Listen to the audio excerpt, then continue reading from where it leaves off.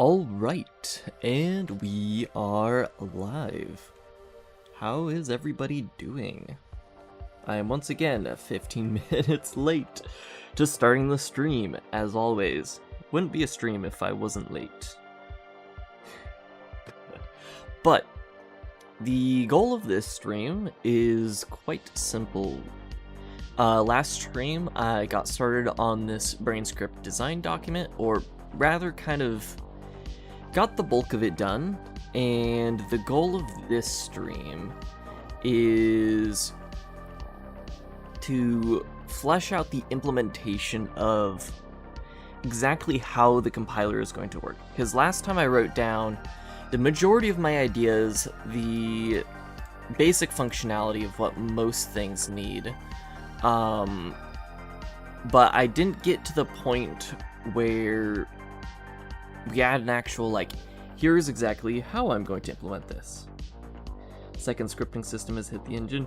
No. This is the same scripting system, but this is the second planning stream.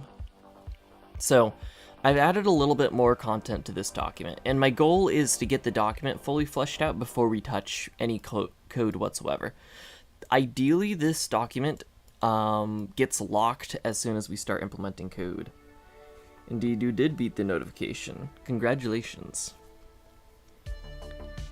But yeah, the main thing that I've added since the last stream is this section on shared values. So shared values are potentially the most important part of this system to get right, while not being explicitly like an actual feature of the runtime, though they are they are partially an explicit part of the runtime. They are the only sort of syntax sugar / helper system that we're going to allow at the beginning.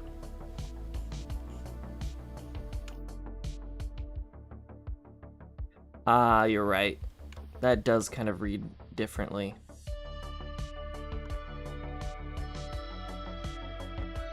I was gonna do like an x2 at the start. Maybe I'll just throw an x2 at the end like I usually do. There we go. That should be a little bit more clear that we're not... It's not a second scripting system, it's a second stream designing scripting system. Hello. But yeah, so shared values are going to be how we handle... This is essentially like the Rust borrow checker, our version of the Rust borrow checker, but explicitly without most of the complications of usage and understanding for the Rust borrow checker kind of causes, I guess. With all the rewrites, people can likely believe you started a second scripting system. If I want to be completely accurate, this is probably... This document that we're writing out right now is maybe for BraneScript version 3. Right now we're on version 2, because version 1 was just a C clone with templates. The next version was... kind of like a Rust clone, and then that was morphing into something that works closer with a node graph, to now where we're working on the third version, which is a pure functional scripting system using pipelines. And pipelines were part of the last kind of Rust clone version, but now this is kind of the crystallized true version 3. So maybe when we actually do dip into the code base, we might bump the version number to 3. Though I would want to not tag the current branch v2. I'd want to tag it a couple commits back before we started messing with UI. I'd want to tag what I took to AWE as the final version of version 2 of BraneScript, and now we're working on version 3, the final version. 3 is a good number. Third time's the charm, right? But yeah, So shared values is the solution for, I guess I do have to describe what's going on with the scripting system a little bit. So let's write this out as if it's a node graph. So let's say we have a value and we want to use that value in something. Let's say this is a function. So just imagine this is a node scripting graph, and v is used by the function foo. Now, in most coding languages, you would just be able to use this value wherever you want. Like, continually reuse it. It exists until you stop referring to it. That's not necessarily how BraneScript works. And yes, I do acknowledge that this will make it harder to program with, but it makes it a lot easier to write the compiler. So BraneScript, the first version of it, the MVP version we're working on now, we're writing it in such a way that it's easier for the compiler. And I've shit-talked JavaScript for being a language written to like be easier to write the runtime for, but in this case, JavaScript is both easy to write and easy to compile, like easy to run, and it's easy to run from the standpoint of it's easy to make the runtime for it. Not necessarily that it's easy for the computer to run, I'm saying it's easier for the humans involved. Whereas with BraneScript, the ease that we're going for is ease for the computer at the cost of the user at first.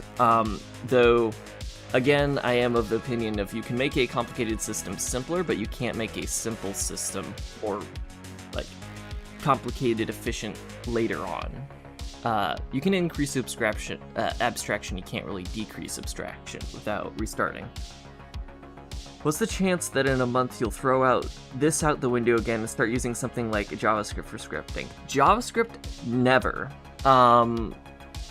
Luajit would be the closest thing that I would consider.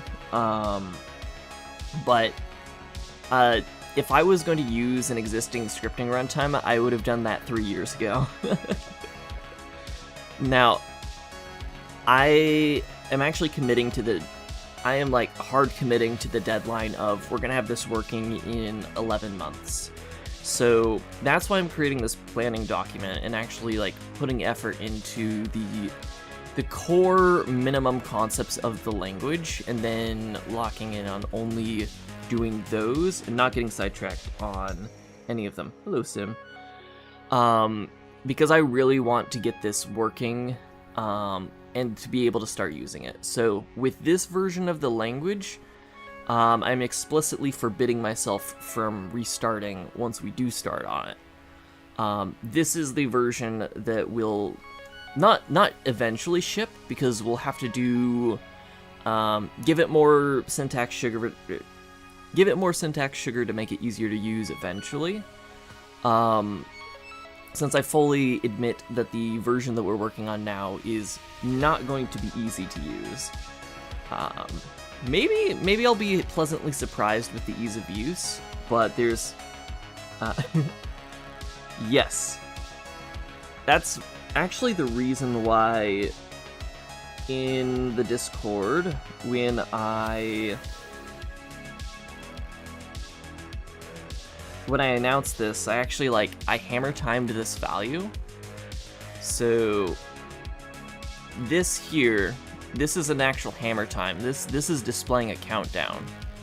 And this is pinned to this channel, so you can always refer back. This is the exact deadline. The Brane will have a in VR working version of itself. I want to be able to be holding meetups in the engine by then.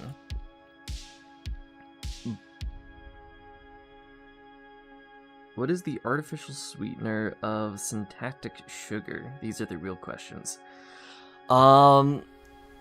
The biggest sweetener for syntactic sugar is words.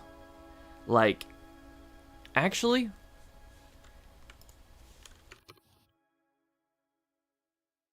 I just finished watching that one Lex Friedman podcast, the latest one, with the dude who made Ruby on Rails, and he was like all about how Ruby is the most beautiful language. So let's look at Ruby. How readable is Ruby?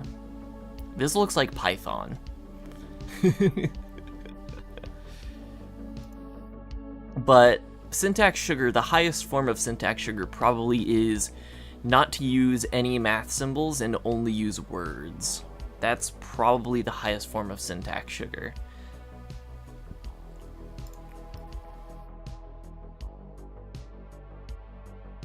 Because that makes it as human readable as, well, as not a coder human readable as possible. I do hold the opinion that, like, I find Rust really readable, but that's because I'm very coder brain and I know how to read it. So it's kind of like how the syntax of math equations makes it easier for mathematicians to read and makes it impossible for everybody else to read. Math is probably an amazing syntax. Like, the regular mathematical notations for things is probably like amazingly like small syntax, very readable for the people who don't write math. So yeah, the sugar is using human readable words with syntax sugar. But in this case, I'm talking about, like, to start out, we're not even going to have operators at all. It's all going to be just intrinsic functions you directly call. But yeah, getting back to explaining shared values, the reason for shared values is because BraneScript to start out is using what's called an affine type system. A-F-I-N-E. And affine and linear type systems are essentially the same thing. The only difference between a linear and affine type system is linear means you must use every single value in a program once.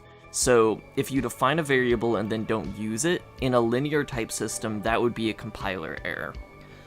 With an affine type system, it lets you not use values, and it will just let you drop them without directly using or consuming values. Listened to it yesterday, solid technical views, social views, listening to Jordan Peterson, bit of a red flag. Since learning C++ code just looks odd without semicolons, though. Yeah, I actually like... There's a certain amount of coding syntax that you get used to that makes it easier to write code. Like, I hold the opinion that the grammar of language doesn't matter at all, because you can... There's some things about the grammar, yes, that does, like, make it impossible to compile one coding grammar directly to the same output as another, but for the most part, the grammar of a language doesn't matter at all. So it was interesting listening to that interview and talking about the whole, like... Now, what I did find very interesting in that interview was his, like, cope of Ruby is a luxury language. Like, like, it is because it is a more expensive language, like, it's harder on your servers, but it's nicer to write. So, you know, it's a sacrifice to use a luxury language, and the teams that can afford to use a luxury language, and I'm like, what is this BS? Like, it is entirely possible to write an ergonomic compiler that also outputs fast code. Like, yes, it is like a... Now, the people writing those compilers have different goals. The people who want to write readable, like, human-friendly code usually trend towards more of the caring less about the runtime, because their goals are to make it easy to use. So that's usually general, like, where on the spectrum was the coding compilers, like, the coder of the compiler's goals. Now, my goals are very much, like, runtime speed. Now, I do really like metaprogramming and having a very good developer experience. Part of why I want to go with the custom runtime and not just WASM is for the developer experience. But at the end of the day, I care a lot more about I walk over glass to make it run faster on the client's PC. A PC should not work harder.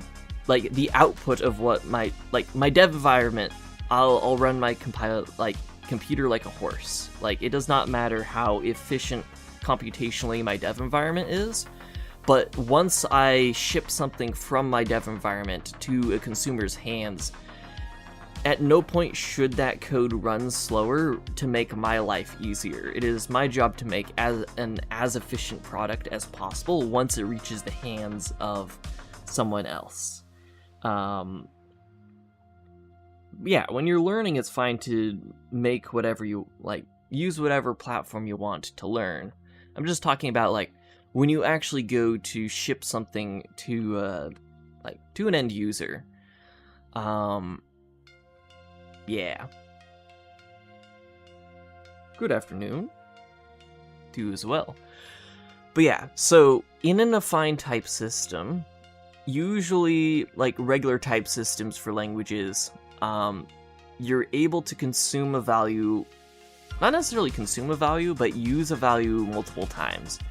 Within a fine or linear type system, the instant that you use a value, that value no longer exists. It was consumed by the function. The data went into it and didn't come back out. Which in Rust, if you are familiar with the move semantics of Rust, this is move by value, passing a value by value into a function. After moving it in, it no longer exists.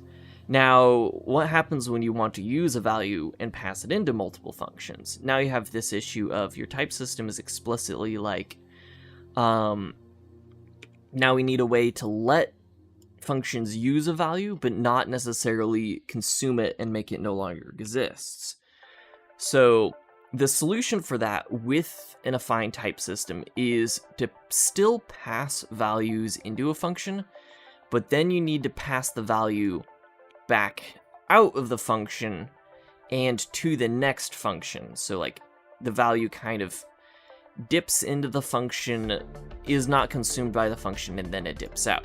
Now, internally, this function may have internal functions that consume the value, but then those internal functions also would then need to re-emit the value if it's not fully consumed. So shared values are a way to enforce that you can never fully deconstruct / use a value.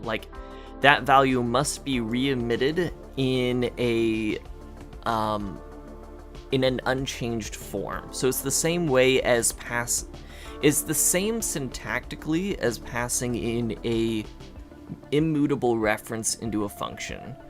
So if in C++ you did reference or const int reference foo, if you passed this variable into a function, or in the case of Rust, that would just be like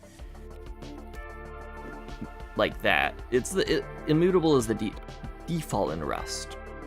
So in Brane script, instead of Rust's implicit lifetime checking, instead of what we do is there's just one instance of this value, and we explicitly pass the data into functions and then pass it out.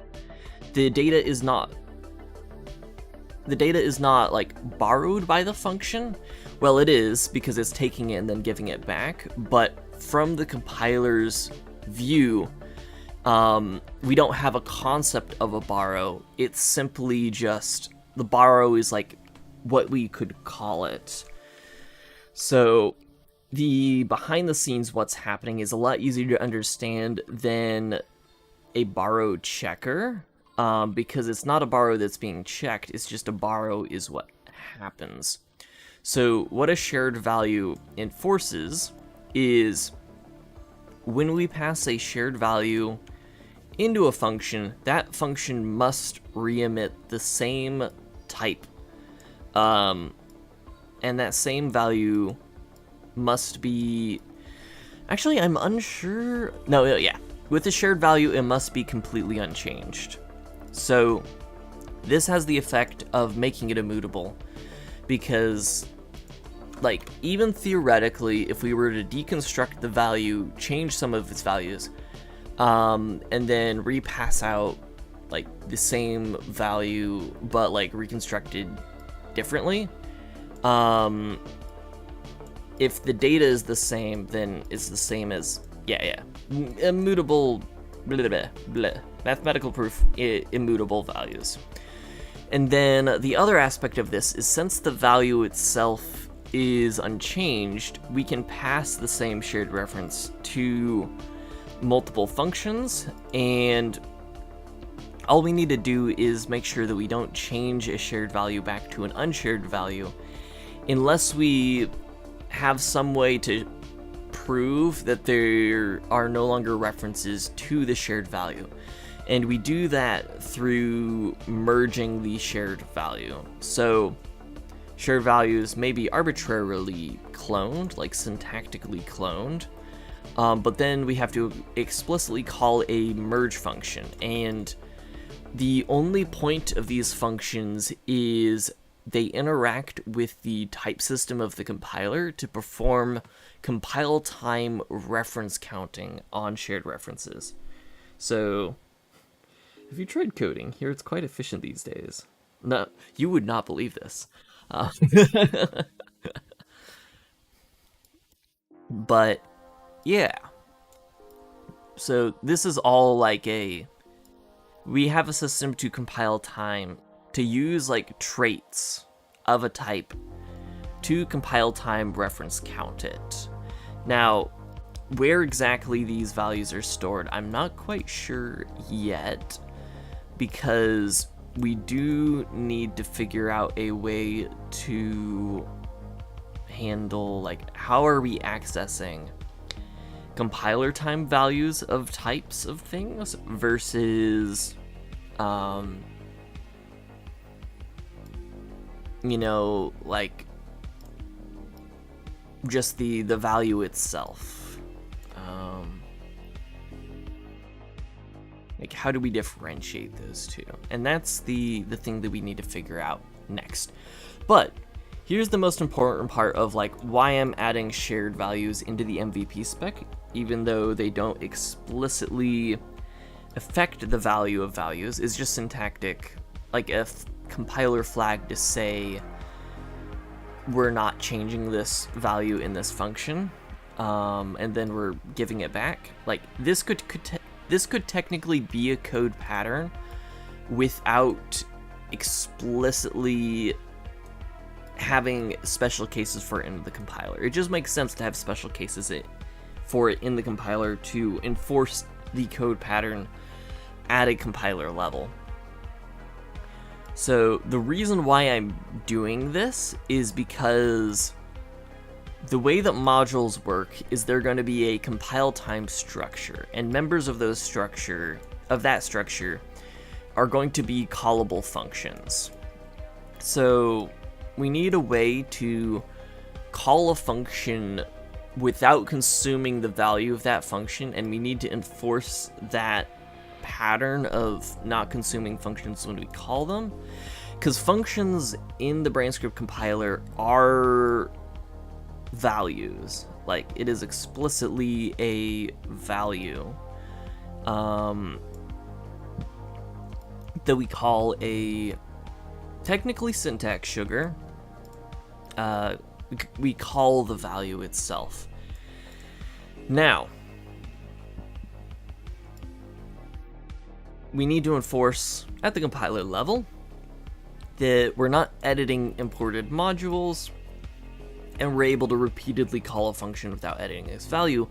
And ideally, like, if we're not able to call functions without using other syntax if when we call functions, we have to explicitly destructure an entire like library, and like here's all the things we're extracting from the library explicitly, and then when we call the function, we also return the function from the function itself, because here's the re-emitted version of the function after the function was used to execute the function call. That is like the logical extreme of the linear type system, because if a function is a value and you need the value of the function to call the function, calling the function would consume the value of the function, and then you wouldn't be able to call the function again, unless the function call itself re-emits the value that is the function. So the function, when you call the function, would return the value of the function. Which is absolute madness. I'm not going to make anybody do that, because, like, even if that's how it works behind the scenes, like, because that's how it needs to work if we're following our rules, having to write that out syntactically would just be so much boilerplate, because you would be returning every function from every function call, and everything that you can do in the language is a function call. We need to have a syntax sugar to not need to do that, and shared values are going to be the way to do that. So shared values use non-shared values may be automatically cast to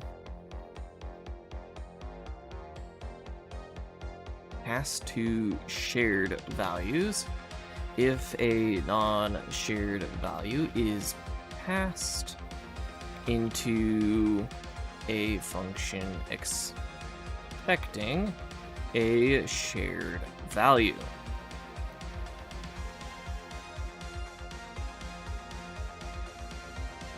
Additionally, shared, since it's enforced by the compiler,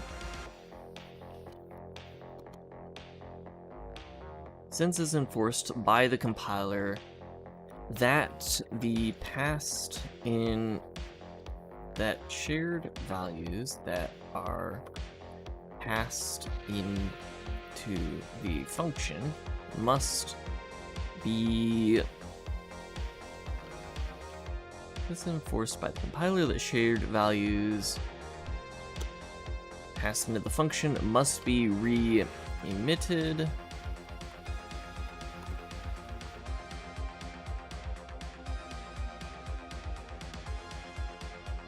Is it 2 T's? Yeah. Must be re-emitted without any changes.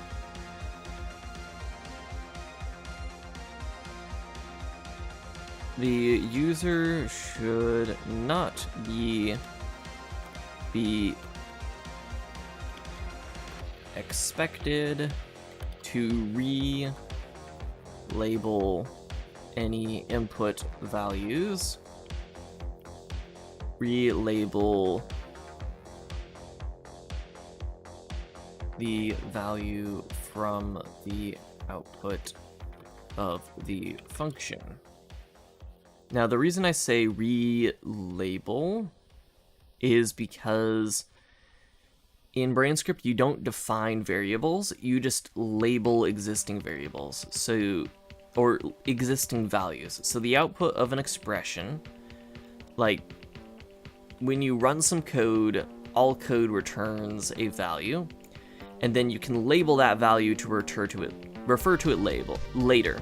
So if you need, since it's linear, you can't exactly refer to a value in multiple places. So technically you could just put all of your code into one huge block of code and never like label a value. Just tons of nested syntax. Now that might not be the most clean, and you might want to label values, and there might be things like a clone trait later where you can implicitly use a value multiple times, but behind the scenes it's calling a clone trait that splits those two values, that one value into two values, because it can be done implicitly. But at the core, you're not defining variables, you're defining labels. So if we pass a shared value into a function, that same value is returned from the function, and I guess you would expect to relabel that value with the same label it had before. If I pass bar into foo, I probably want to relabel it as bar after it's returned from the function, after we get it back. Now, we know if it's a shared value, it's always going to be returned by the function, and this is a compiler-enforced thing. Therefore, we can make it easier on the user and automatically relabel the shared value as bar.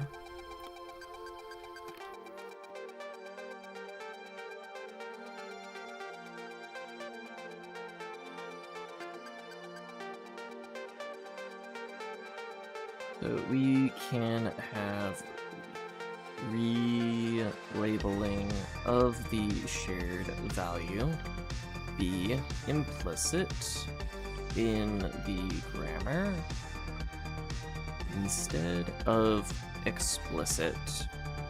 This means that we don't need to return functions from our that we won't have to explicitly return functions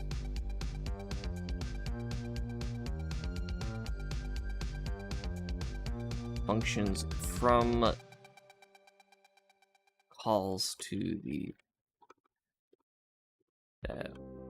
when we call a function and the value of that value representing that function is consumed by that call,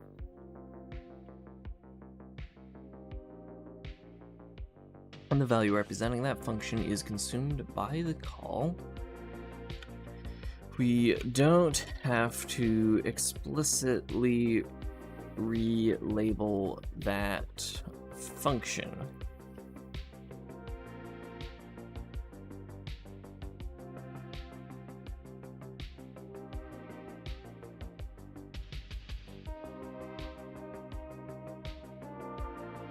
This syntax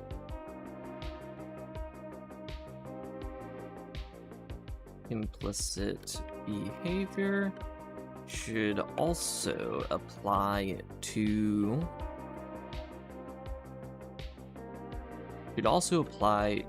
things like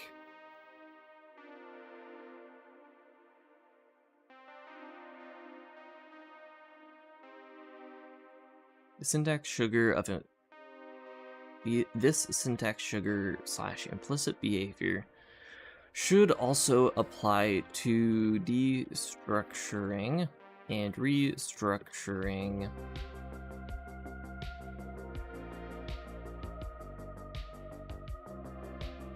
when a value is contained within a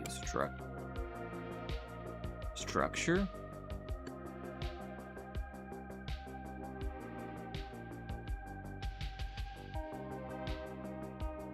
And when a value is implicitly cast to a shared value, it should also be explicitly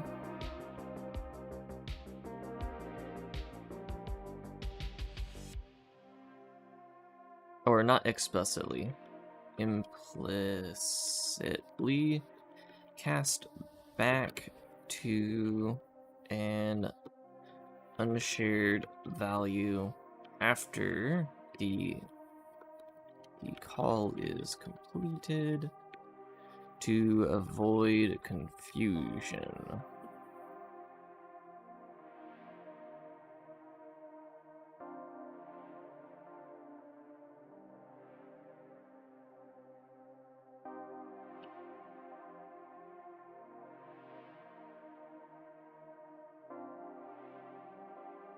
So basically, the entire point of all of this is to make our function calls still look vaguely like function calls in other languages.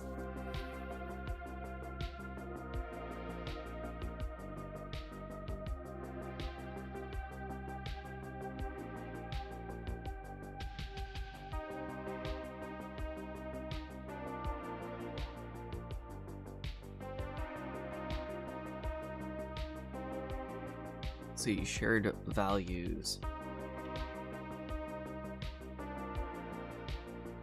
Finally, I'll just put in here explicitly that,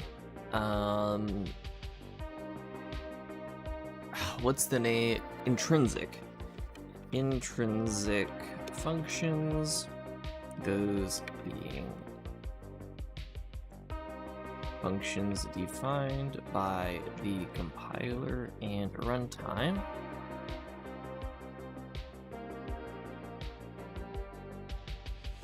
compiler, runtime, and standard library.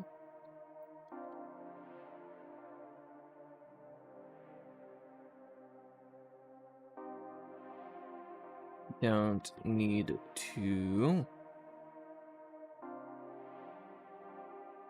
follow all the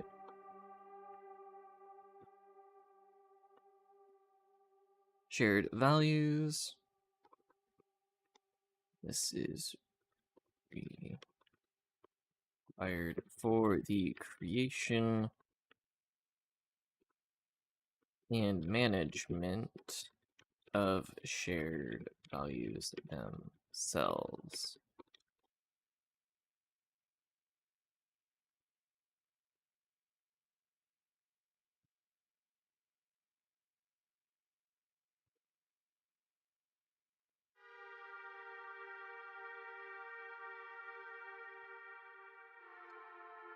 Okay, so this is how we get people to actually use the language. And then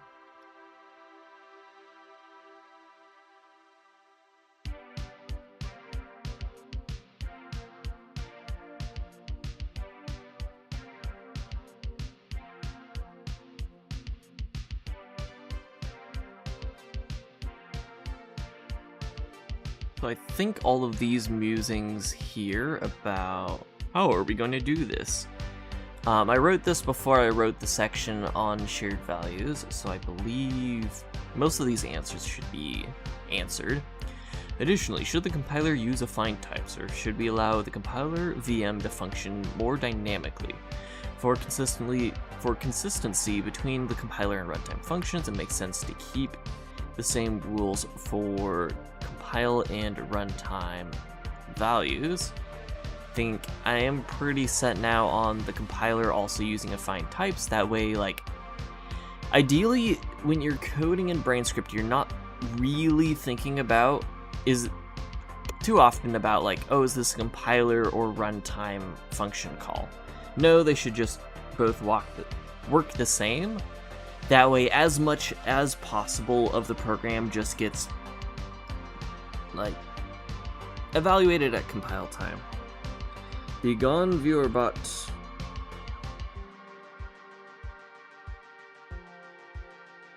And then here's my musings about like this would make it absolutely impossible to work with modules in an ergonomic way. But this is solved by the shared values. So when we import a library, it becomes a shared value, so we never get access to an editable version of the shared library.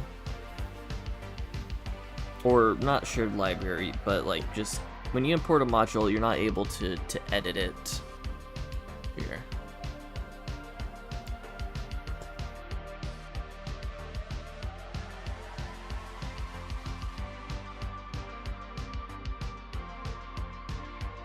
Okay.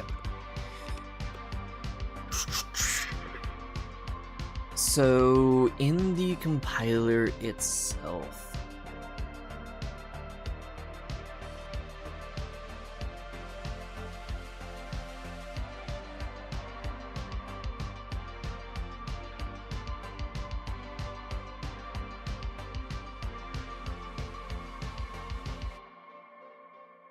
what does... I'm most worried about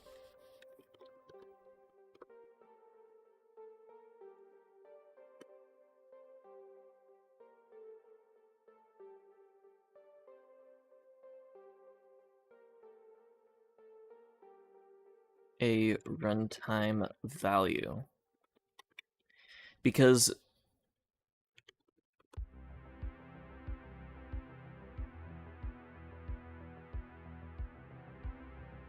so what's most important to solve here is representing runtime values in the compiler.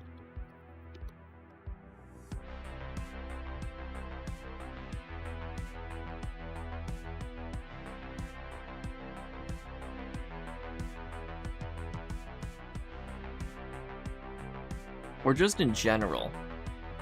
So we have a couple...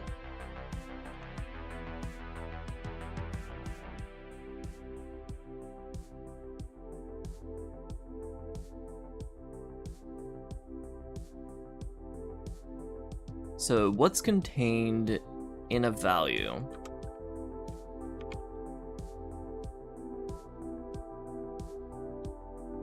One thing that we don't...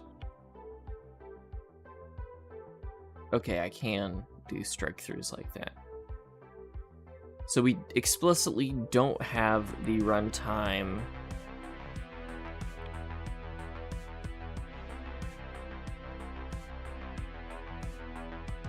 We don't have the actual value.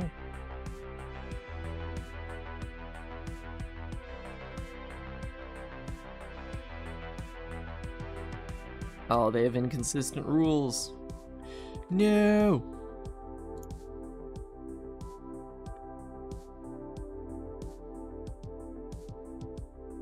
Unstrike through. There we go.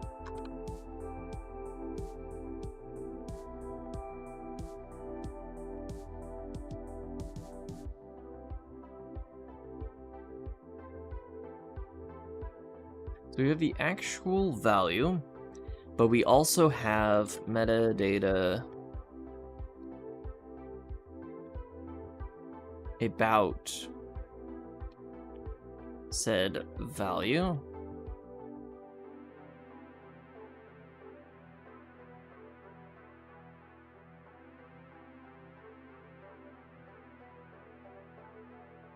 Which can exist on its own as values. Yeah, so here's the hardest part of what we're trying to do is you have values, but then those values, now we might have an integer. How do we describe an integer at compile time? Or an integer value, I should say, because integer itself will be, like, the definition of integer will be a, well, I guess,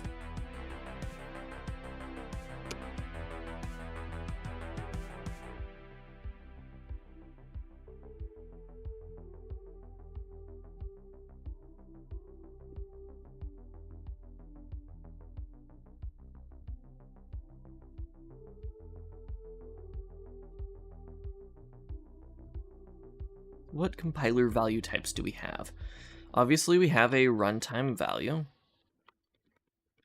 a value that does not exist at runtime. Therefore, we need to emit code that will be able to work with the runtime value. And what is contained in the runtime value? This contains type metadata,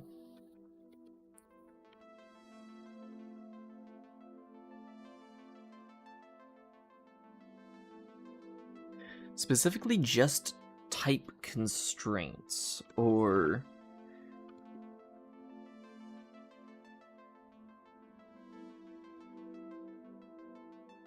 Are type constraints...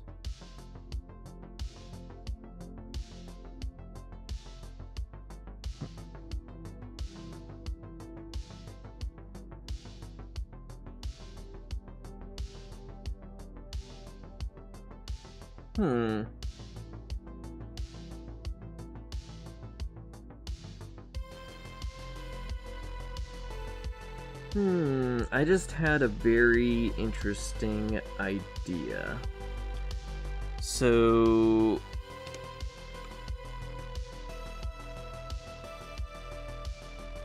since part of what we're doing here is for a given value, we should be able to compute the possible value set. Now, there are points at which we may want to constrain the type that the values that a type may be.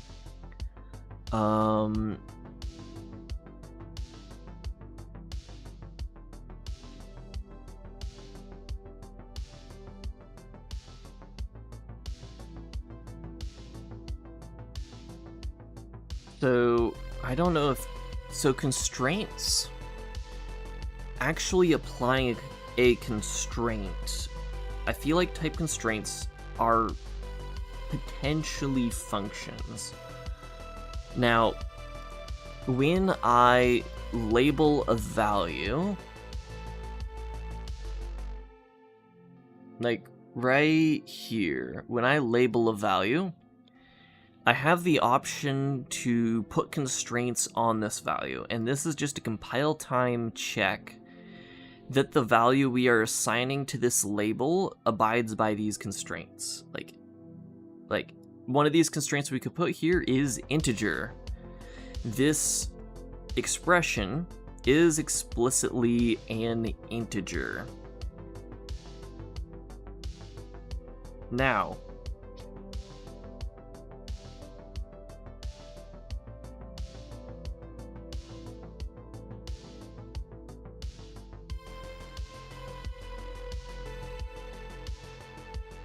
here's the thing. When I say constraints integer,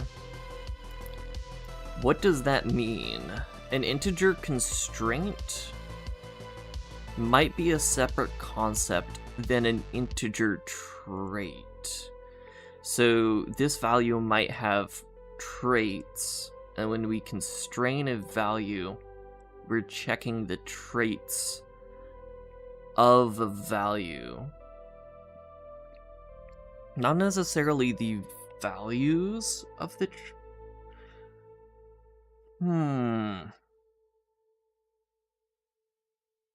Yeah, okay.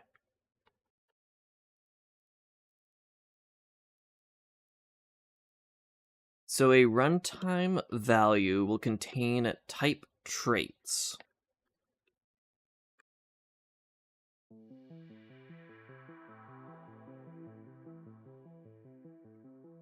Or we'll call this value traits.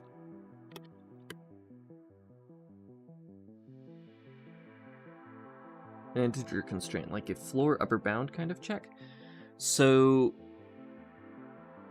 yes, actually. One constraint that you will be able to put in here is part of the traits of a value. Because of how I'm handling values, we will be able to track all possible values that a type could be able to be. In fact, I explicitly say in somewhere, or maybe I just said this on the stream last time, but oh wait, refining possible runtime value sets here. In quantum physics, when you observe a value, it changes. In Brane script, if you run a comparison on a value, it also changes. Now, the runtime value doesn't change, but the traits of the value do. The Brane script compiler keeps track of all the possible values for a runtime value. So, if you check if a value labeled A is equal to 5, from that point onward, if we go down a branch of execution reliant upon A being equal to 5, A is now just the constant 5. Like, we know that this value labeled this will always be that value. Now, that is a little bit of an error of thinking because A has been consumed, but if we do like an implicit copy, that becomes less true. But basically, equals returns an enum instead of a boolean, and that boolean returns constrained versions of those values. So if you do A is greater than 5, the true will return the value of A, but with a trait saying that it is larger than 5, because we know if we're accessing this value, this variant of the value will always be greater than 5. So the compiler should be able to work with that knowledge to, if we then call a function, and inside of that function we have another check, like range-based or equality-based check on that value. Now, the coder themselves might do like optimization themselves in like their code that calls the function, but we want people to be able to make generic functions without specific functions for specific cases. So at compile time, we would be able to see, like, oh, A is never going to be above 5, but here we're checking if it's equal to 2, so we know that this is a constant always going to be false. Compiler holding up A to look at it. What are you? Exactly. So when you ask an integer constraint, like a floor upper bound kind of check, yes, we could, in constraints here, put that whatever value here is constrained to always be above 5. Like, that is a constraint that we could put on this. So, for example, the divide operation would be able to constrain that it never takes a value of 0. Like, in its arguments, it would be able to put in a constraint of the division operation that the divisor, or dividend? Is it dividend or divisor? Anyway, the thing that goes underneath, the thing that is like this divided by this, the divided by thing, we would be able to put in like a not 0. And then the compiler would enforce that at some point you need to have checked to make sure that value was never 0. Like, you just wouldn't be able to pass invalid values into functions. So no longer do you have to do like asserts, you just do the assert compiler side. And then since we're checking every single comparison that ever happens to values, like how are these values compared, how are they used, by the time they get to a function call, like, I don't think it's even going to be inconvenient that the division function won't accept negative, not negative, but 0 values, because you should have already been using those if statements. And if you've already done those if statements, you don't have to put in any extra grammar to like cast it to like a non-zero type or something. Like if you were trying to do this in a different language, you're just be able to put like constraints on the runtime values, because you are able to compile time check what value is going to be at runtime based on previous things that have happened in the function. So in the compiler, these are going to be value traits, like constraints on what this runtime value is going to be. Now, what other value types are we going to have? We're going to have objects.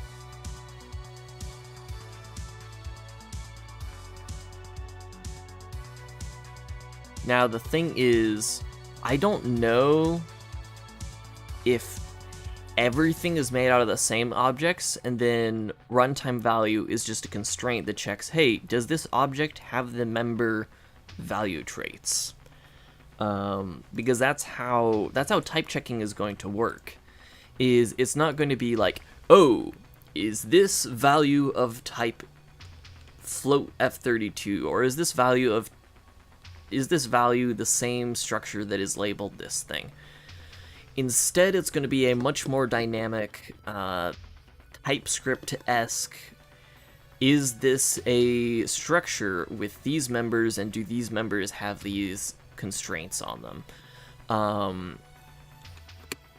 So we could say that runtime values are just a compile time object with a value traits member, and the value traits is an array of things that are valid value traits, for instance. That is something we could do. Now, we do have to have defined types by the time we output something. Like, there will be a compiler time check to make sure any functions that, any functions that are exposed to the runtime, all of their arguments must have a defined size, for instance. They must have a size trait. Either like a specific size or just that they are sized at all. That way... Actually, no, that they have a specific size, I'll say. Now, the question is, then, is there a F32 type? Or is there... Let's do unsigned int32. Is unsigned int32 a specific type? Or is unsigned 32 int a combination of the unsigned trait, the integer trait, and the 32-bit trait? Because all of those could be types for a trait. And then when we're emitting code, we could just go, does it have all of these traits? Then we will use a real integer type for this. And that way, in the compiler, you don't have to define, like, I need an int32. Instead, you could just say, like, hey, when you're doing array accesses, this needs to be an integer. And maybe it needs to be an unsigned integer. Which the unsigned trait is implicitly a is 0 or above trait. And would interact with the trait system that way.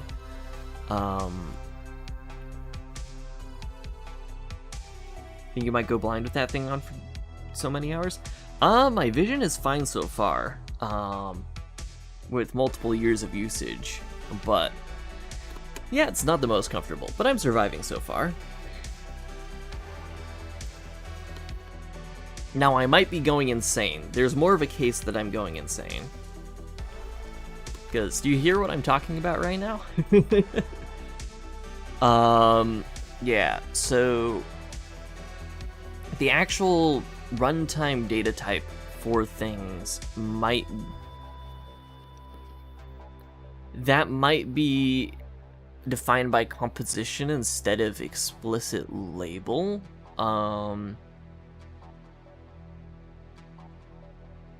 Undecided on that yet, but that does kind of make sense to do it that way.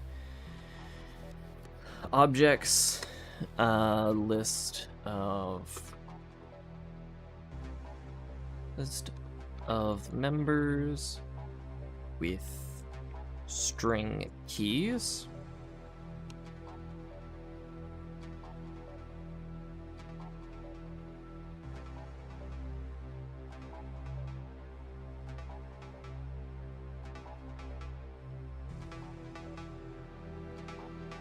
Well, we know what objects are, so just generic objects or structures. What are my thoughts on LLMs and do I ever use them? I actually use them fairly often. They're a good, for things that don't require things that must be true, it is a good search engine replacement. It's a good way to describe a problem and then it will pattern match a existing solution for you. They're not good for creating new things, but they're very good for searching the existing knowledge of currently existing things or writing boilerplate. If you're trying to get them to create new things though, they have some ability to create new things from putting together existing things, but they struggle heavily at that. Very good as a tool, but don't let it replace your brain.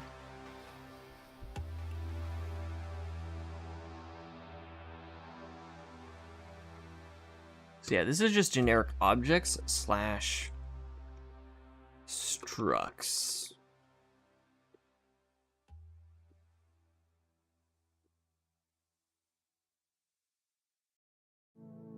Now,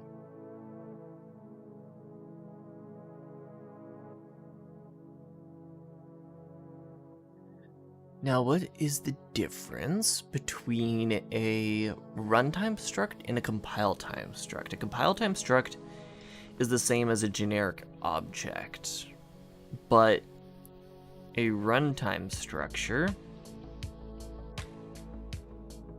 is the result of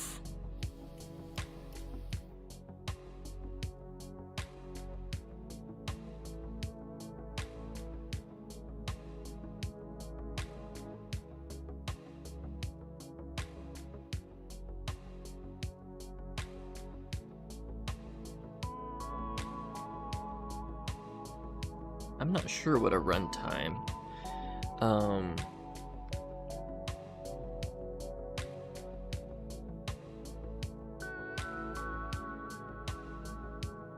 What the difference between a runtime and compile time structure is. I guess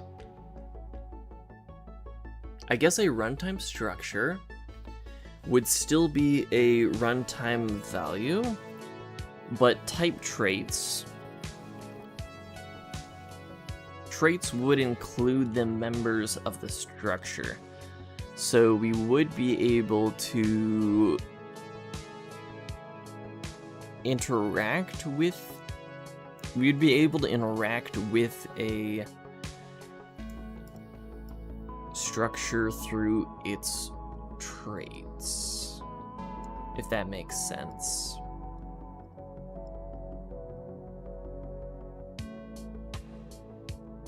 Yeah. So we would have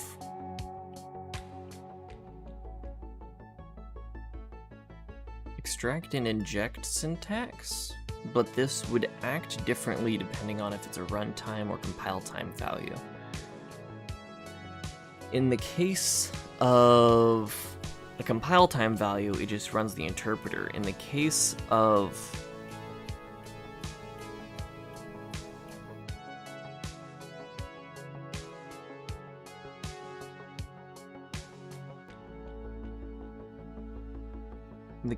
runtime, we'll need to describe them better, I guess.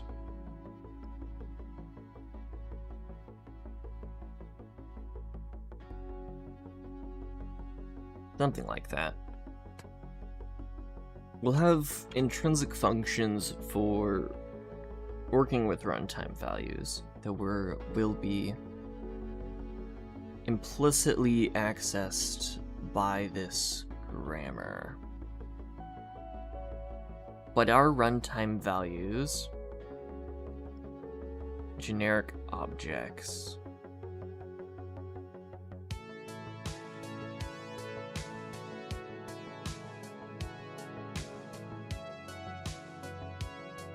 I think they are. What?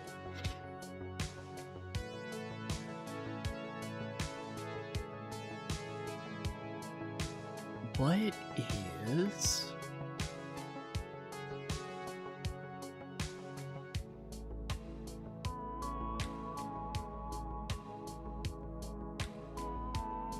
I know.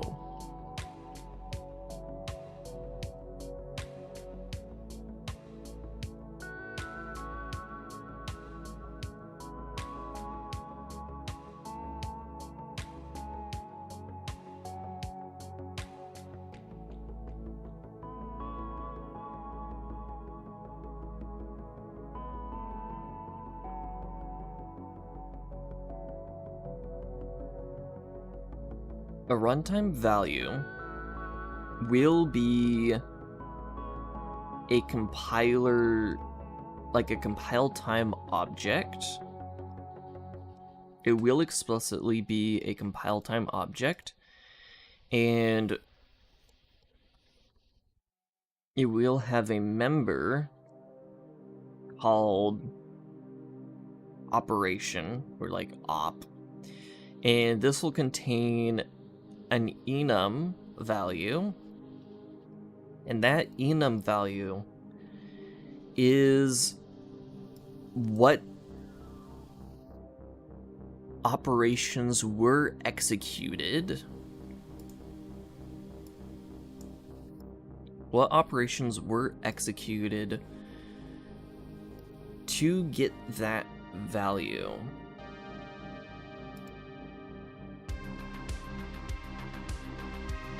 So when the script emits a final result,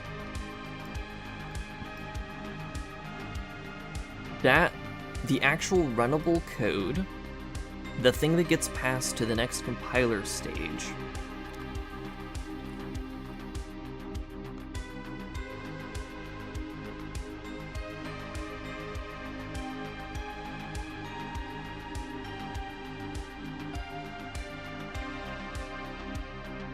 the thing that's passed to the thing that's passed out is a runtime value.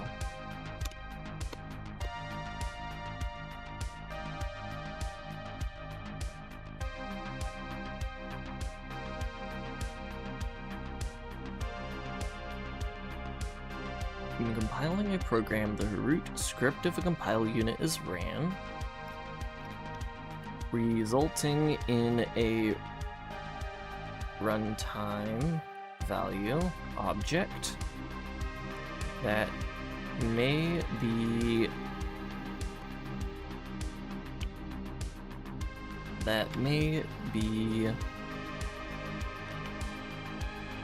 formed into a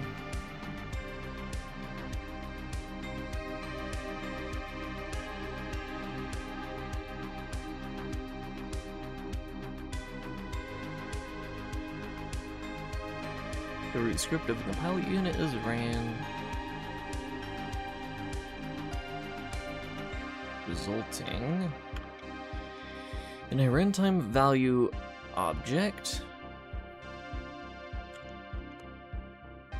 that may be transformed into a set of operations.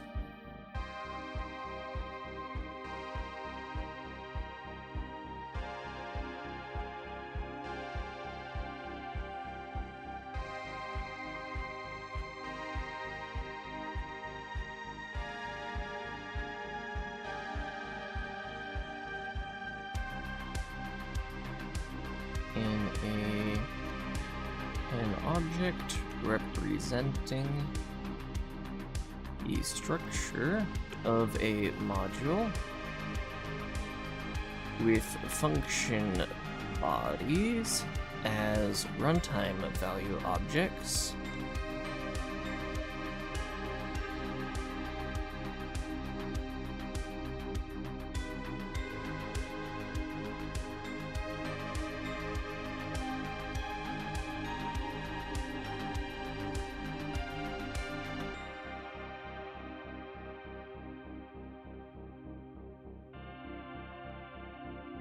With function bodies as runtime value objects or ignored compiler functions that may be transformed into functions into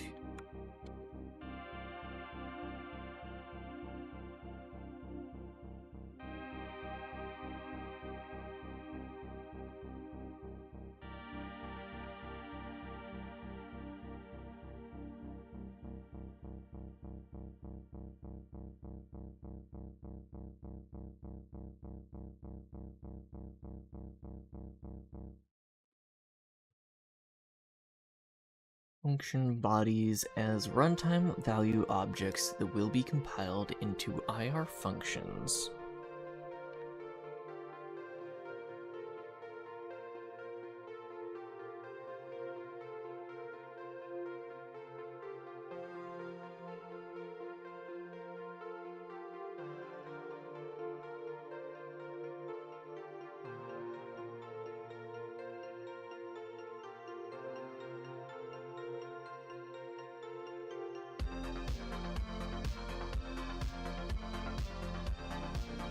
I just realized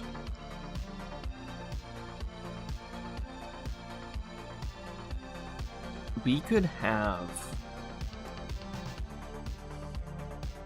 the actual operations executed by the runtime itself be defined as values in the compiler, and then the script that we run quite literally is directly outputting IR, like a tree that could, once we return the compiler, like the result of the script would be a tree of definitions, and those definitions could just contain a compiler accessible, like a metaprogramming accessible set of IR operations. Like, our metaprogramming could expose all the way down to the assembly level. Which, like,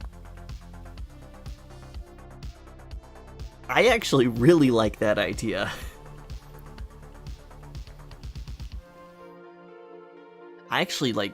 I really like that idea of having metaprogramming so expressive just by the way that we've coded it, to the point where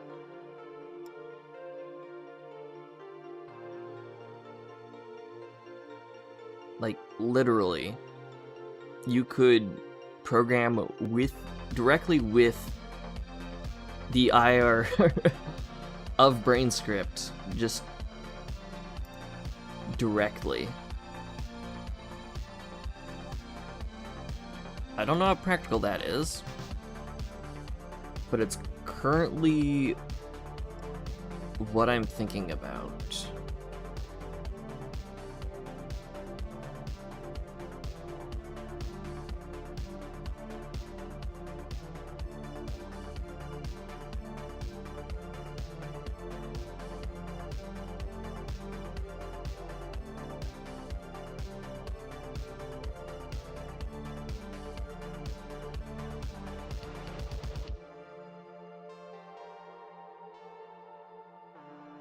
Or the script itself will create functions as objects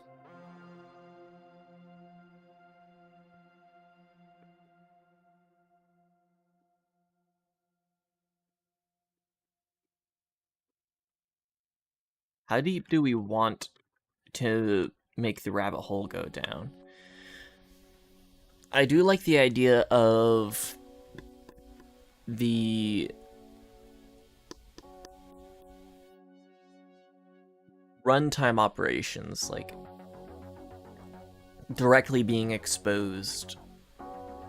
As, like, you could do standard dot runtime, or just, like, yeah, import standard library dot runtime dot operators, and then there's an enum of options. That would be pretty cool.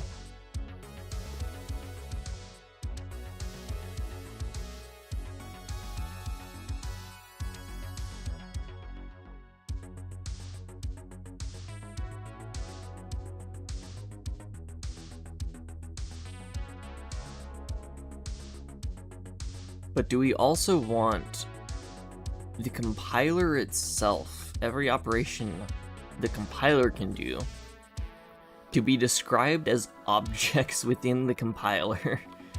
Or structures, like compiler objects. So when you call a function in the compiler, it's directly iterating over an object defined in the compiler by the compiler.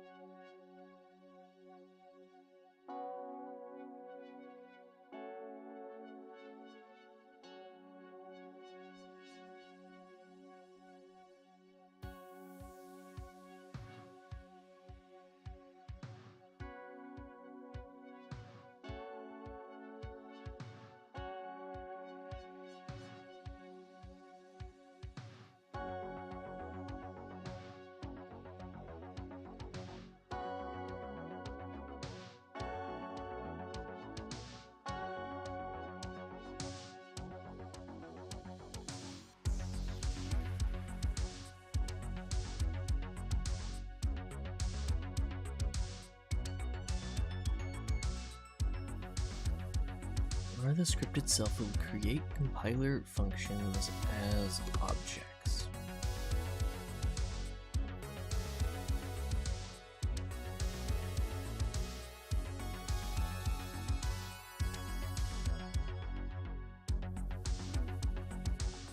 That could make compiler operations really slow.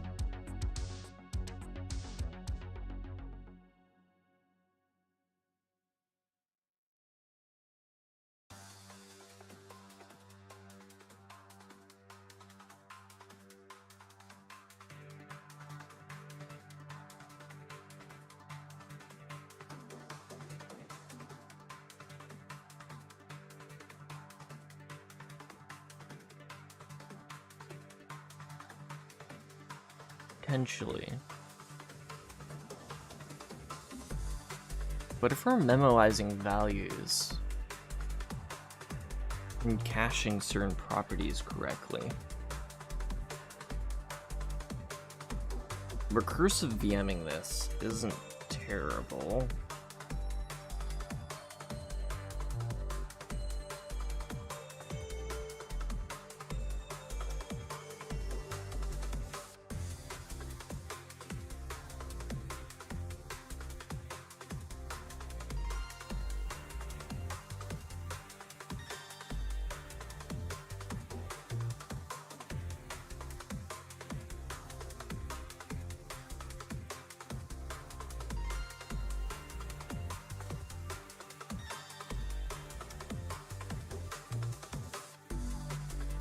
What would that look like? What would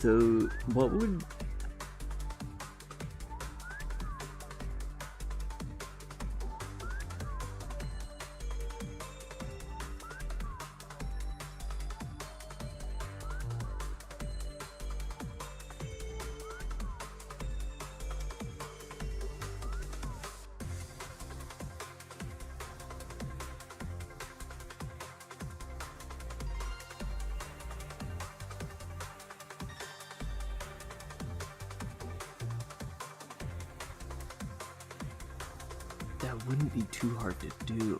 Wait a second. If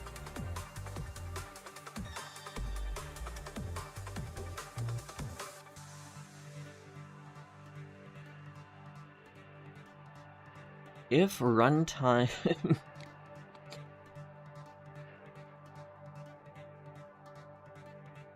we're already creating functions as objects. That's already something we're doing. We just need to be able to evaluate those runtime created functions also at compile time.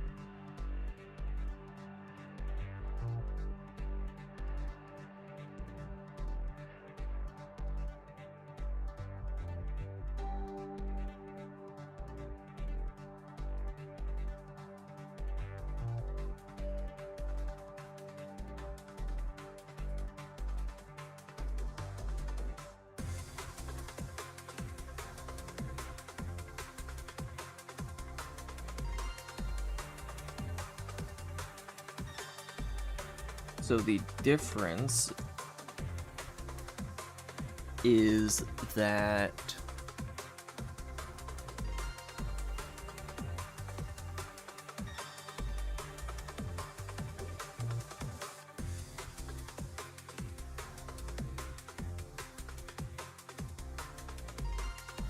we'll create a compiler object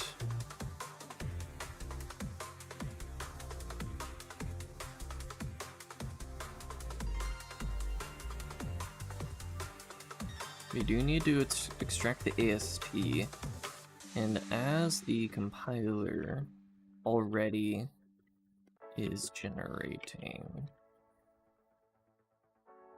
functions as objects, we can use that same syntax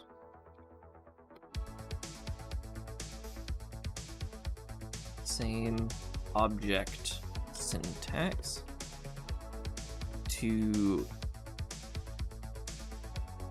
describe the AST in compiler objects.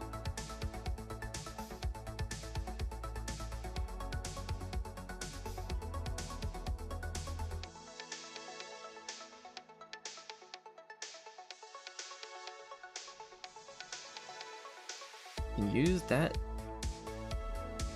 same function object syntax to describe the AST in compiler objects. Then when we use a call syntax,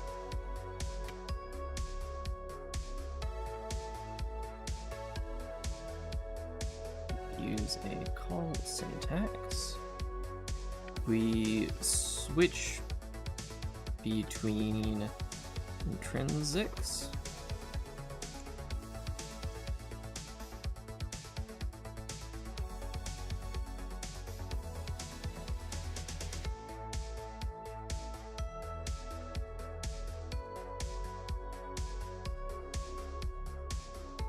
between directly calling intrinsics and interpreting compiler objects as runnable code.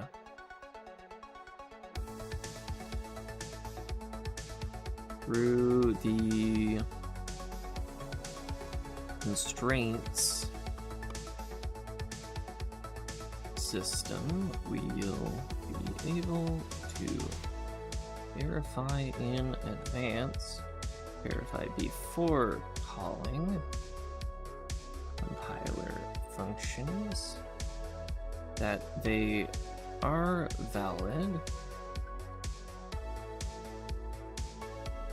making sure errors trace back to definitions instead of evaluations.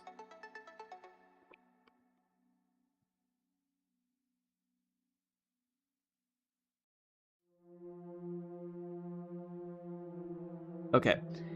Now, I'm gonna run real fast for like 5-10 minutes, and then when I come back, we're gonna describe what a compiler value is. Like, what are the possible values for a compiler value in our actual runtime, like when we're running the compiler.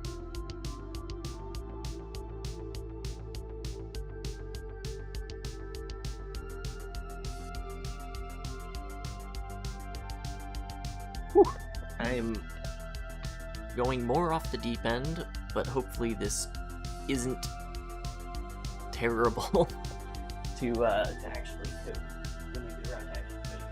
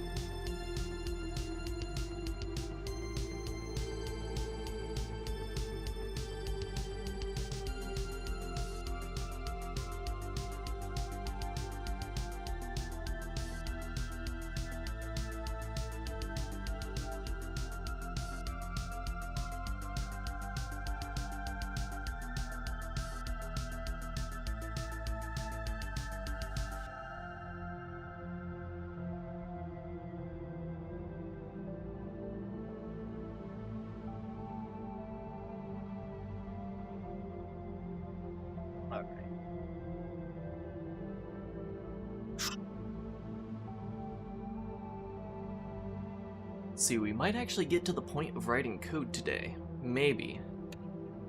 It's possible. It'd be really cool if we did.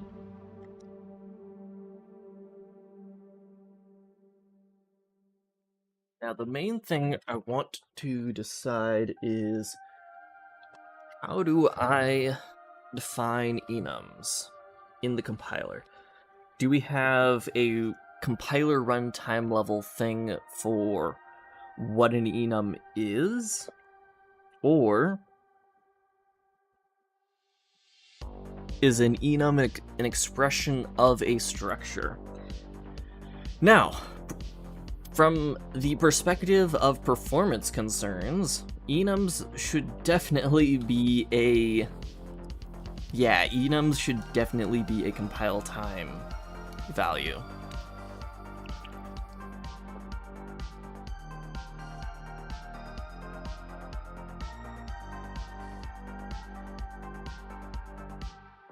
Yeah, enums are definitely a compile time value.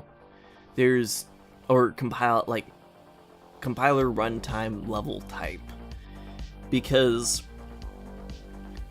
if we go like all the way to completely ripping off of TypeScript, I hate strings as enum values. Like, the variant syntax of, like, I want to constrain this type to be, like, let a equal number, or an object with a value that is a number.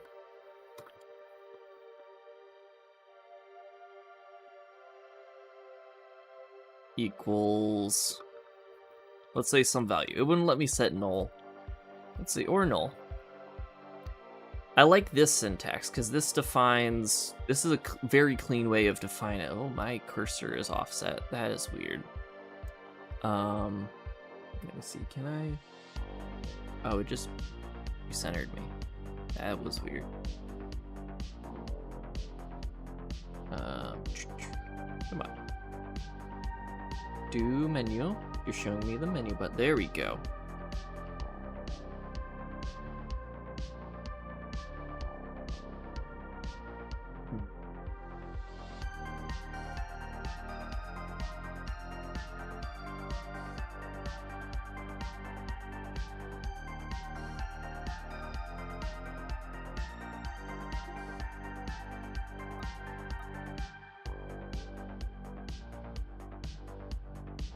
Is that just gonna stay offset like that?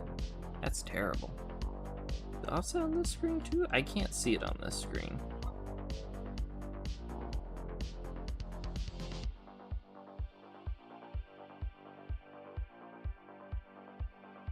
Oh, wait, no. I do need that screen.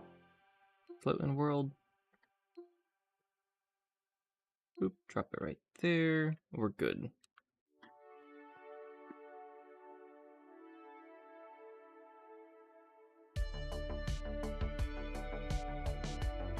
I just have to use the tiny cursor to the right. Not the tiny cursor here. I'm gonna mess with my streamer settings real fast because I'm getting a little bit of view artifacting. And that is bugging with my eyes.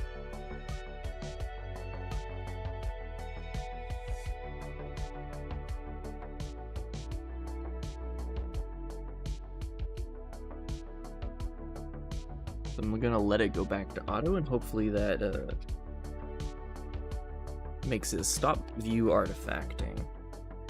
Because I hope it's the compression and not my graphics card. It'd be not nice if it was my graphics card. Okay, compiler values. What is a compiler value? Right, we were talking about enums. I like this syntax for defining enum variants. Like, here's all the variants this enum could be. But I don't like the syntax of...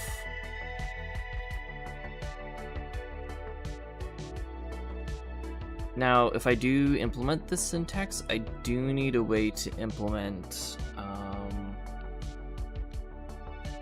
putting labels in here, like this is the null variant, this is an object variant, this is a num variant.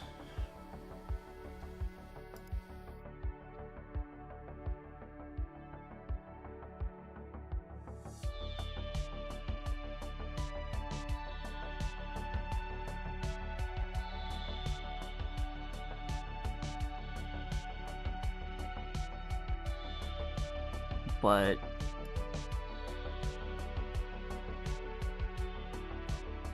what was I gonna say? Right, I don't like the... So in TypeScript, this is totally like a... This is... The enum is defined by what value this is, rather than like what types it is. So if I said...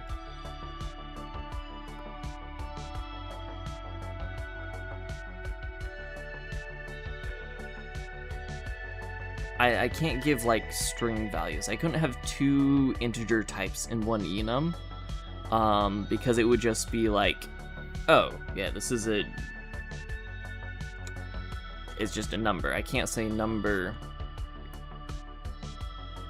or number. This doesn't work. That doesn't work at all. Number or number? Absurd. So we need compiler values. What is the proper term? Oh joy. I need to actually put a cursor on that screen. can see it. Dang it. On my main monitor, my cursor doesn't show up unless I hover over it, like click on it with Steam VR. There we go. Now I don't have a double cursor on my other screen either. Nice. Okay, Steam VR bugs. Okay. Compiler values. So, we have a constant literal. Constant literals may be number.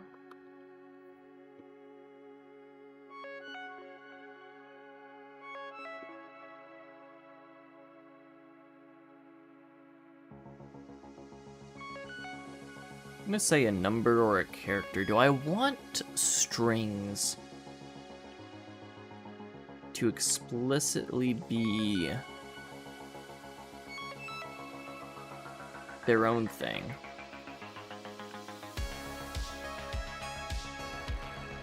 Do I want strings to also be their own thing? Strings are an array of characters. And do we want characters to be Unicode by default? Is Unicode the thing that supports everything?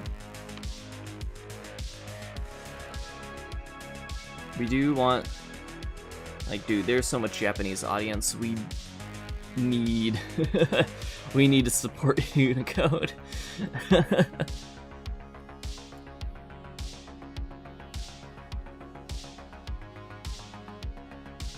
Unicode characters can be represented with different encodings, with UTF-8, UTF-16, UTF-32 being the most common. UTF-8. Wait a second, can UTF-8 use...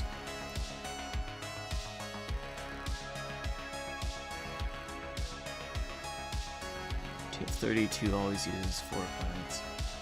Okay, because it can be a sequence of characters, so UTF-8... We're storing strings in UTF-8 format. You can't just go characters length to get the length of a string, since makes it hard to work with.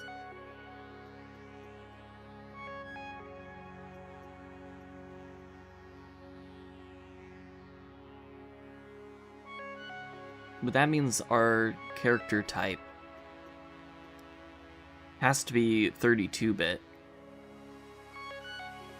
And then we can put in a byte type if people want that. But I think our character type is 32-bit by default. Because for ease of use, we could just have it 32-bit UTF-8.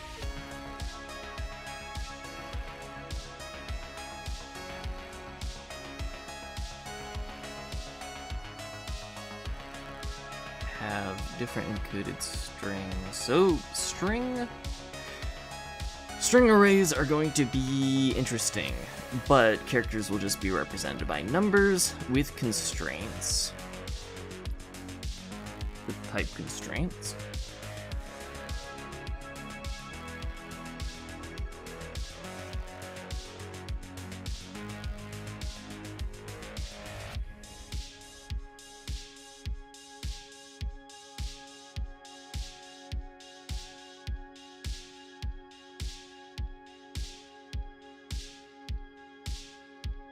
So we have a constant literal, which can be a number.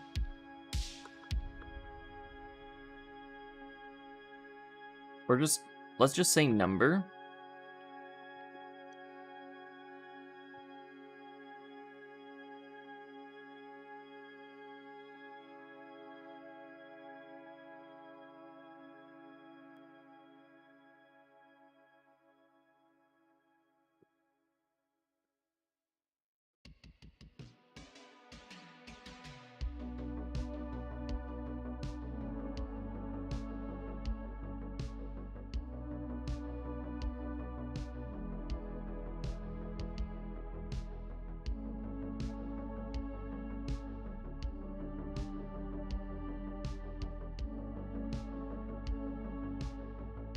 Technically, these should be...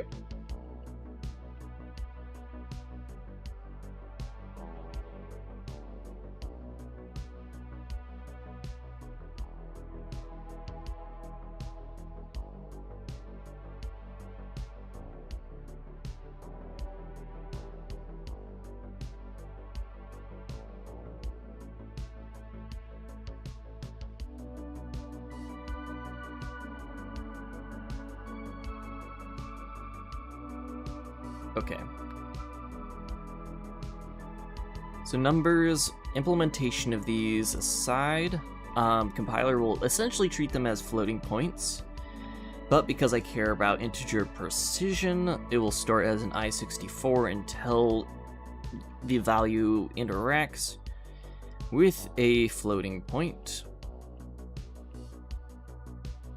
Actually, since we never edit values,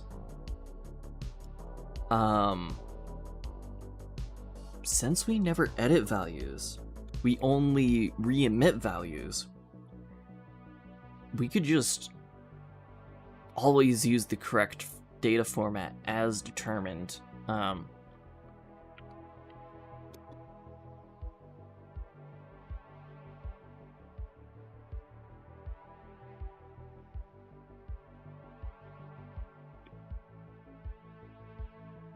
So in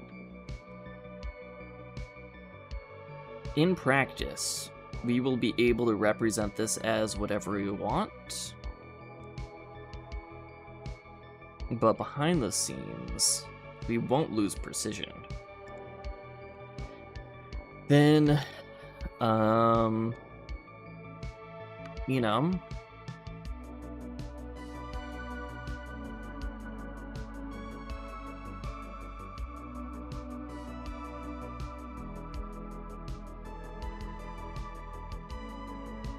an enum will store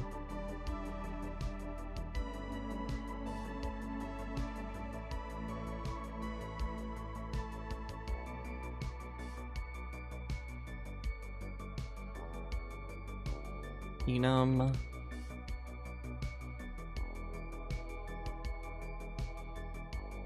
that is optionally typed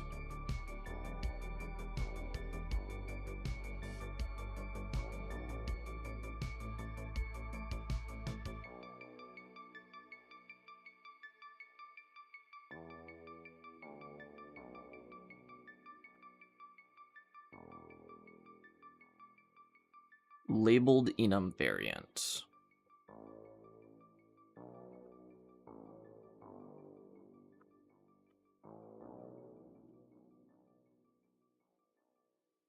No, see, at runtime we always need to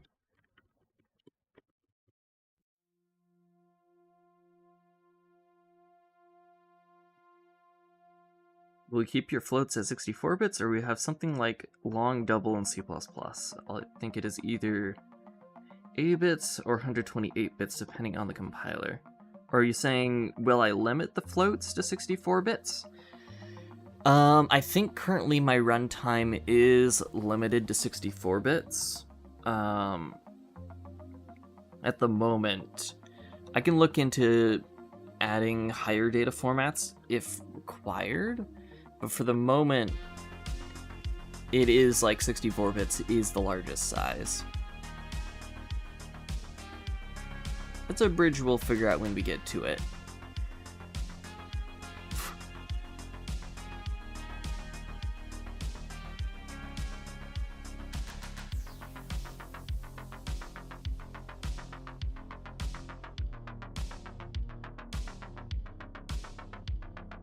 I'll just say value compiler value and label.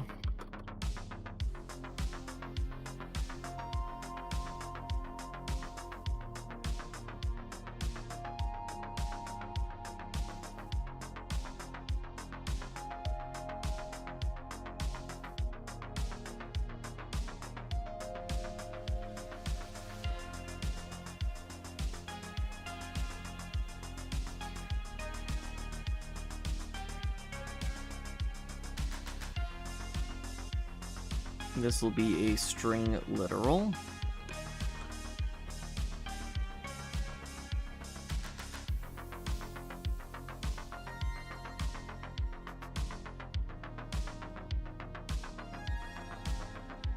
Yes, you will be able to have emojis as variable names. Please don't do that.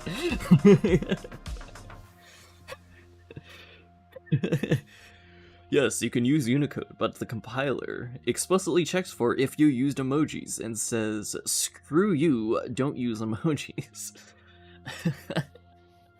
Because that is cursed as hell.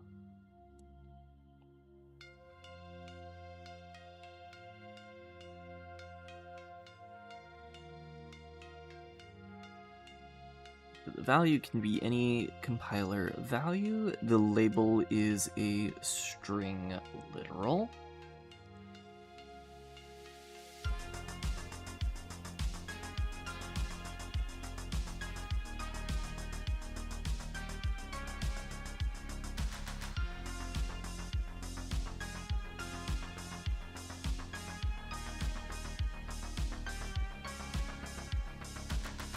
And then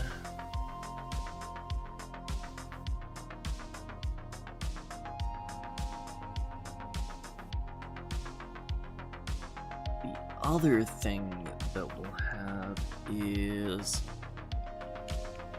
arrays.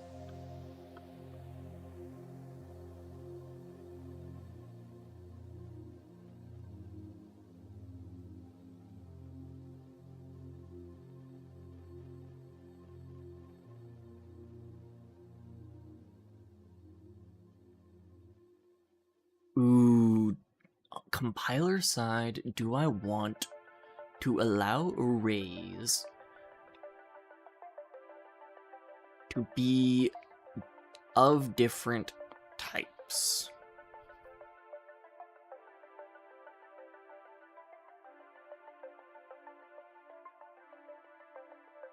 Since compiler evaluation only happens in the compiler step and does not affect actual runtime evaluated code,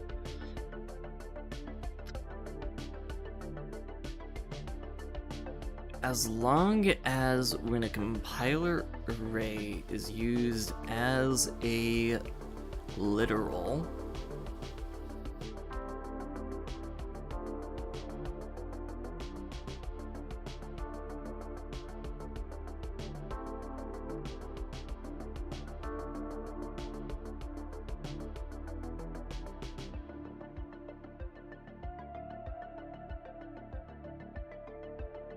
or array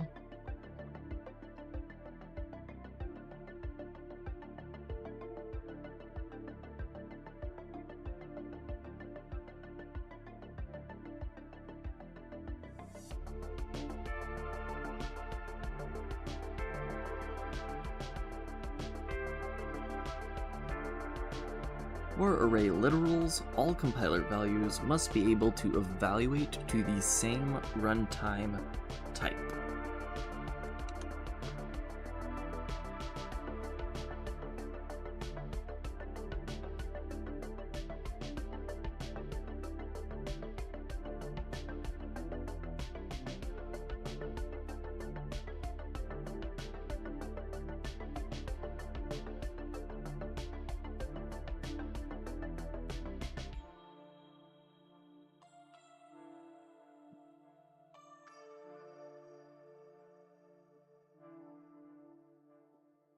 Then we have objects.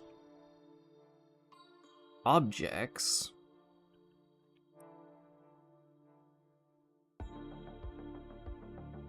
is a dictionary. Not a dictionary, ooh. Do we want compiler structures to maintain object order or member order? This is potentially the only time, aside from like maybe JavaScript, not JavaScript, JSON objects, JSON object notation, where since objects might be getting printed to the console and debugged, and in the case of being output to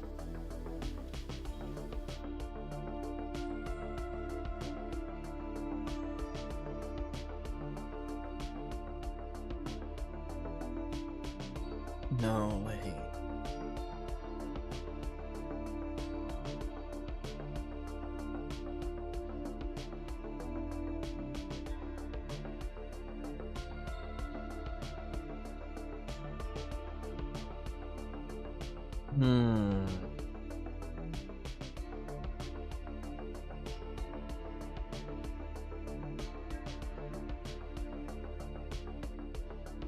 Do I want... How much compiler overhead will it add if we do an ordered map instead of...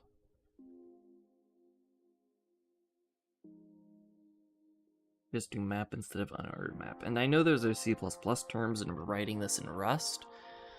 Rust ordered hash map.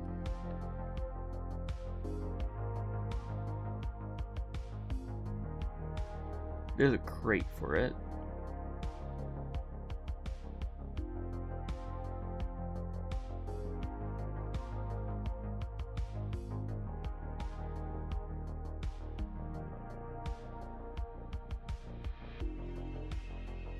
Index map.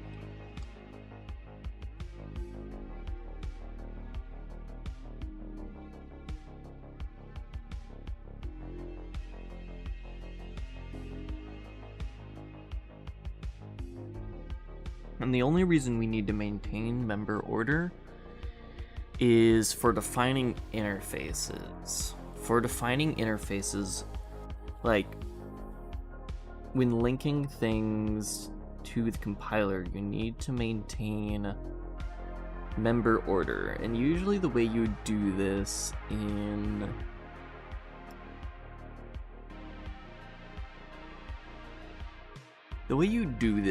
something like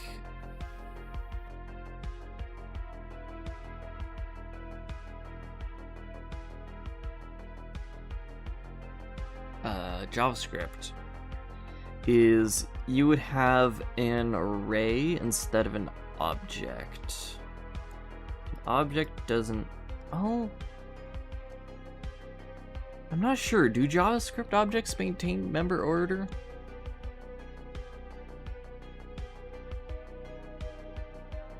Wait. I've already searched this. When did I search this?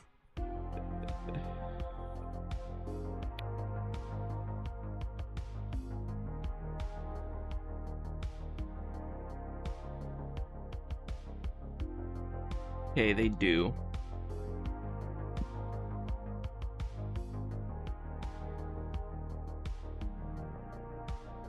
They do sometimes, kind of, which is a very JavaScript answer.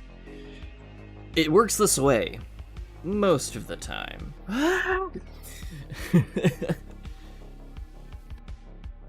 don't want to work all of the time. I want, or sometimes I want it to work all of the time or none of the time. Don't give me an in-between. I don't want a some of the time solution. Okay, so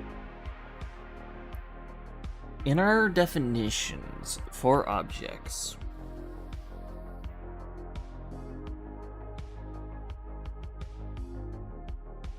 do we need to maintain member order?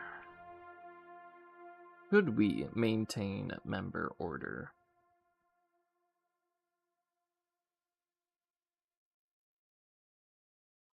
It would help debug messages a ton, but do we care about those?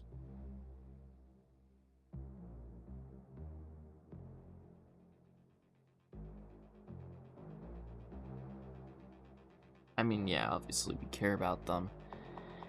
But does it hurt debug messages enough?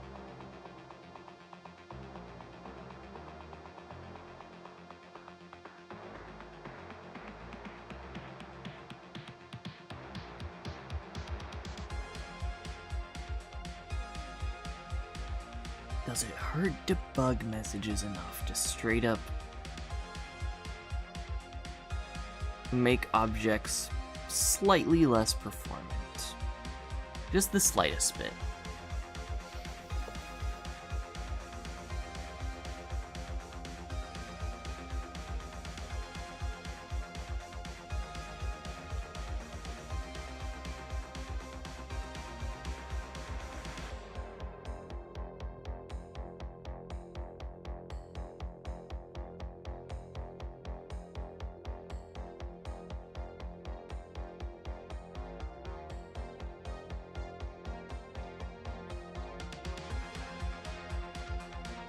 I think yes, it does make a lot of sense if we want to have really good macro programming to have objects, for objects to contain a vector of the string literal value is a compiler value.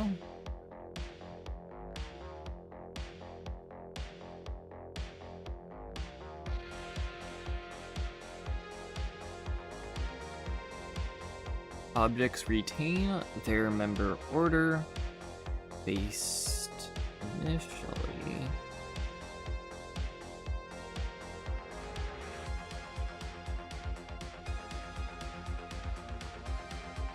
but function as a hash set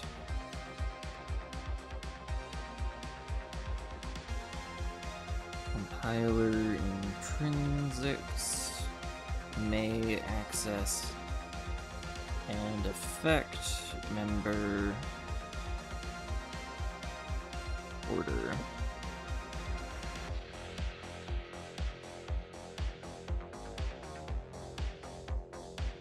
Hash map.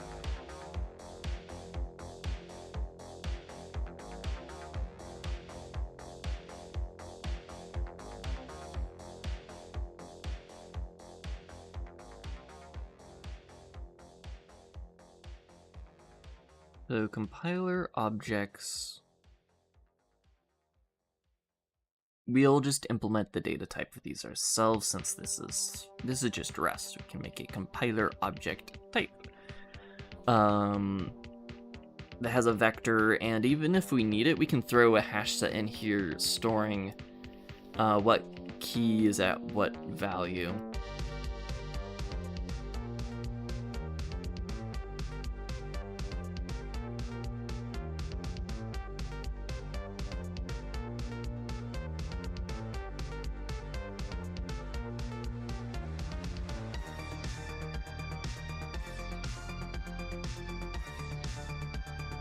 Then we're gonna say all rates. All compiler values store a list of traits. Traits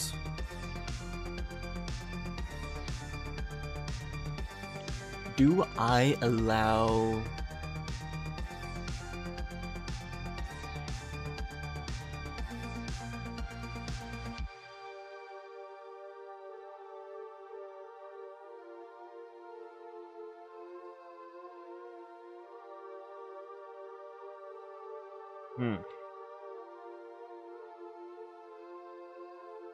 All compiler values store a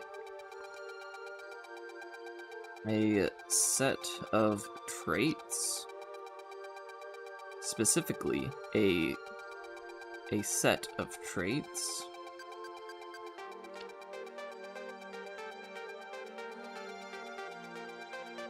or a list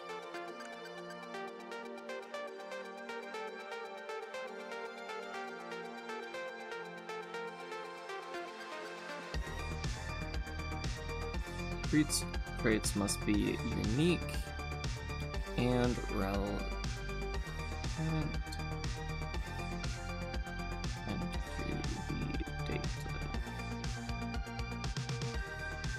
type.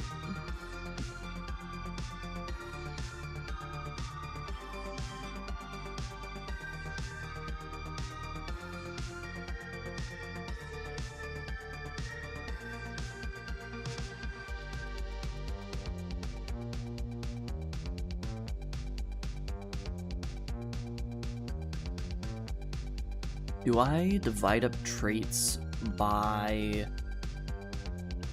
type?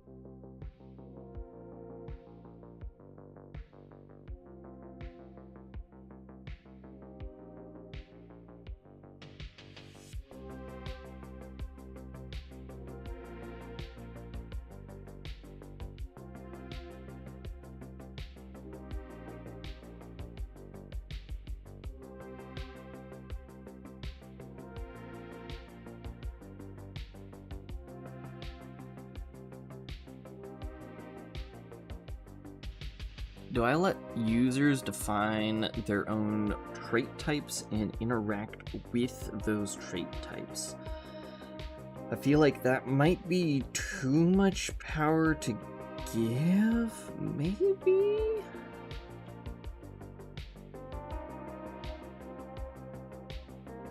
Users will be able to define their own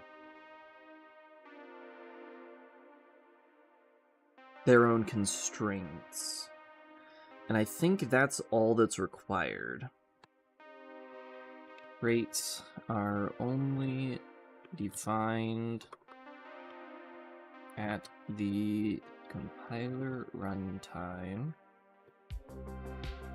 level, and scripts may not define their own traits. They may define their own constraints, though, which do act upon traits.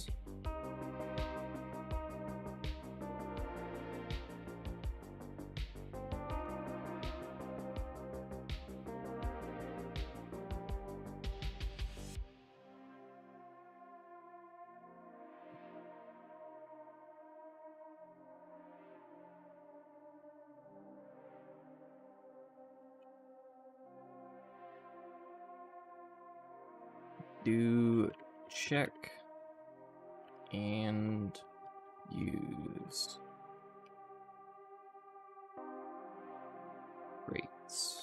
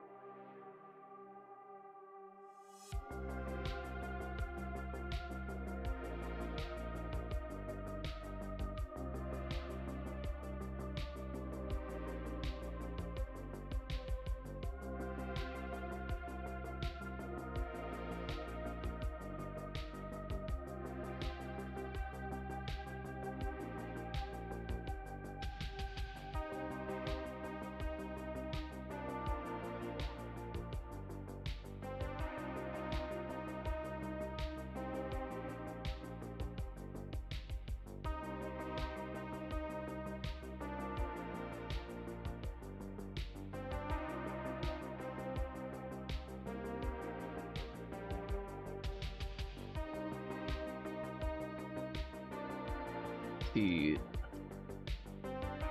traits may be defined as only a flag/label, but may also contain relevant data.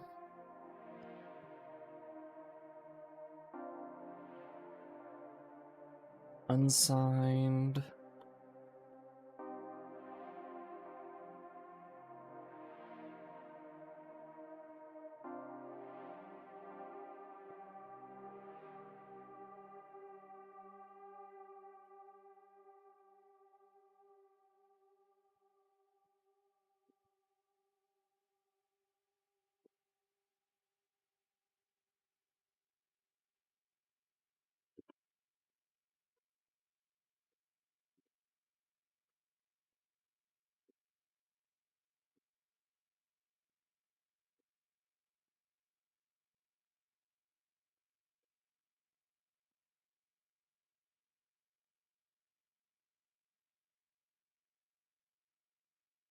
Alright, I'm switching the music up.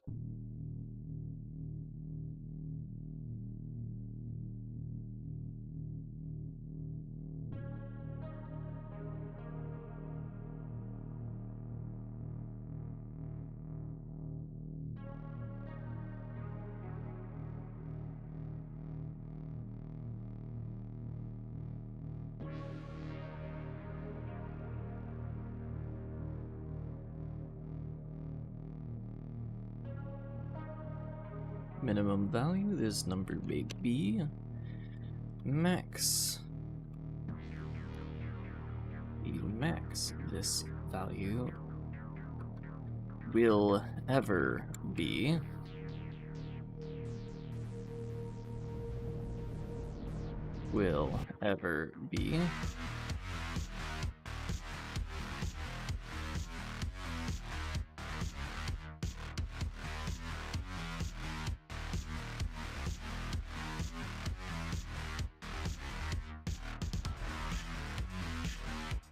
value will always be an integer.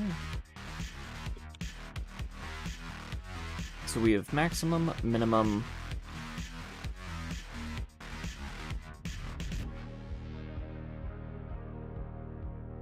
this value will never be this value. Or actually, here's what we'll do. Range this.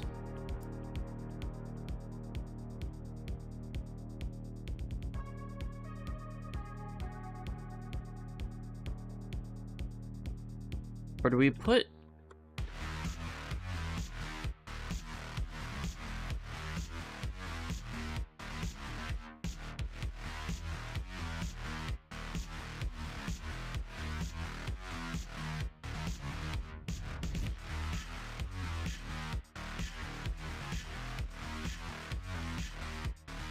the inclusive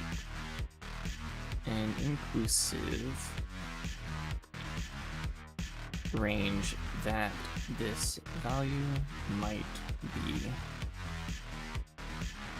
Now, when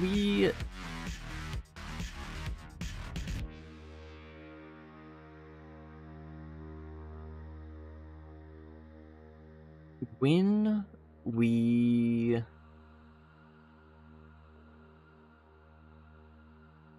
check this value,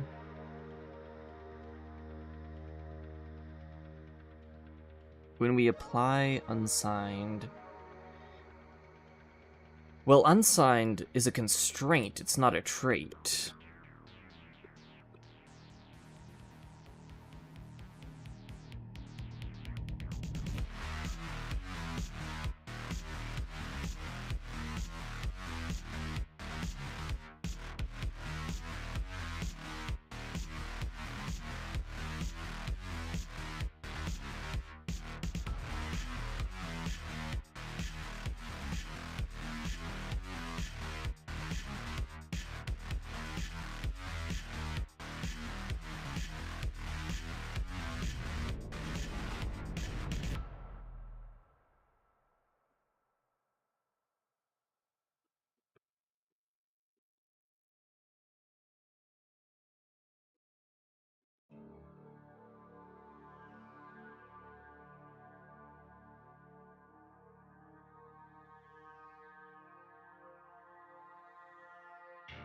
Float value must be a floating point. I don't know if float needs to be a value.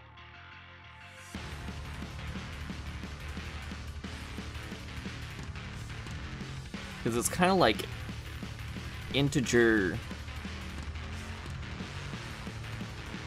is a further constraint upon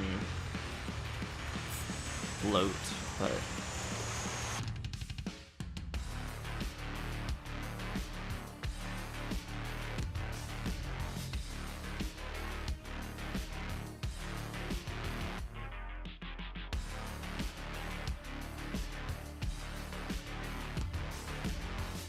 it doesn't make sense compiler size, but the runtime bit size of this value, ooh, another trait.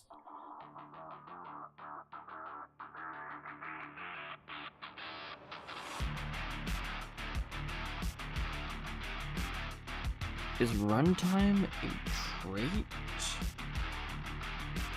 Or an emergent property?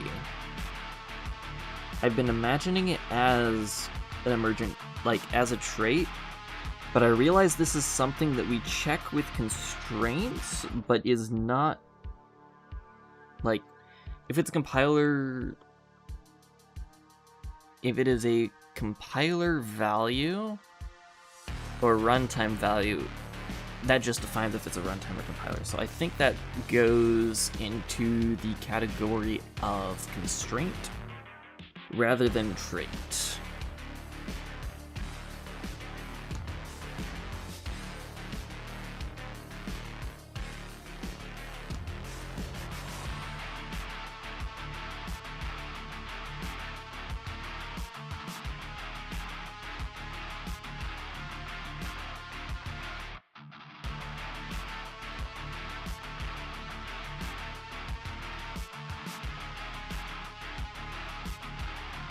That's not necessarily it. I guess that's like a runtime value thing.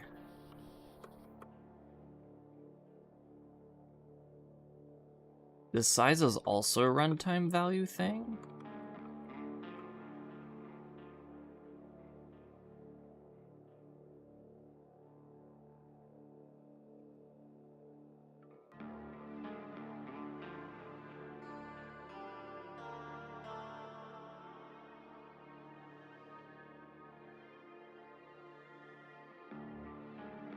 So I'm gonna throw storage constraints into runtime specific things, because we only really need to define what ranges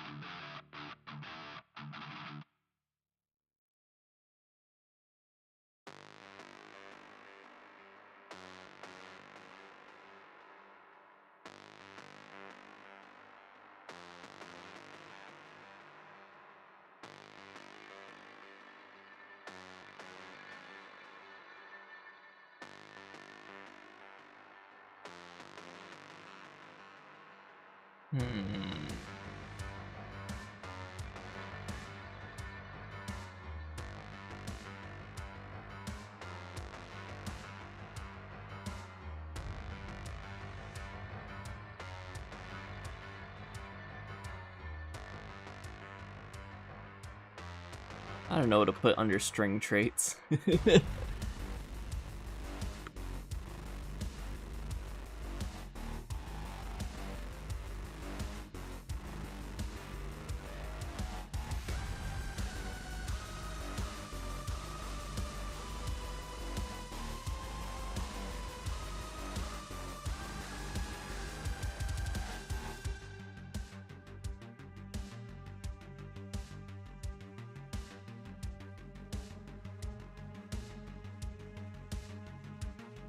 a second, it doesn't make sense at all to have...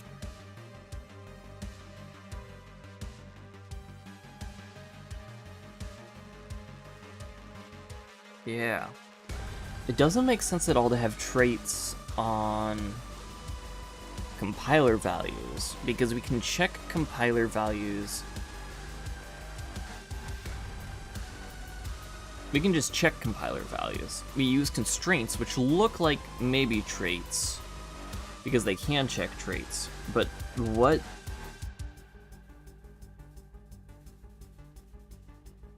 what constraints should do is check, is this a runtime value? If this is a runtime value, I'm checking its traits to confirm things about what I'm constraining, and throwing an error if, depending on the result of that. With specifically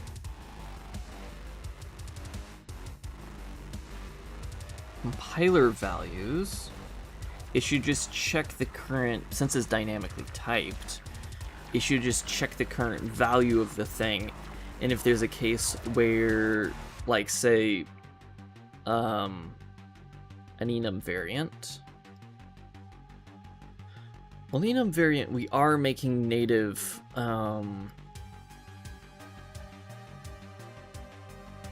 native compiler types.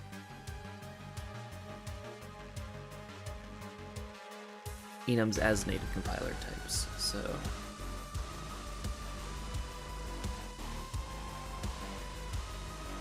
Yeah. Okay, so constraints are in charge of, like, checking if it's a runtime value, checking it according to if it's a runtime value or not. Or if it's a compiler value or not.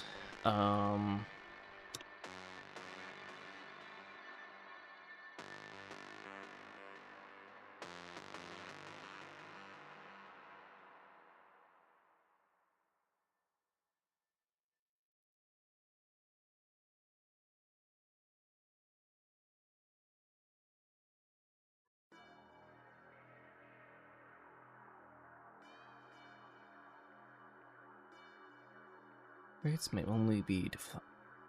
may be defined only as a flag / label.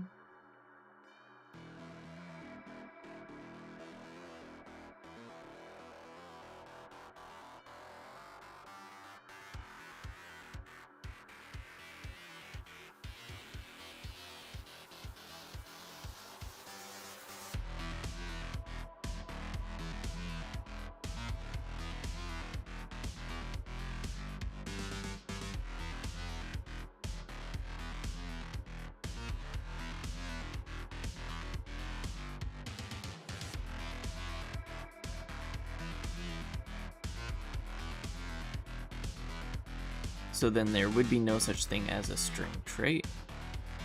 Enum variant.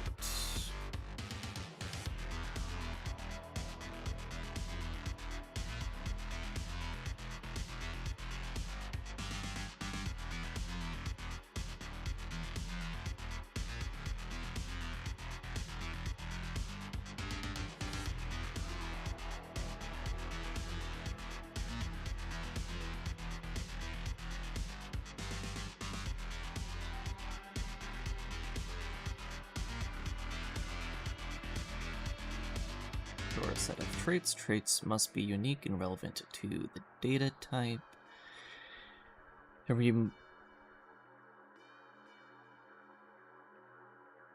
may be multiple range traits, for instance, but they must all contain different values and not overlap. Traits are only defined at the compiler runtime level, and scripts may not define their own traits. They must define traits. They may define their own constraints, though. To do check and use traits. Plus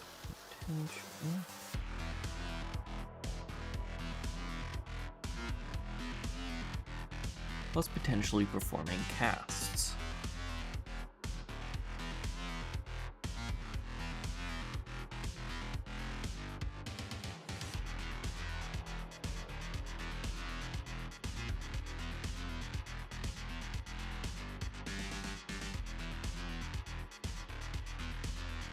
traits are defined as enum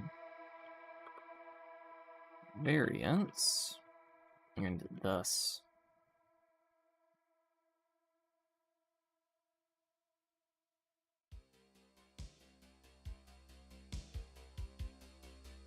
may be only a label or contain specific data.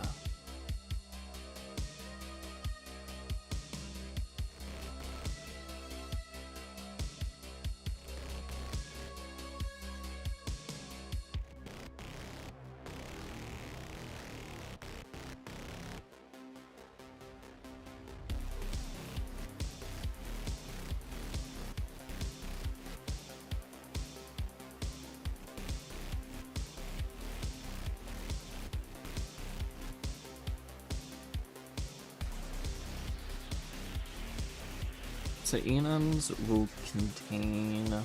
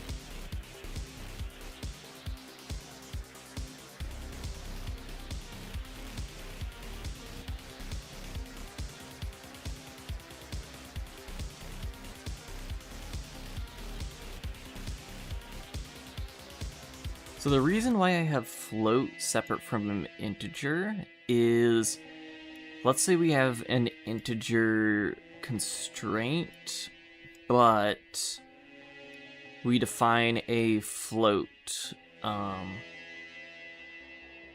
We want to store an integer value in a float. I would allow both of these traits at the same time.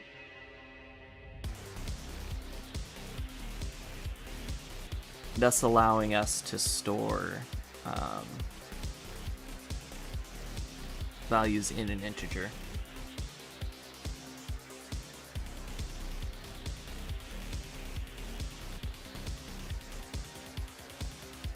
And unsigned integers are just inferred from any of our range traits in here, because if our ranges don't include anything below 0, we just automatically treat this as an unsigned value.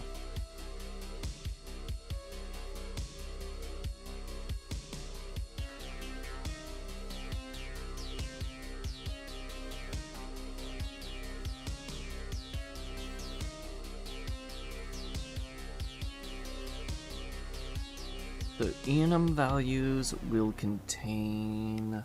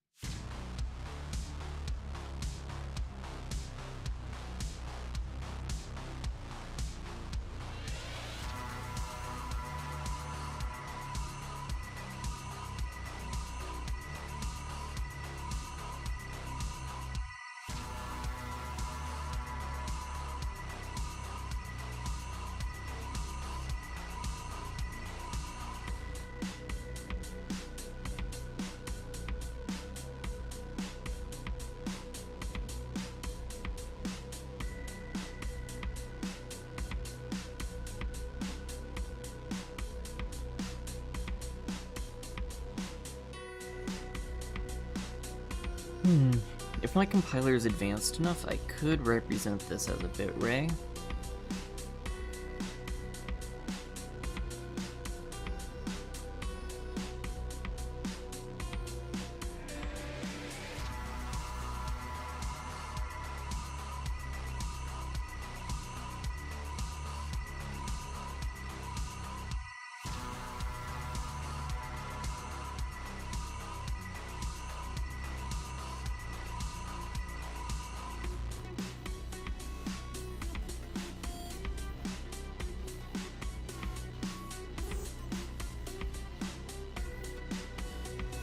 Is can we autocast one enum variant into another, like map two enum sets between each other? Theoretically.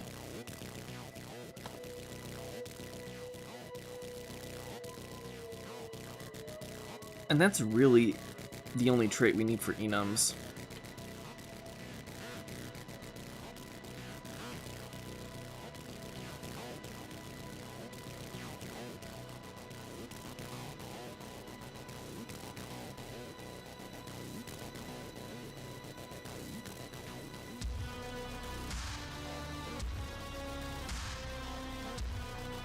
So these are array literals?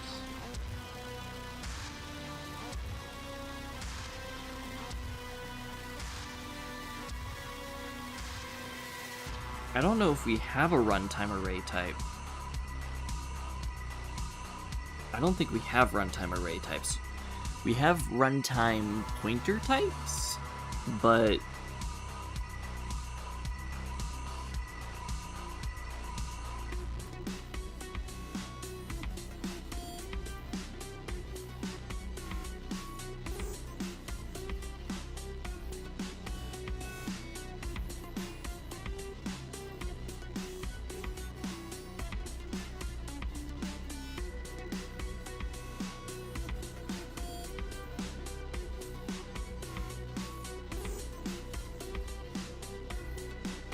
when we do start doing pointer types should contain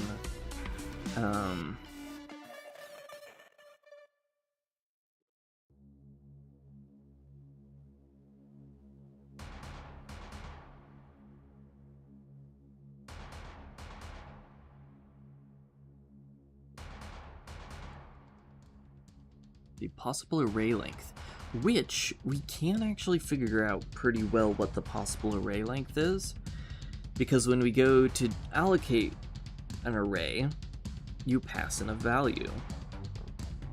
And when you pass in that value, we can define that, like, hey, you're going to get back exactly the array length that you asked for, therefore the range of possible values for the index we're passing in here is the array of possible values that you're going to get back.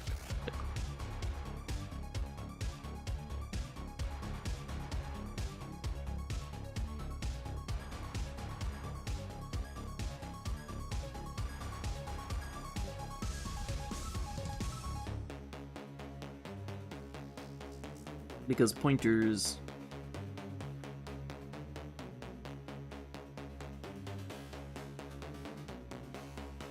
we'll say they can represent arrays.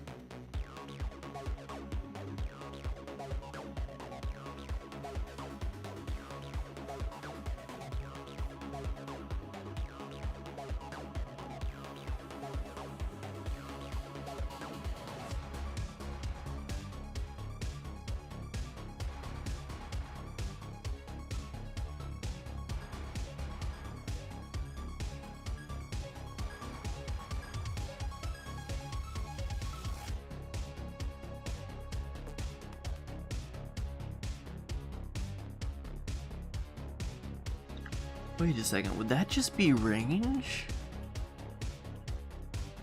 No. That wouldn't be range. Do I want pointer values to be a specific type? Like compiler type? think yes. They're specific runtime value type, that's for sure. In the same way floats are.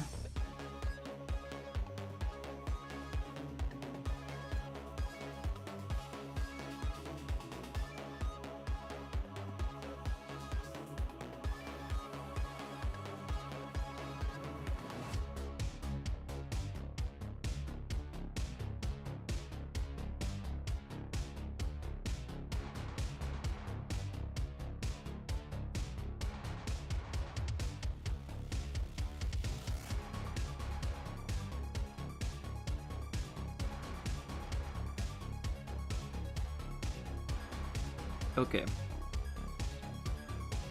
Finally.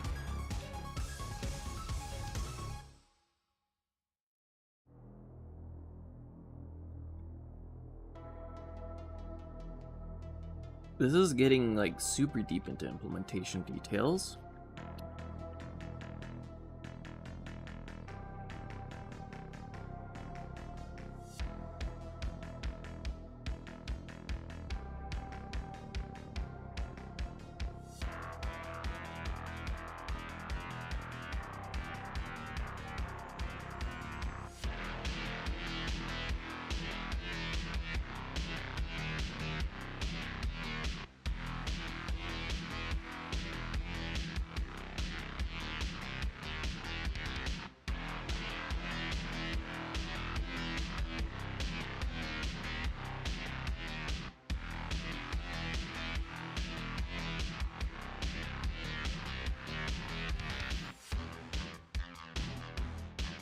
I have a pretty clear view of how all this is gonna work now. Pretty solid view.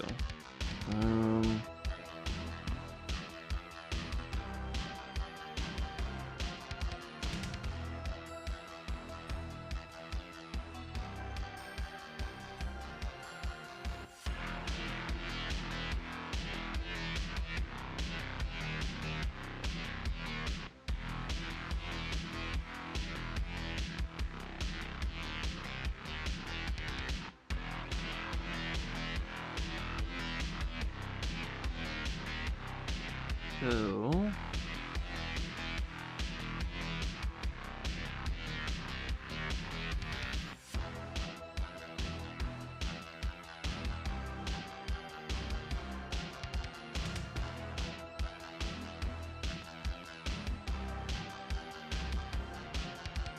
do we just get to implementing this? Do we have a completed design document? Is that possible? No, it's not possible to have a completed design document. But do we have enough of a design document to get started?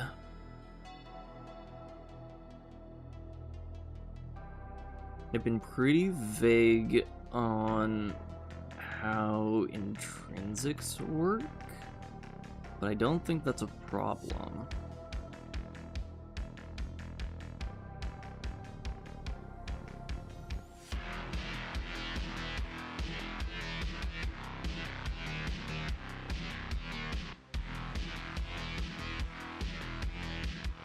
Oh, do we just get to building our jank JavaScript code?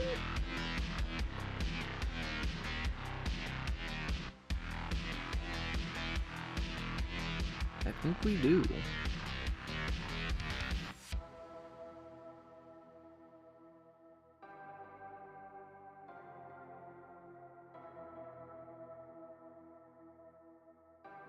Right now we're on HIR. Main has a... Oh, that's because I've been working on it. Go look at our Brane script repo. Finished HIR, fully implemented literal suffixes.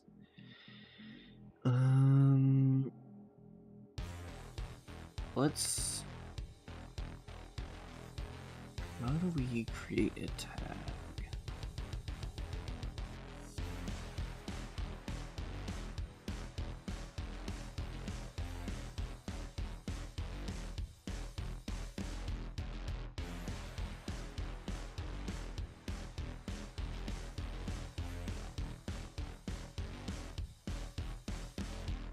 one of these branches has...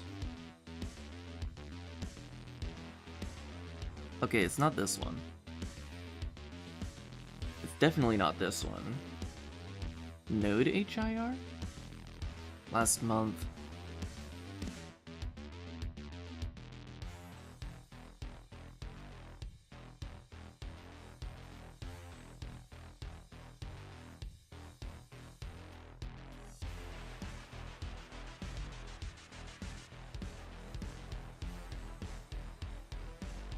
Finished literal suffixes. Node graph compilation working. June 9th.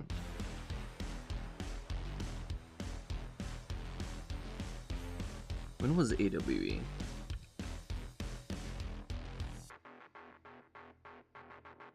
June 10th. Okay. So this node graph compilation working.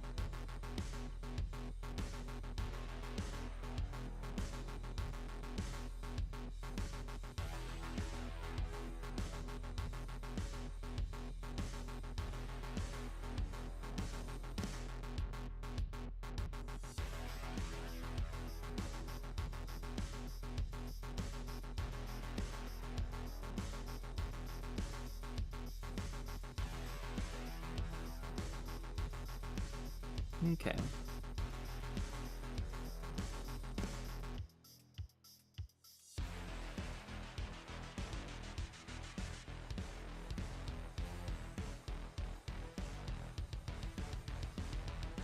Let's edit this to instead be final Brane script 2.0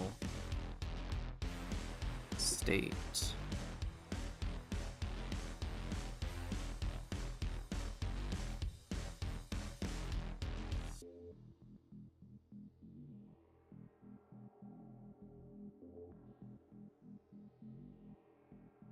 And then on main, we want to create a new tag.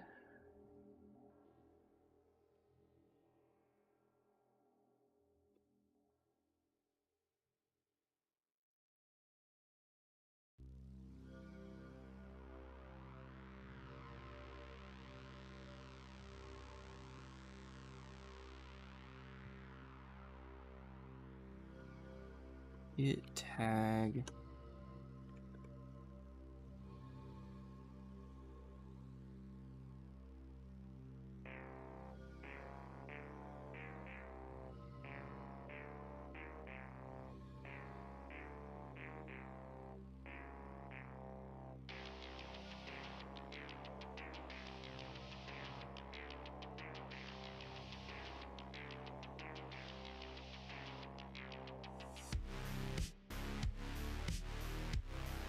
Okay, so let's do an annotated tag here.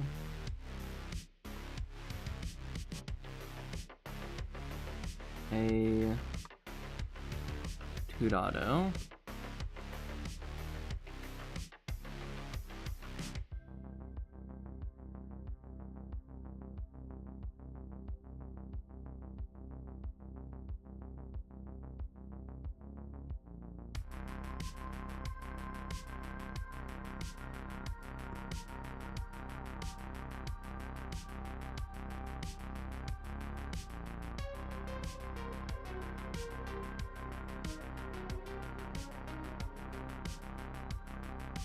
Okay, and then we need to add git push tags. There we go. So now here we should see another tag, which is 2.0, which is the final state of BraneScript as a node GUI graph. And do I have a message on this one? I did. I'm proud of myself. So now,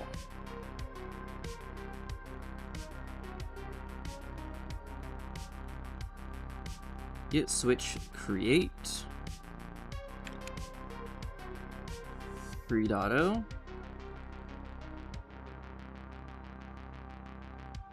No, we won't call it 3.0. We'll call it... I mean, it is 3.0, but it is also, like, main branch. Do we just push straight to main? I don't think we push straight to main.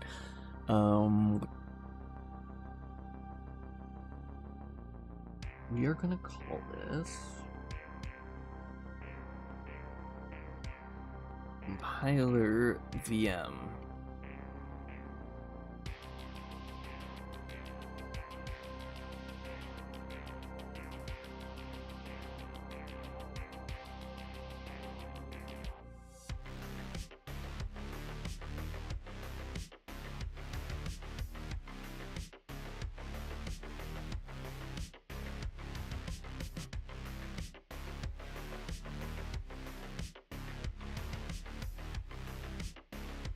So much work went into this.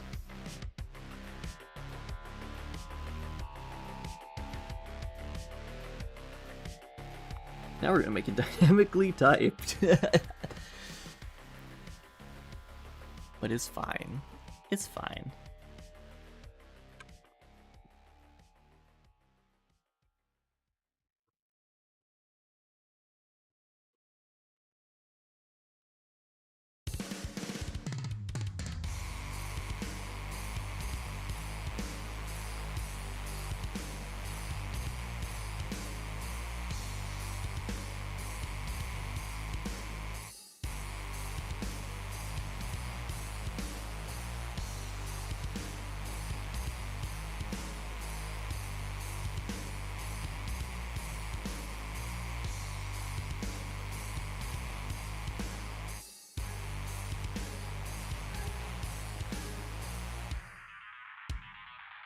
Alright, it's not letting me.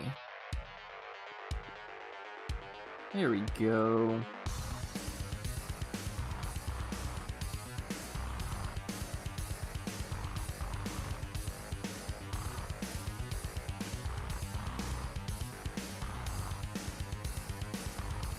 I think. So I originally split all of these up.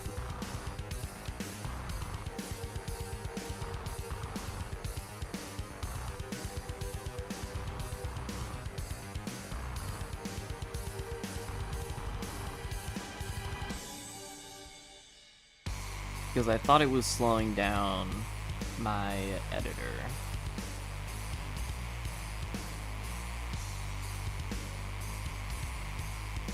But as it turns out, it was not in fact slowing down my editor. It was because I was trying to... His NVim tree was indexing all of the .git hidden folder. Which means every time I did anything, it was reading thousands of files. Well, every time I did it. Or was it cargo? Might have also been the cargo target folder. Might have been both. Anyway, it was like reading hidden files, and those hidden files had a lot of build stuff in them that really slowed down the editor. But we don't need to break these up. And as painful as it is to just delete swaths of code like this, it's fine because we made sure that we tagged the final state of Brane script as we last saw it, so we can go back and reference that if we need to.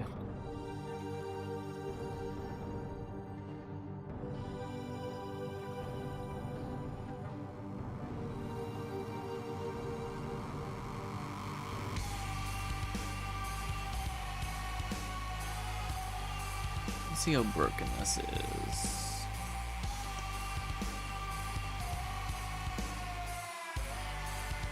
Well, I can't tell how broken it is. You know, we don't need tokens because we're not doing token-based macros, we're doing metaprogramming because the compiler itself is a VM.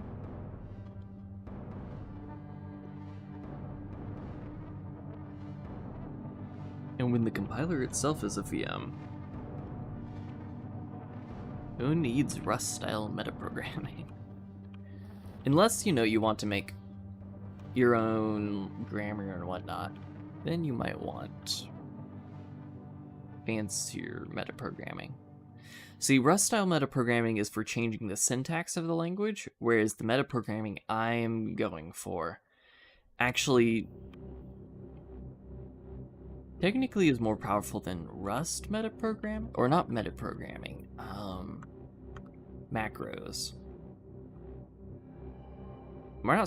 I guess we're not supporting macros at all. We're just like, you call a compiler time function, and that's your macro. We're not doing syntactical macros, we're doing behavioral macros. So this is currently the way that we parse our programs, which I have intentionally cut out all of the operators, because the operators were the thing that took the most time to code. This already has all the operators defined, but I think for the time being we're just going to completely comment all of those out.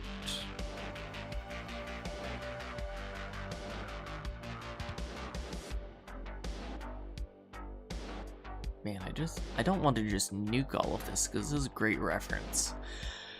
Then again, Git. I don't need to just comment huge blocks of code here, because we have Git. That's what source control is for.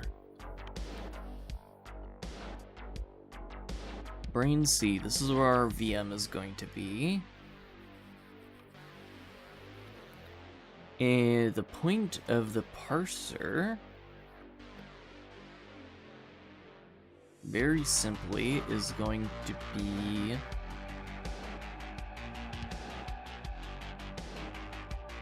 the point of the parser is going to be to create compiler objects for the compiler, and then the compiler will execute the compiler objects created by the Brane C parser.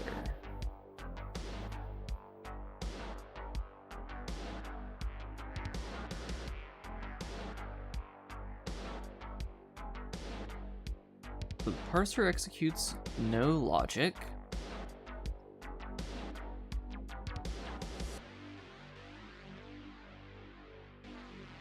No logic whatsoever. It simply constructs objects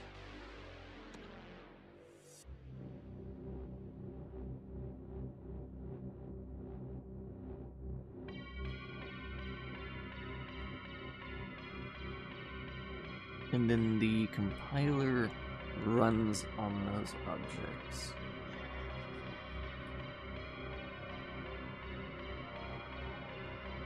So, does that mean that the compiler's parser, instead of the parser being a dependency of the compiler,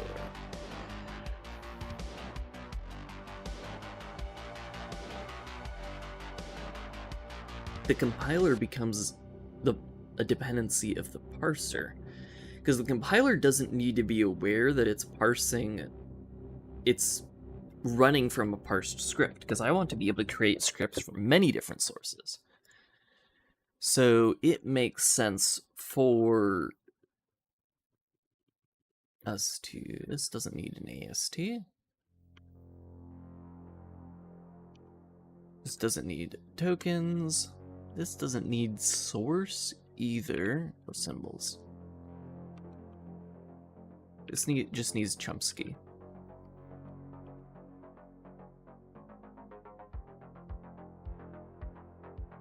Brane C, on the other hand,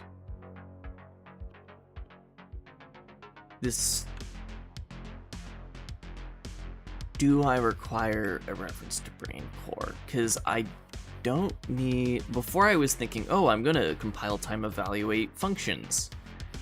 using the actual Brane runtime.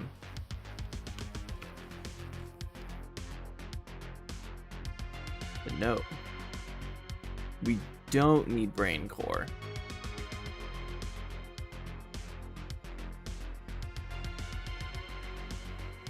Or do we? When we're lowering, yeah, when we're lowering to IR, we do need a reference. That might be just the lowering stage.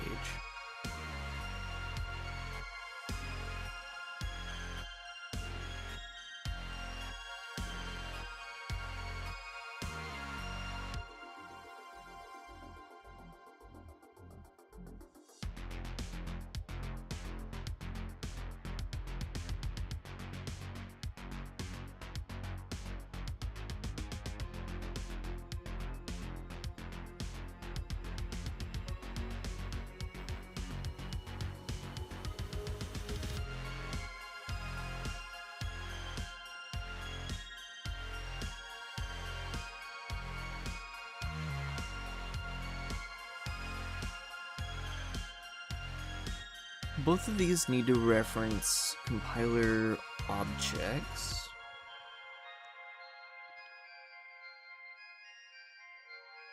I'm just going to define them in Brane C for now.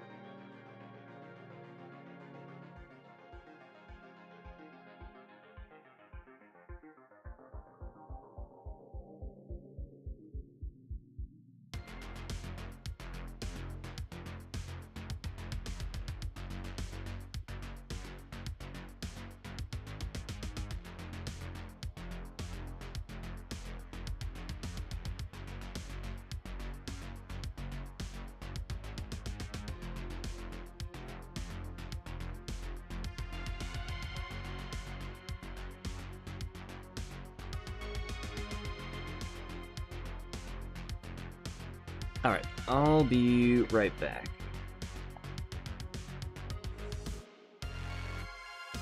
Ugh. It's so weird.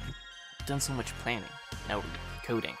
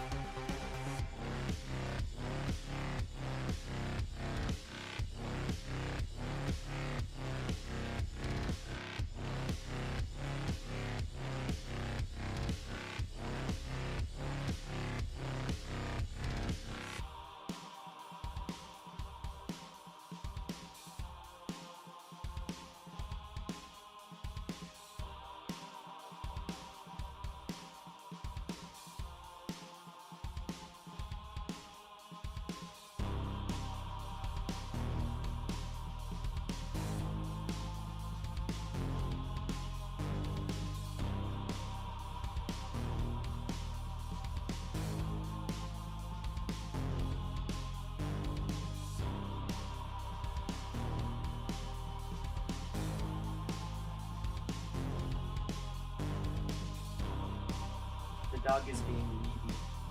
Oh, me? No, I don't like to.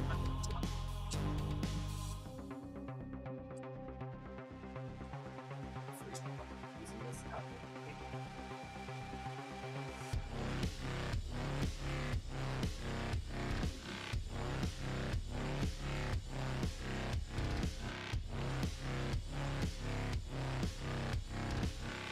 You're good.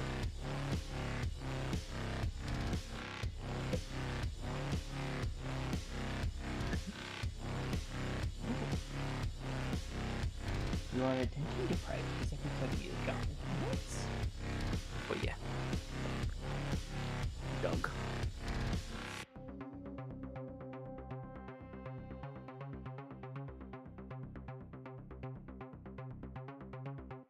Alright.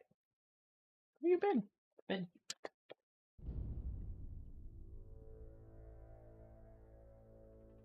Alright.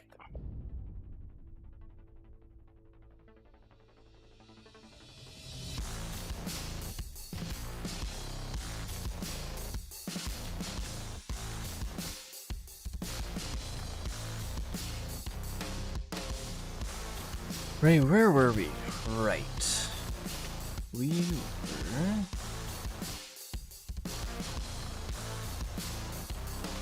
just about to actually start coding things in types.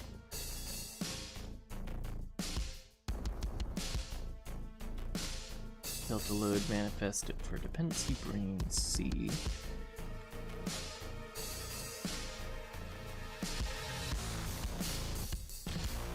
I thought I wrote this.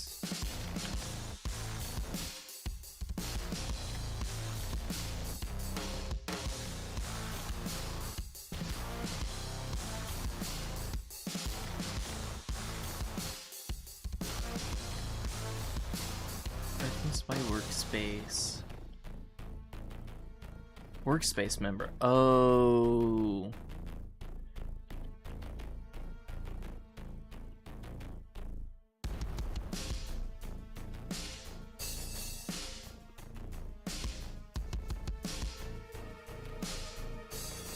That was just Brane C and parser, right?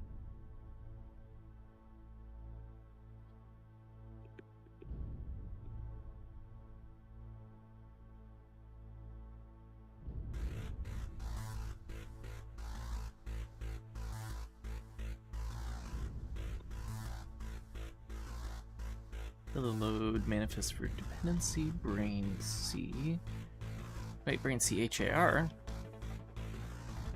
HAR isn't in there anymore. Build the load manifest for dependency Brane C.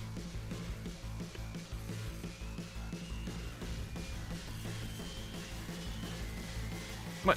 How did these appear here? And I don't think I need a reference to the runtime anymore because we are not emitting runtime values.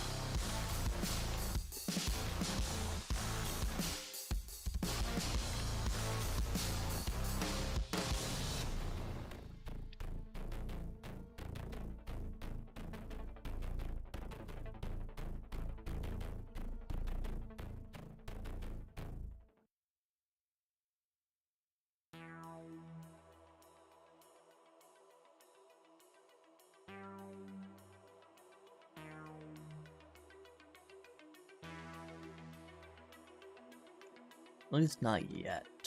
I think I'll have a... Yeah, Brane C is supposed to be like the core compiler package, so when you get Brane C, that is everything. So these are our types. So this needs to be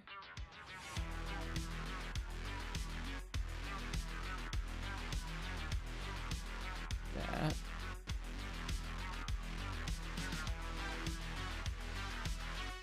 Oh, I have the pointer desync again. No.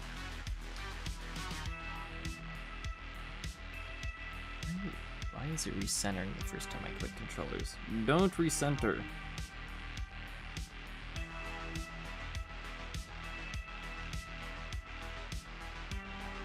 I'm not showing the cursor at all.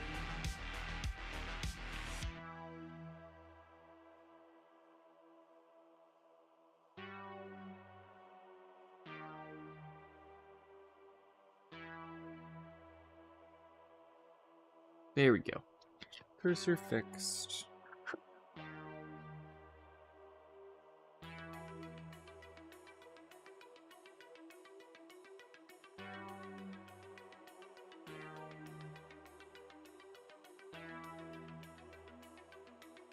Oh, don't need this window. I need this window.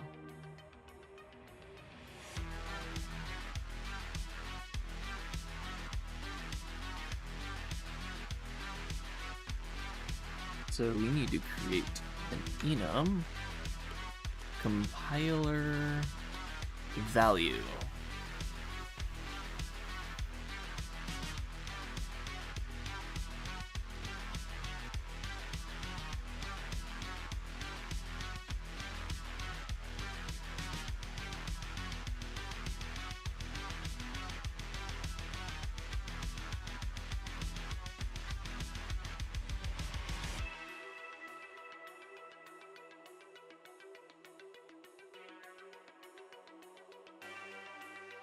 We'll have struct number. And for now, let's just have this be... We're gonna pull a pull a JavaScript and have it just be a float for now. Struct enum variant pub. Label is a string. Value is a compiler value.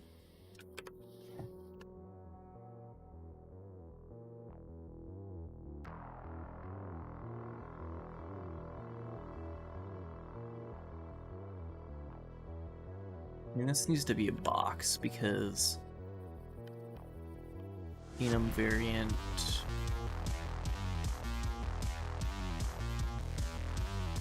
Actually, there are some cases where we don't need.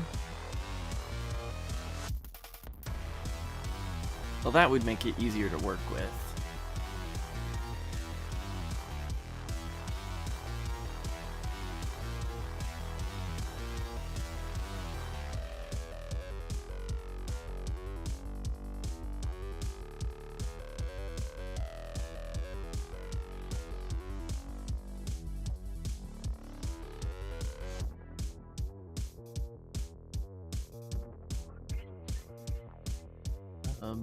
Values, vec compiler value.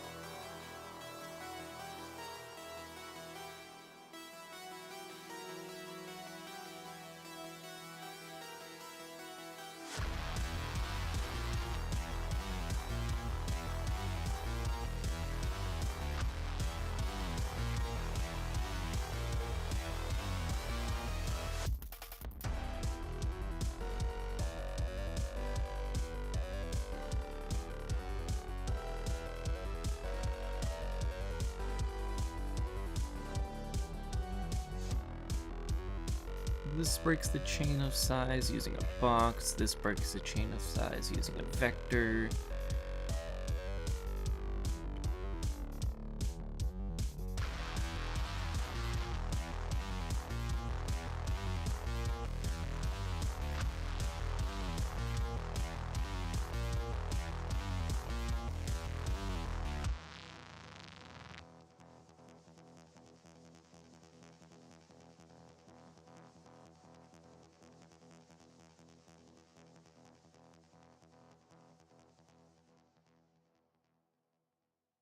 I have to encapsulate object a little bit.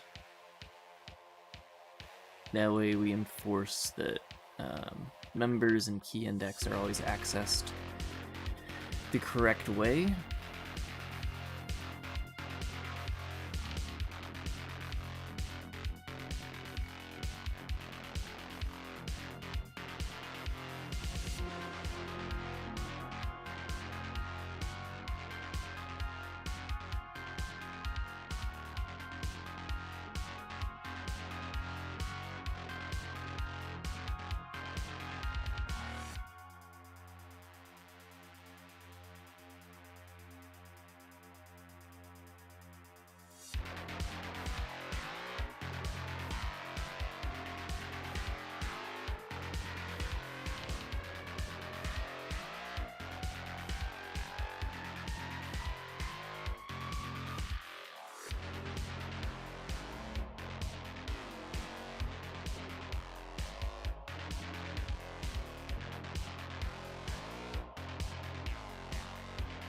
Oh, not object member.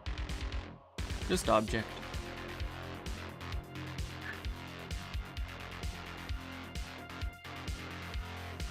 And there we go. This is every single type our VM will ever use.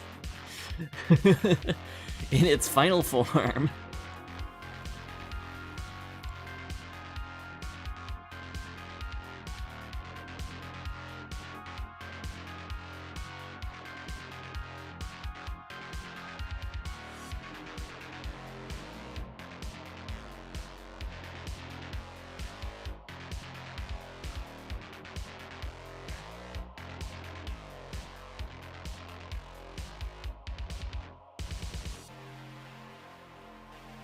For Brane script, failed to load manifest for Brane CAST. Failed to load manifest for the CLI. CLI is not going to be functional for a hot minute. Actually, maybe not that long. I'm really feeling like potentially having a design document is going to make me code faster.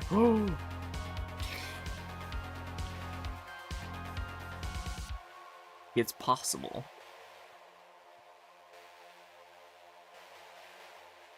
It is actually possible that having a design document is going to make me get the end result I want a lot faster.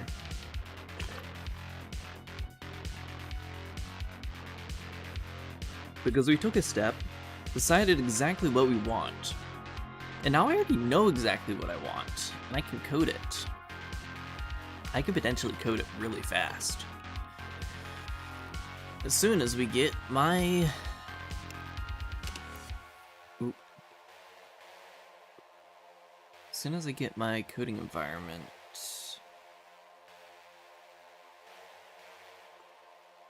Well, actually, I'm getting errors now, which means we're not getting compiler configuration issues anymore.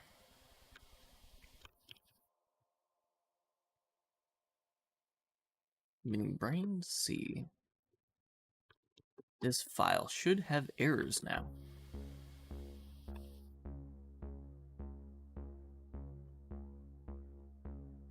Well, whatever file comes up first will have errors. The parser has errors first. Dang it, I don't want you to check the parser first. It's fine if the parser is broken.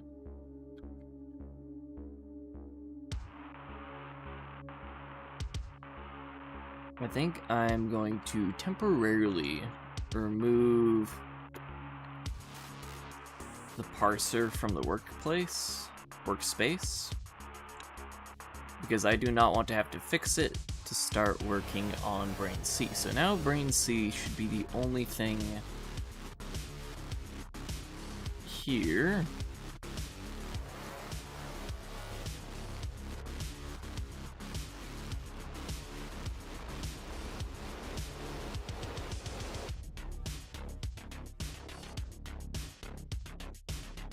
There we go.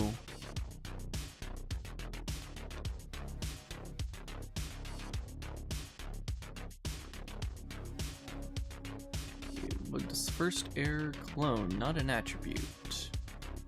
Oh, so types is what's getting errors.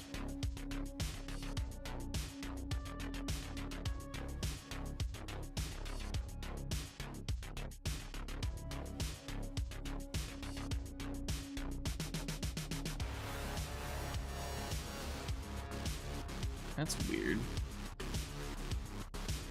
My LSP bindings are gone, which might mean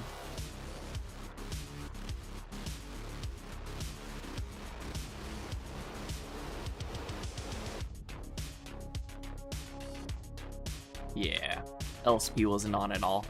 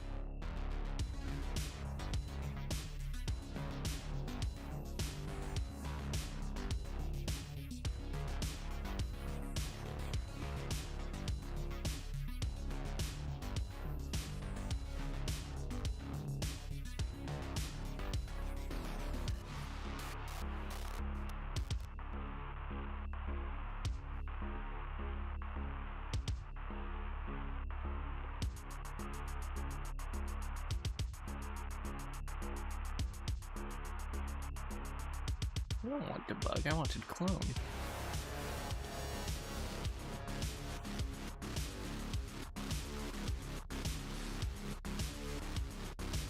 Is box a native type?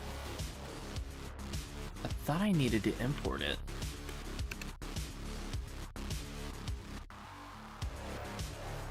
Maybe not.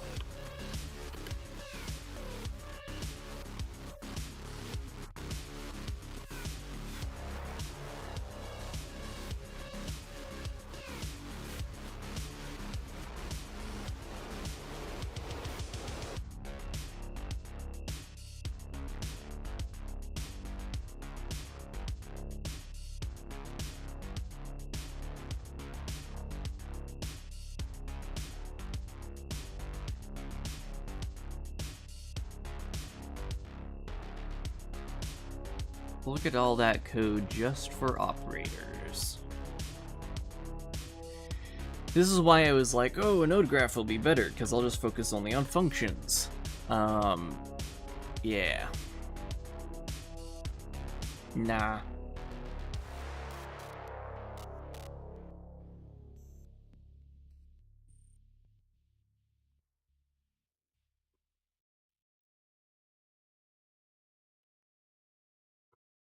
Start with a clean slate.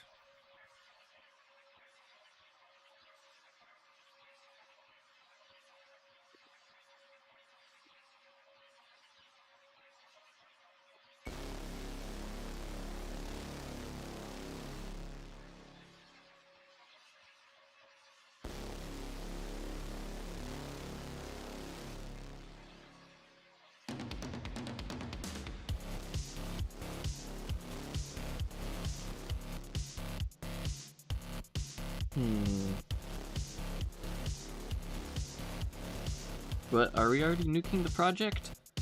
Kind of. As I said, I am officially incrementing the count to BraneScript v3. This design document we have here is for BraneScript v3. But, here's the thing. This is the first version of BraneScript we have a complete design document for what we're trying to build the first time.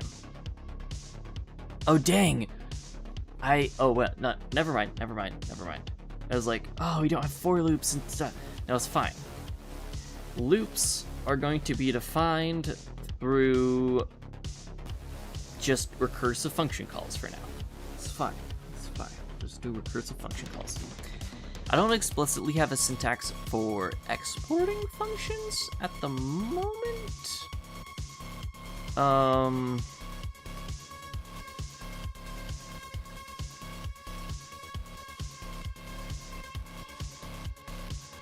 We just have match statements, which are for destructuring enums.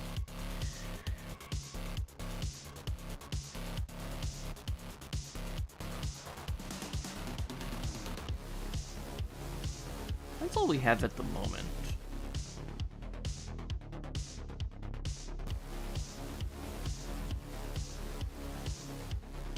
And we just have function calls to do loops, which is fine on the compiler side. Runtime side, I'm not sure how we're gonna do branching. Or not branching. Loop-like behaviors. Iterators. Iterators aren't hard to do.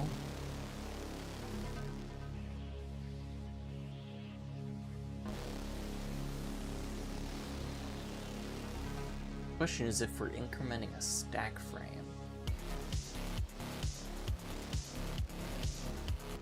Because that's the danger, is incrementing a stack frame.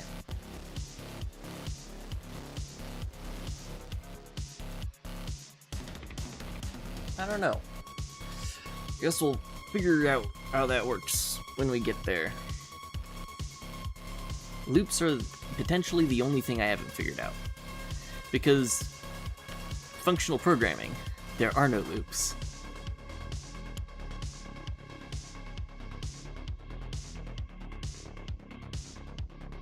Now for the compiler,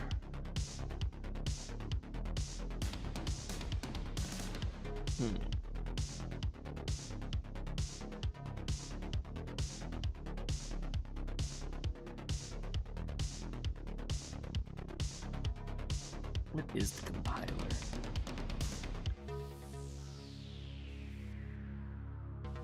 Yes, that's what I'm talking about. Currently, we can have loops through recursion. That is explicitly something we do have. I am just worried about stack overflows at the moment. That's what I'm kind of worrying about.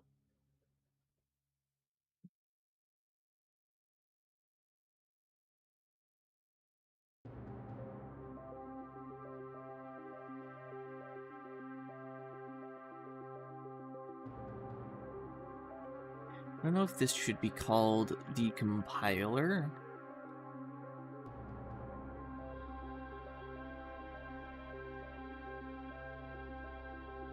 Not evaluator. What's the name of... How are we gonna evaluate our scripts? How are we converting from our list of compiler values to runtime output values? What is this process called?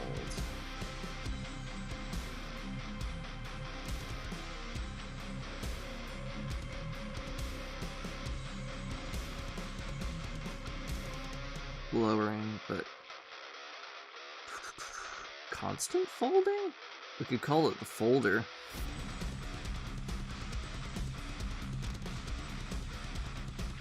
You already have a plan to prevent crashes due to endless loops. Yes. So I do have a plan in place for how we deal with endless loops. There will be like a hard time limit on how long a script can execute for that is enforced at the thread level.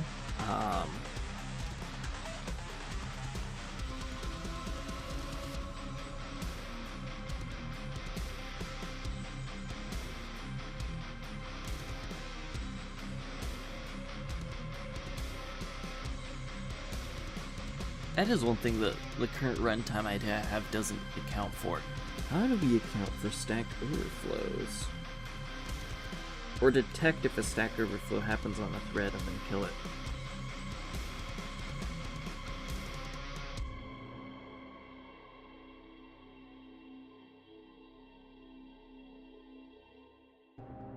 Dang it, I'm getting blocked at the naming stage. What do we call our virtual machine?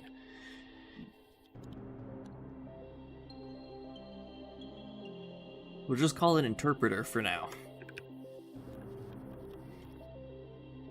And that's what this will be.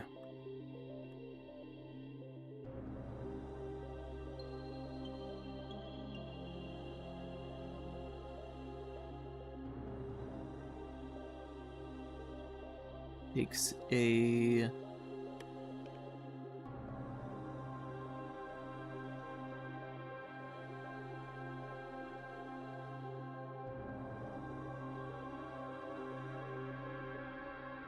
interprets a script to create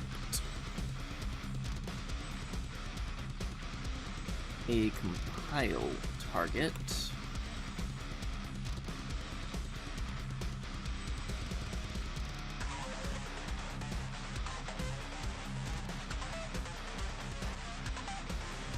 to create an IR module.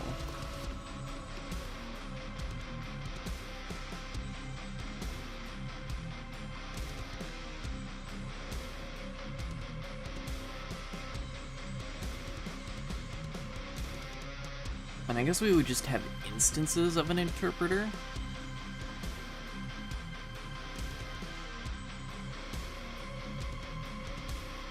Like, you'd create an interpreter, run a script, and then be done with it.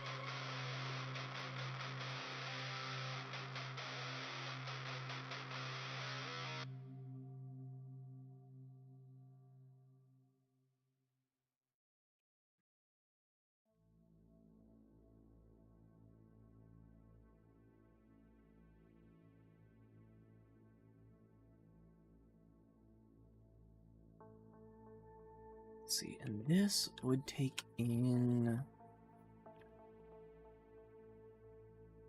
types.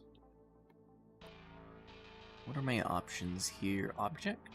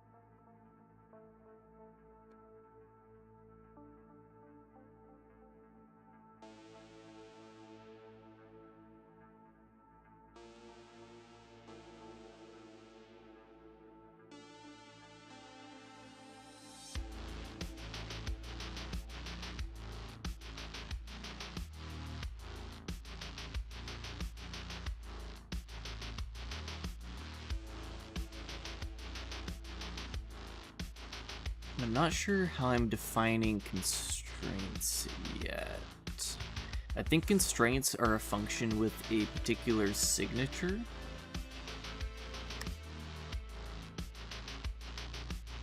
It means I have to constrain constraints to be constraints. No more visual language? Yeah, I got the visual language working, and then I realized it wasn't going to solve my problem. And my problem was I was spending too much time on the grammar, and I started spending too much time on UI.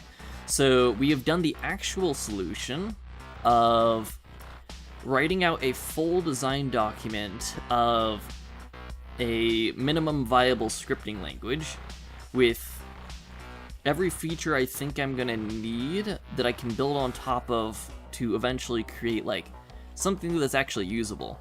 But I think I have everything defined here, and there's a little bit of like, yeah, I know how I'll implement this. Here, I'll DM it the page to you so you can read over it if you want.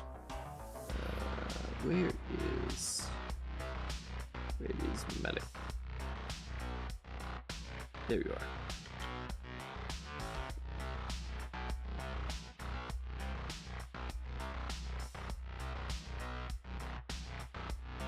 But yeah, so actually, I want to send you to the site version, don't I?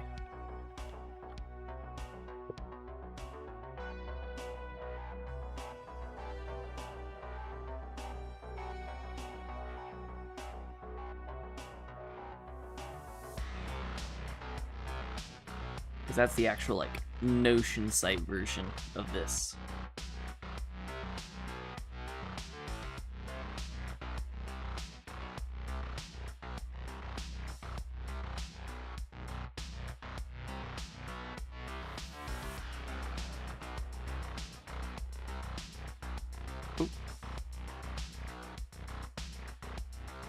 Okay.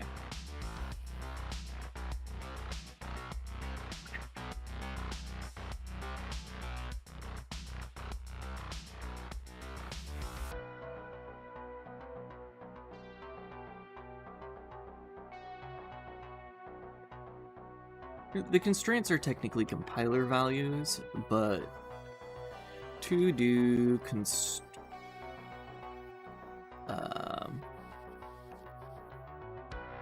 do I need a self-argument for this? For run, this is starting a new interpretation, so unless I'm caching things, which I might be caching things.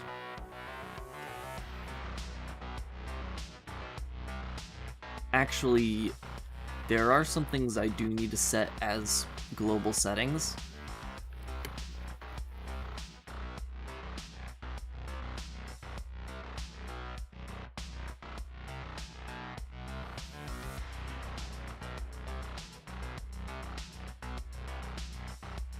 Cache them outside.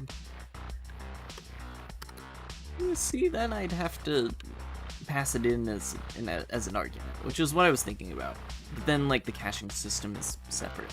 I don't think I'm actually going to cache, though. What I think I do need to do for the interpreter is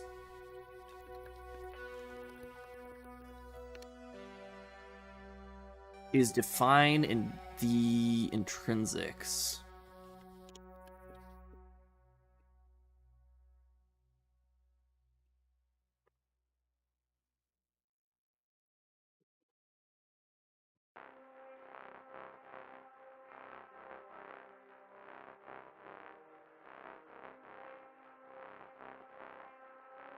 Lots of intrinsics.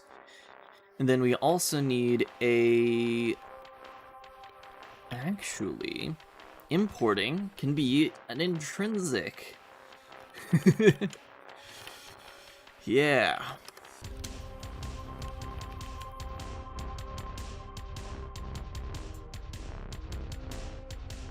That's what I was thinking. So, since it would be a pain to set up intrinsics, interpreter can store our intrinsics.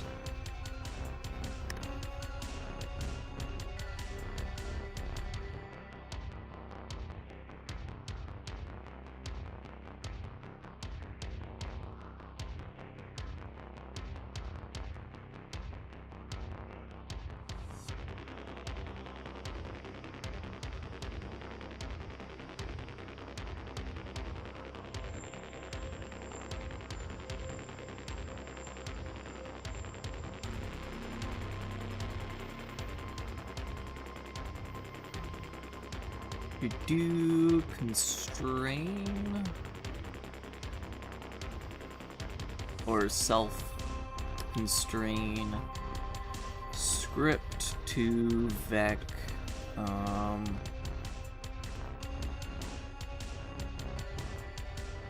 actually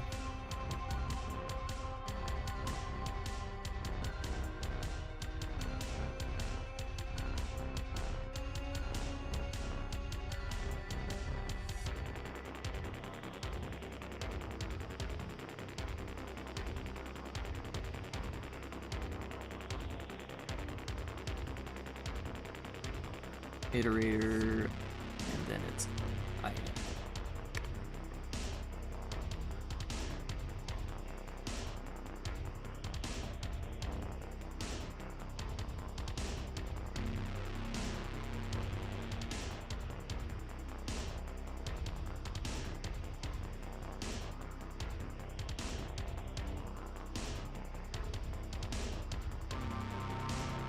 Sort of minimal language that isn't really a programming language, that is a meta language used to define the programming language in itself.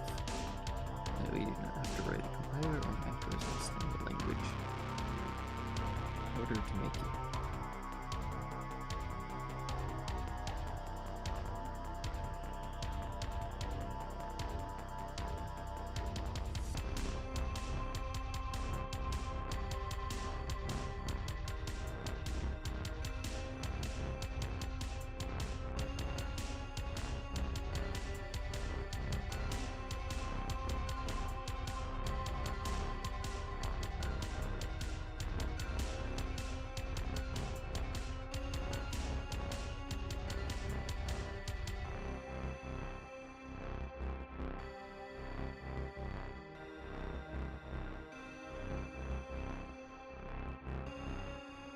Back and then script.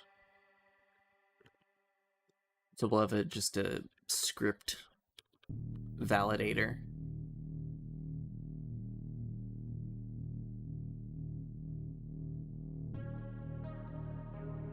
Ooh, wait a second.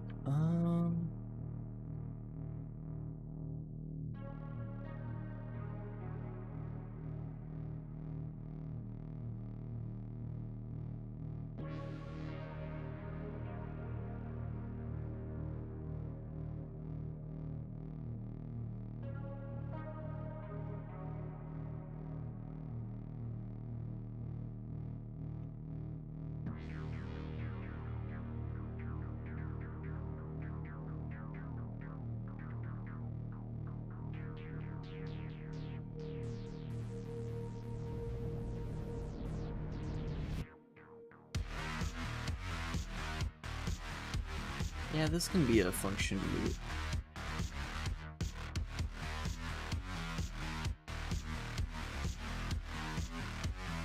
Takes in an object.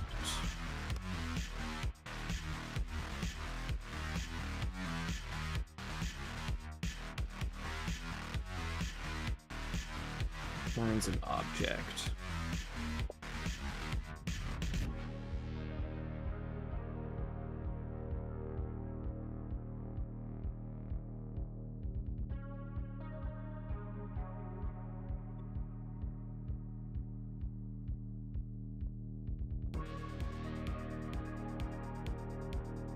Number? No. Another object, I guess, or compiler value.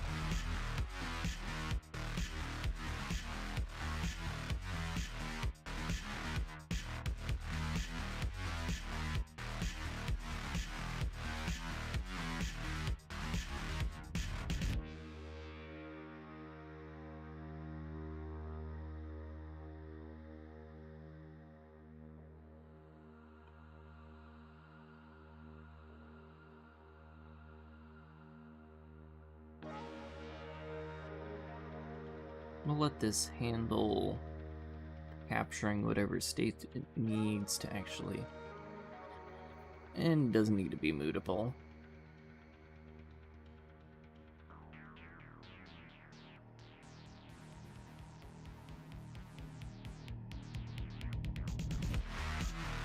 So this is an intrinsic.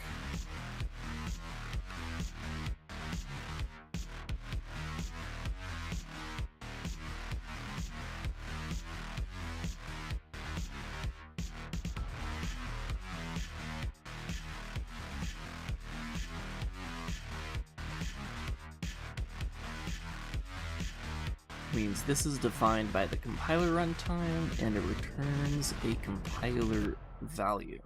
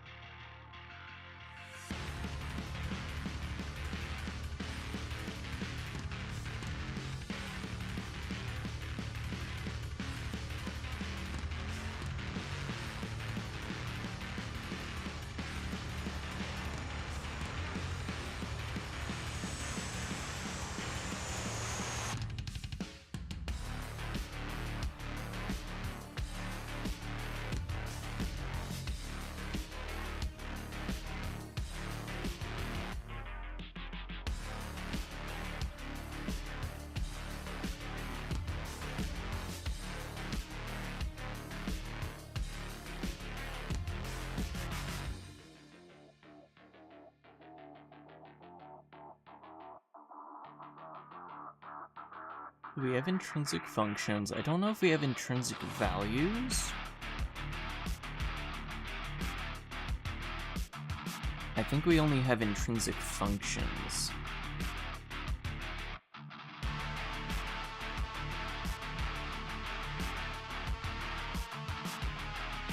And then intrinsic functions can be used to expose default values or intrinsic data structures.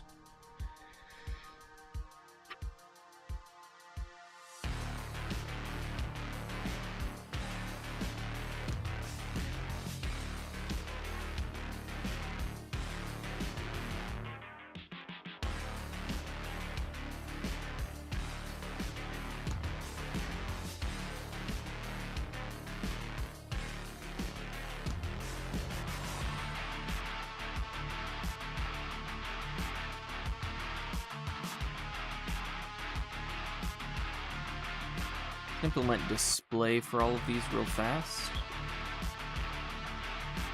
So for number, this is just going to be... Oh wait, is there a way to figure out if it's multi-line or not?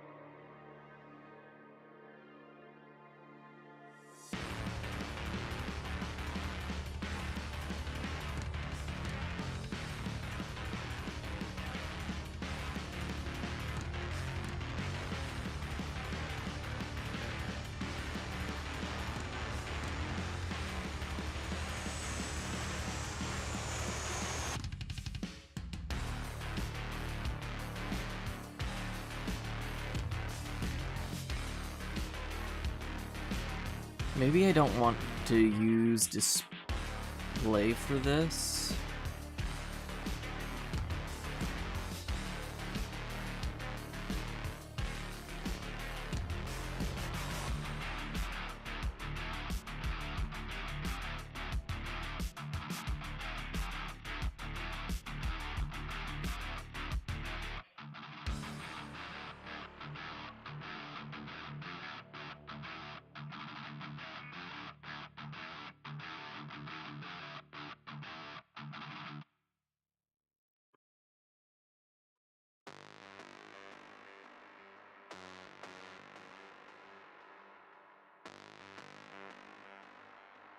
maybe I want this to be... Let's call this dump, since that's what LLVM uses.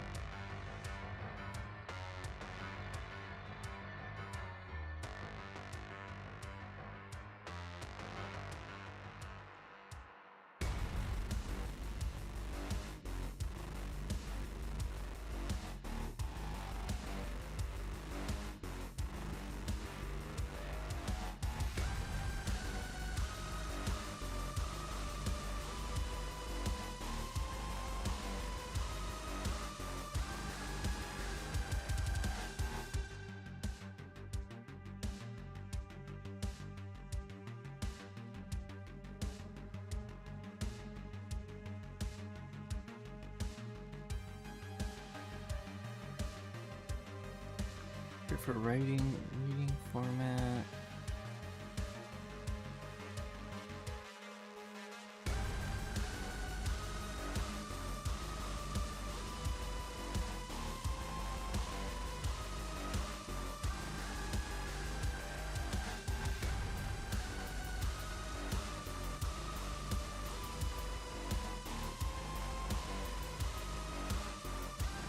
Oh, it's because I didn't name the variable.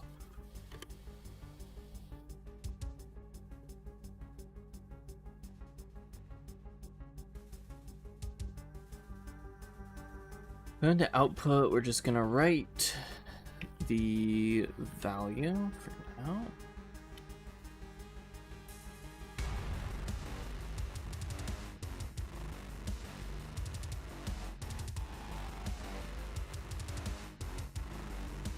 Names are kind of important.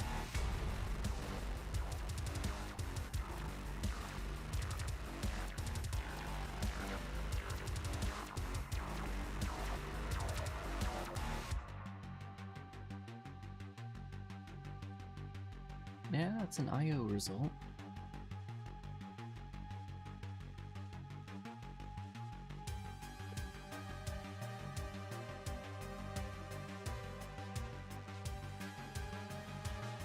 Unexpected delimiter. What do you mean? It's fine.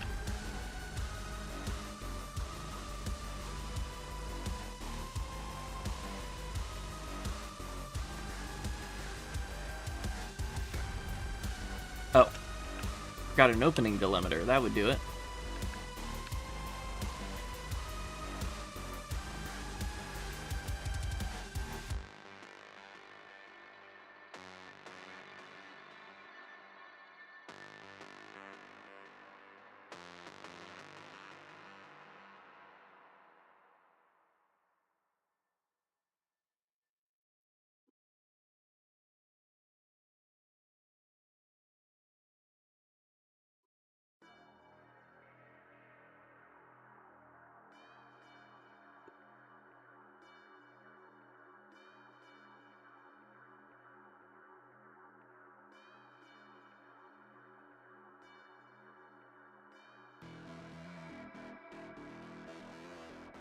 Results.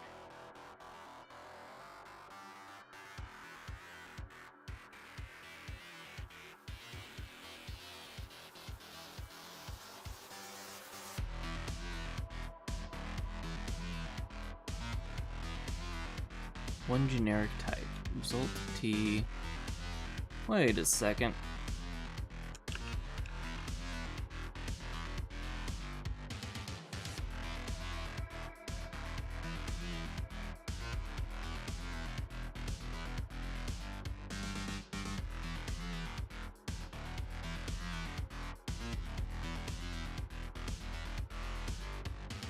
Oh, wait.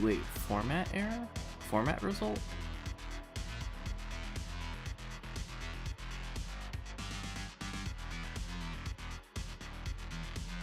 There we go.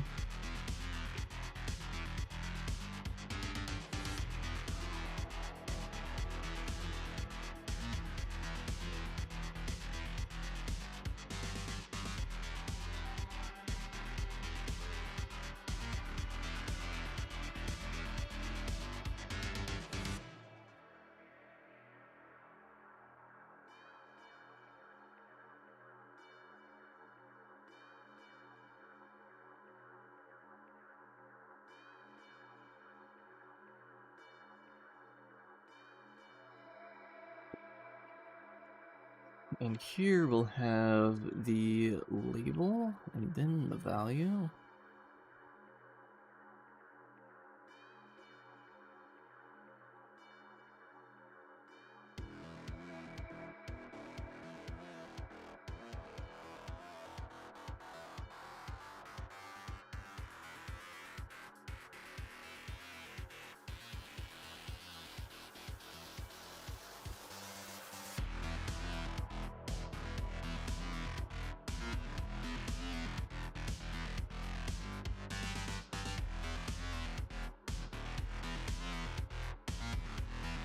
We'll write, and then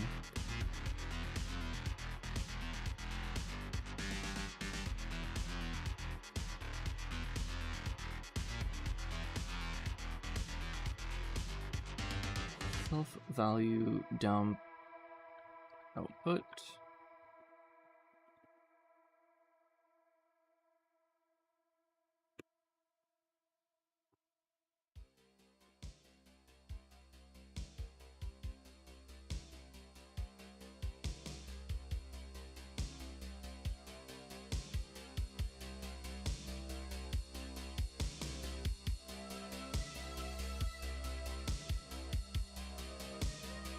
Implement array.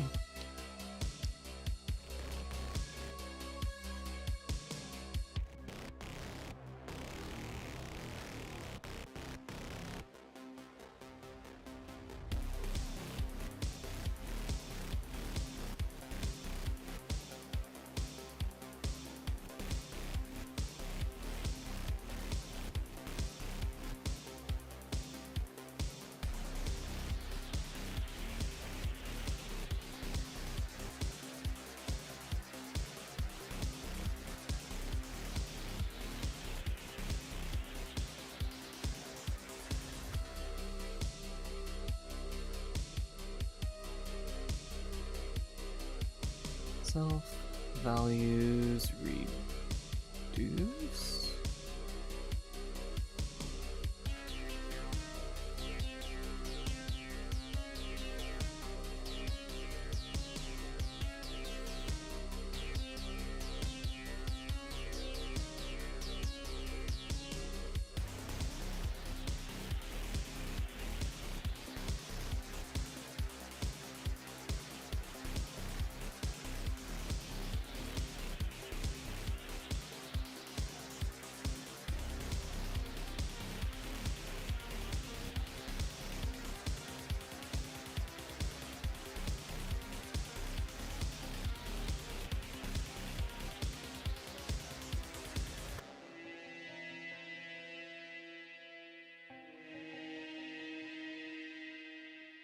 First, we need to map this.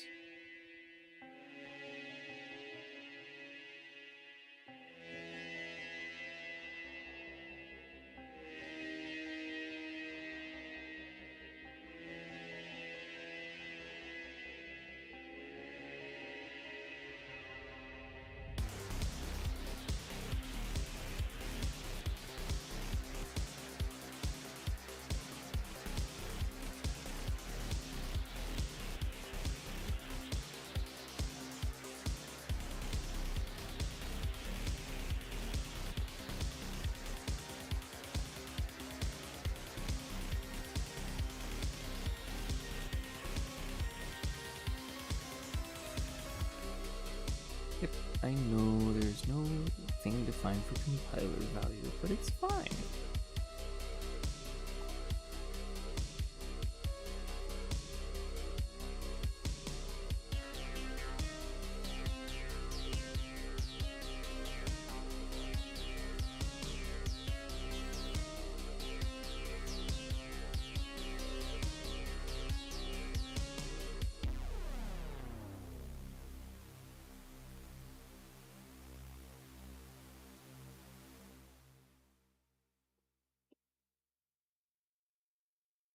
There we go.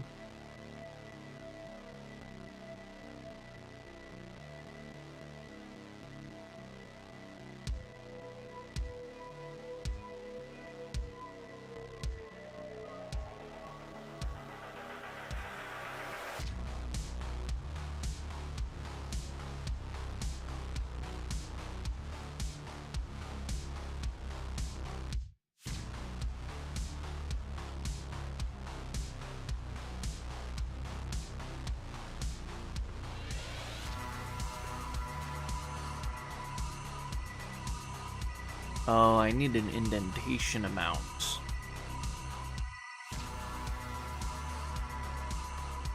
This is more involved than I want to deal with right now.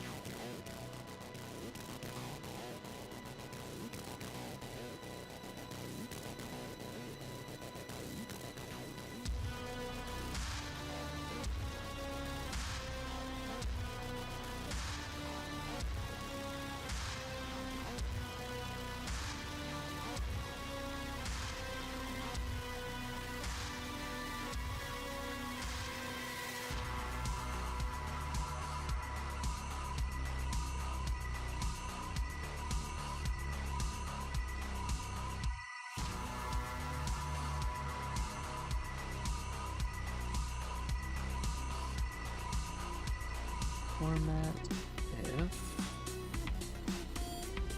for this it's an intrinsic, so do label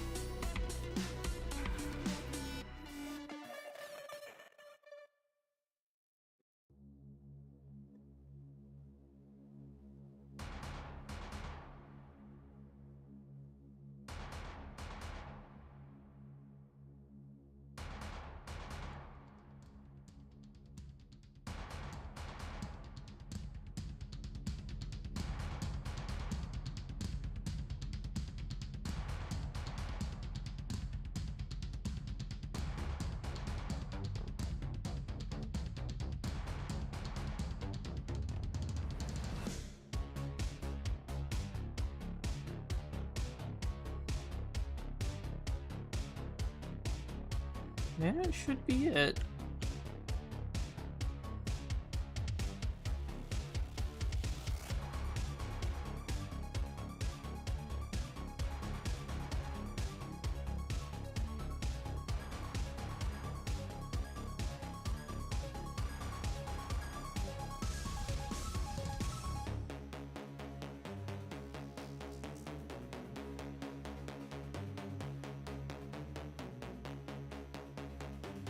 Oh. Read is just right. Yeah.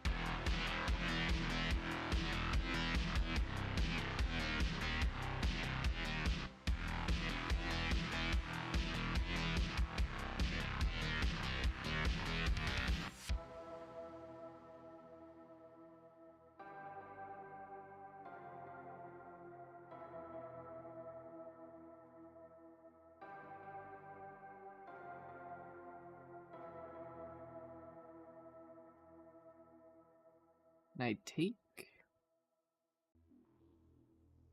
No, unfortunately not.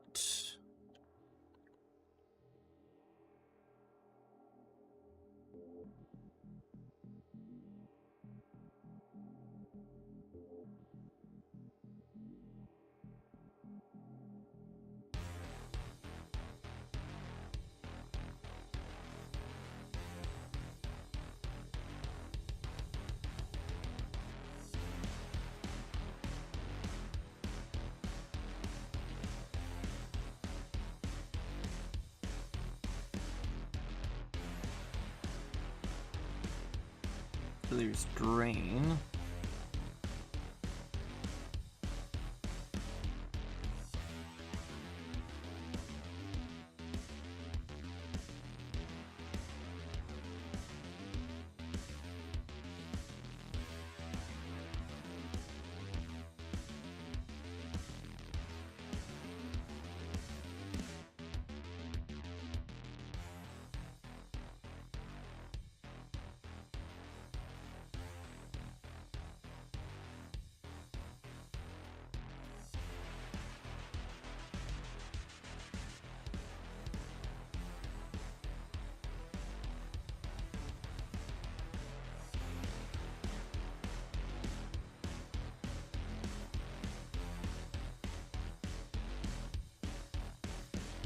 Oh, is it literally just remove?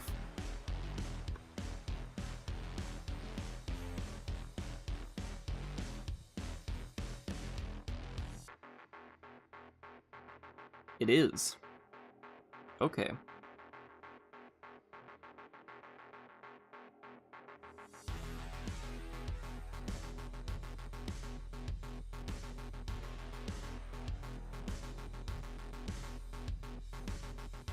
I'm gonna swap remove, just because, well, no.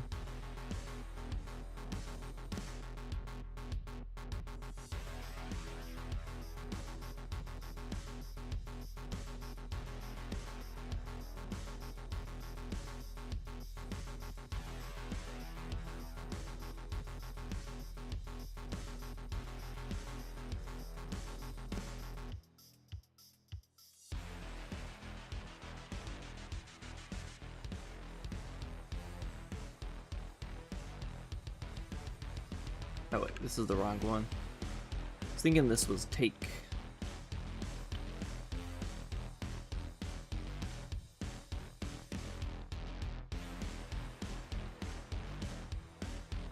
Self members remove.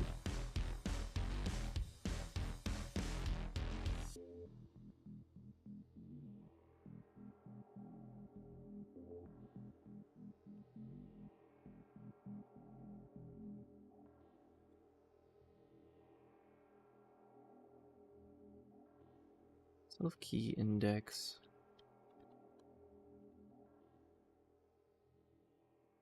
Insert member.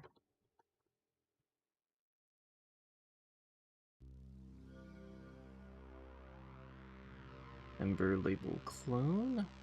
Self members length. Members push member.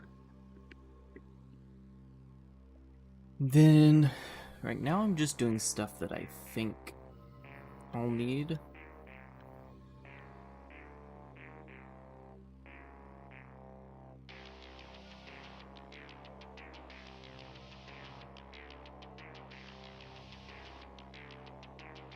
Then we also need to self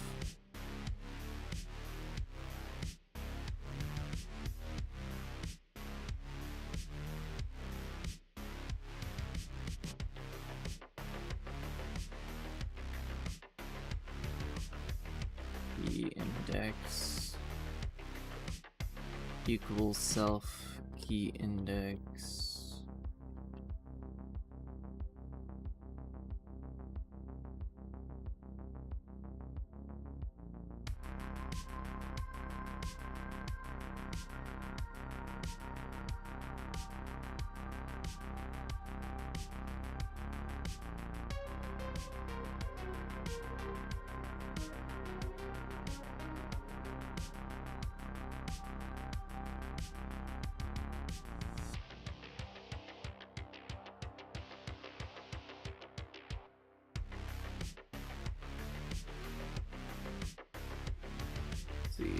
We just need to key index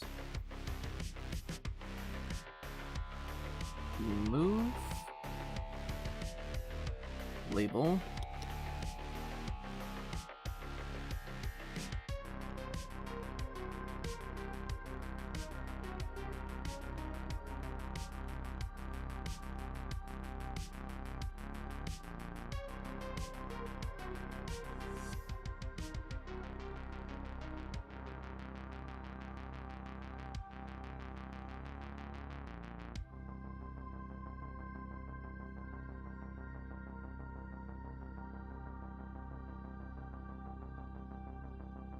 Actually, can I just do cloned?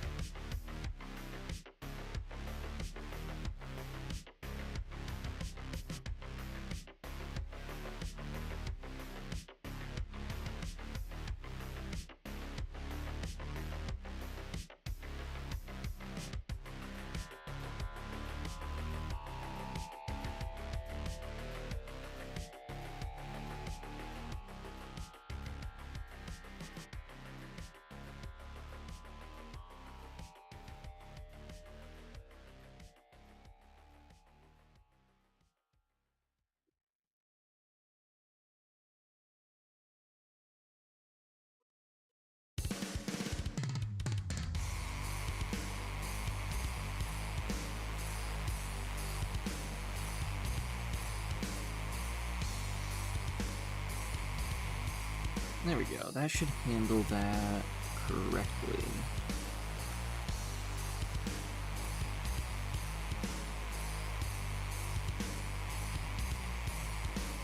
And that should be all we need for the moment.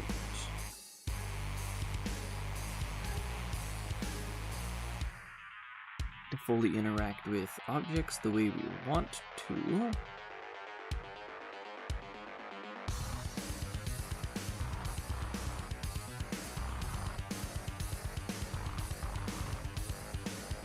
At least for now.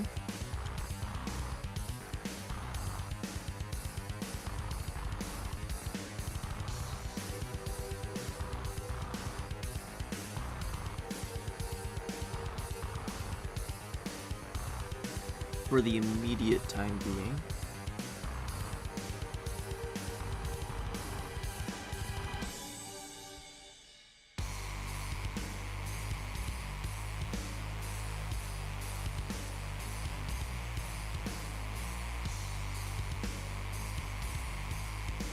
Now we get to decide on the format. Or I think I already decided on this.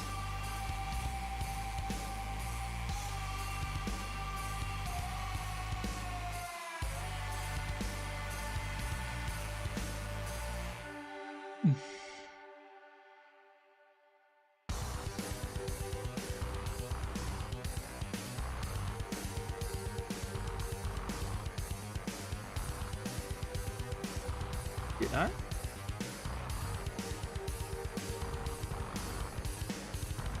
Where's compilation?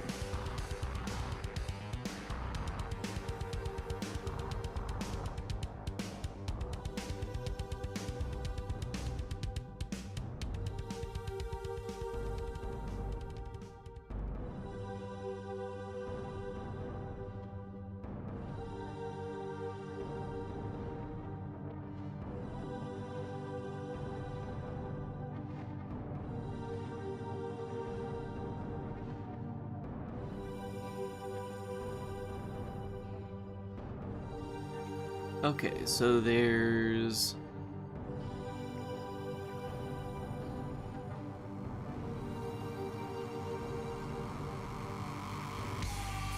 3 different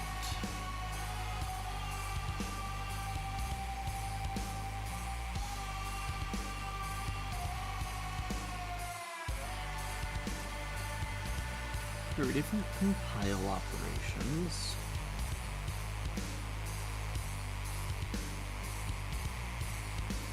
Or, what am I saying? I didn't even count. I just said 3 randomly.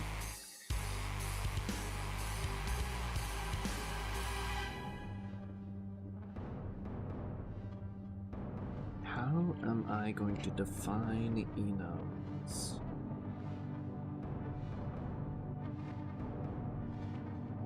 Compiler enums, because I keep thinking like, oh, I needed to find an enum of all possible compiler instructions, but no.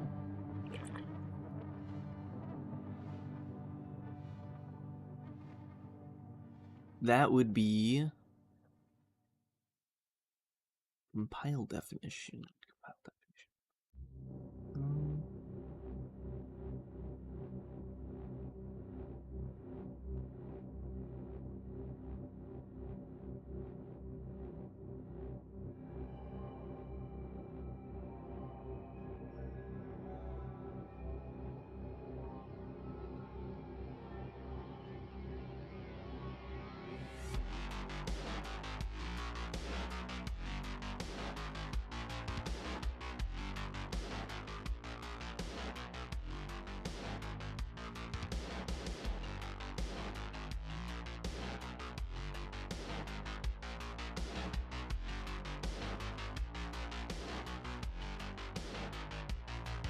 Let's just kind of write this out.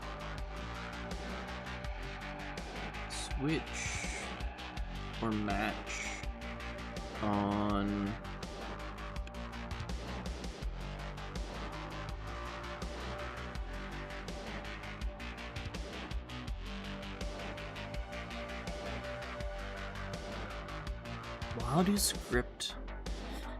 what is the script object going to look like?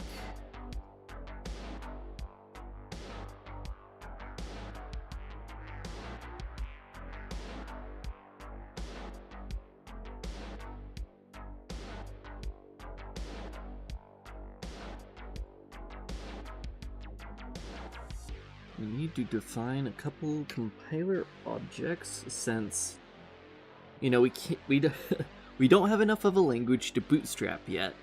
So we need to create compiler definitions. Unless I want to define the syntax for no.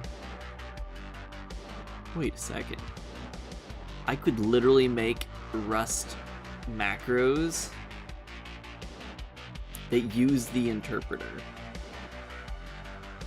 Theoretically. Actually, would that create a circular dependency chain if I wanted to use Rust macros that reference that same interpreter? Yeah, that might create a dependency loop. So let's just manually define these. Script.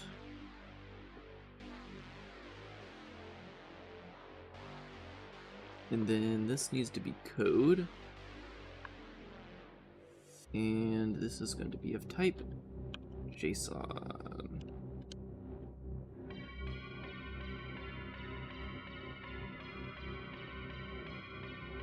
I keep thinking no! I keep thinking I'm using Vim bindings.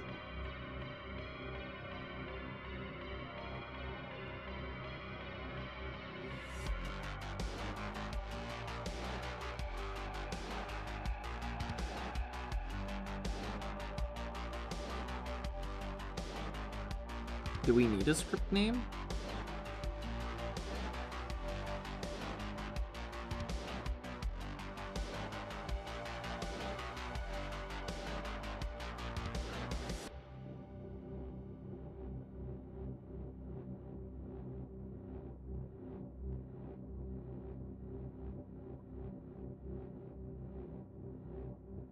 No. We just need to run a function.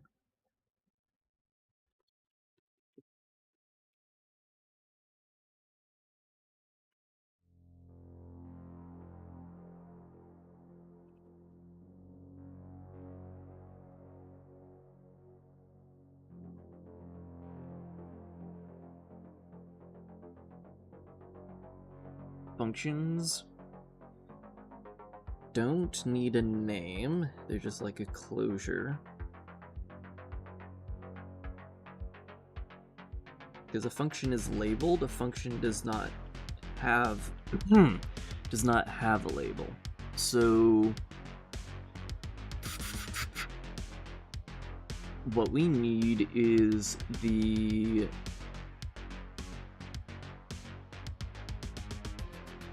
arguments.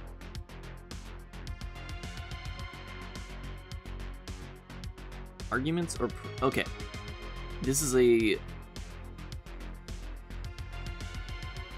Google search, a long time coming, but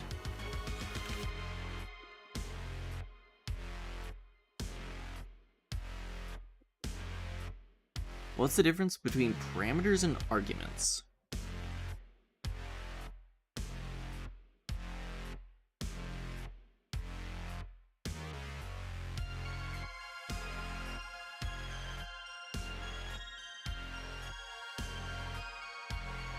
Parameters define values. Arguments are the way.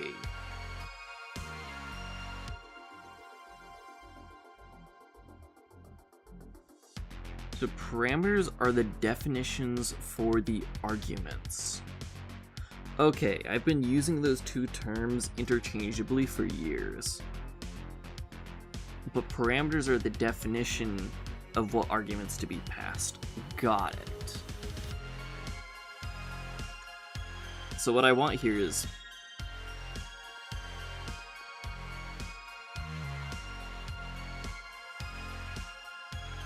params, and this is going to be an array of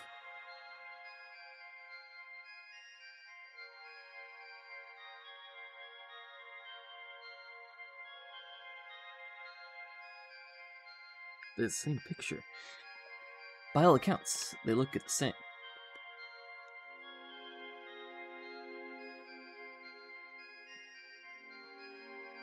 Function.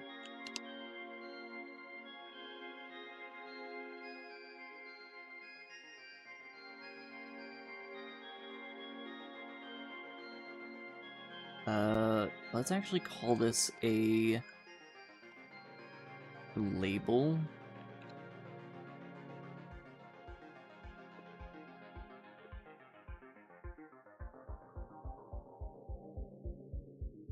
A label constraint is just what we'll call this.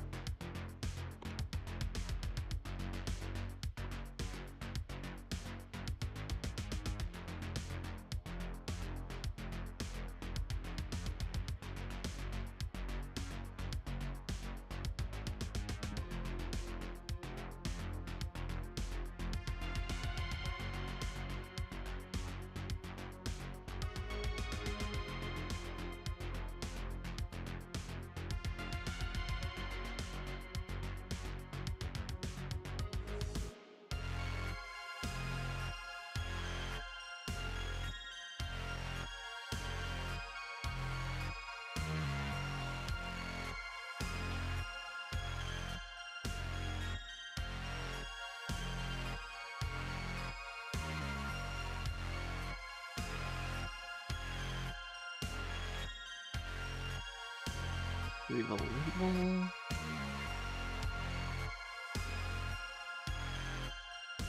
And then constraints. And this is technically optional.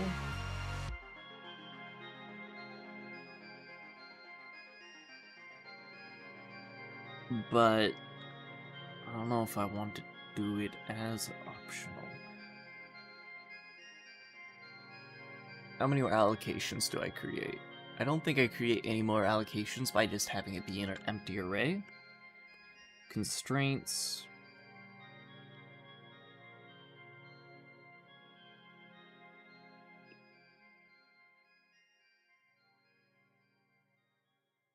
Have this be a constraint. Parameters. So a function takes these parameters, or takes arguments described by these parameters.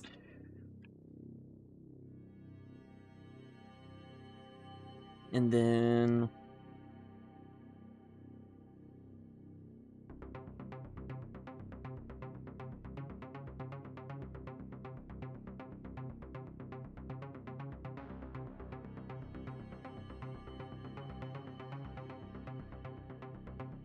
expression?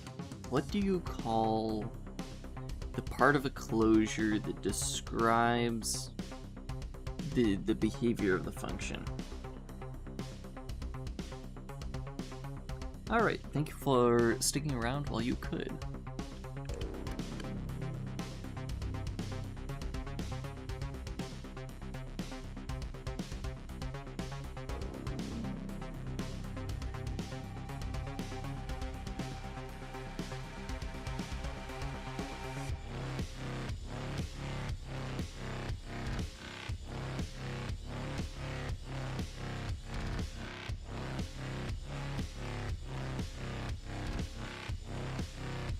Well, at its most basic level, the expression that we return is simply, or the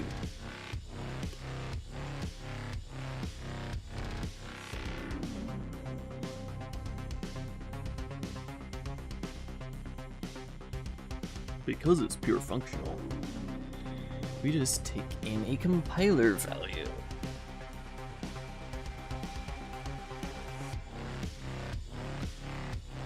Or a,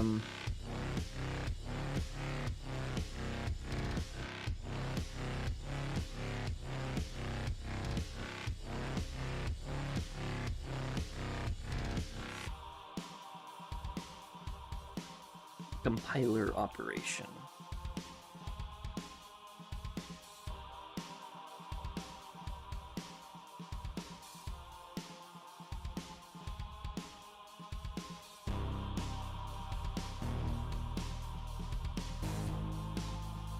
Or simply just operation.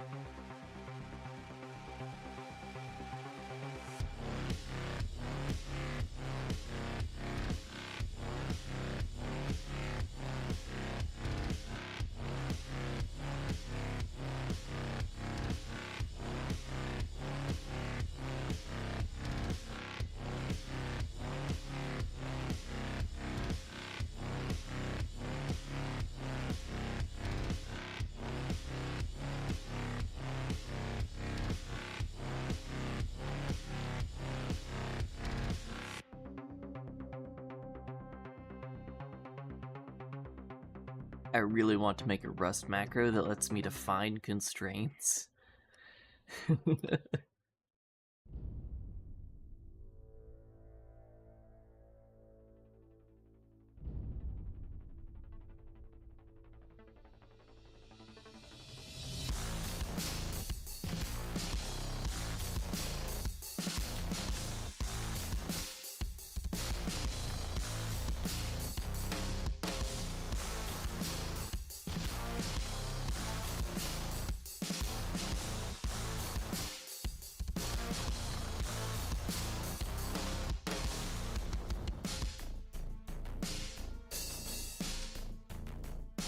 Alright, so what are operations?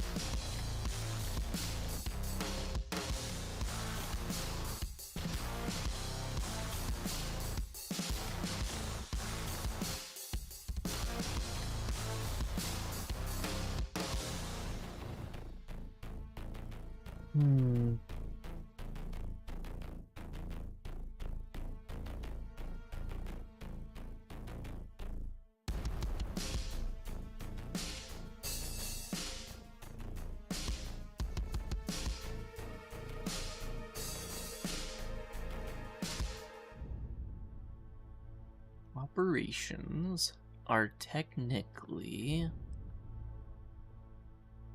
a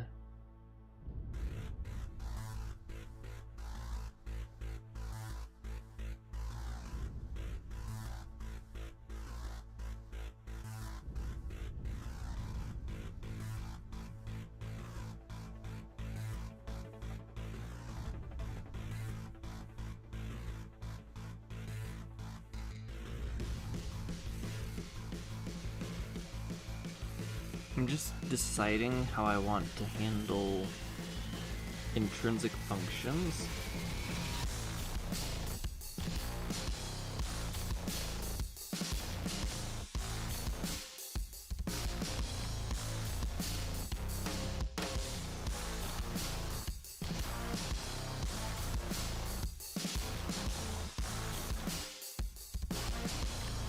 Okay, since the point of having an interpreter is to keep track of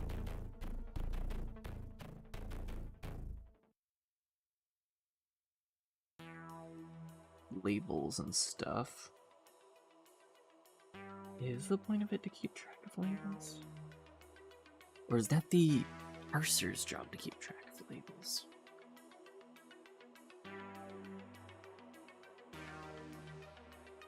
Do labels exist?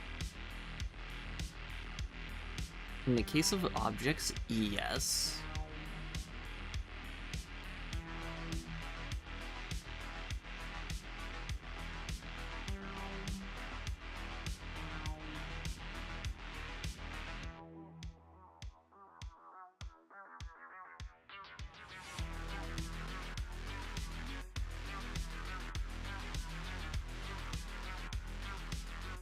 Operation.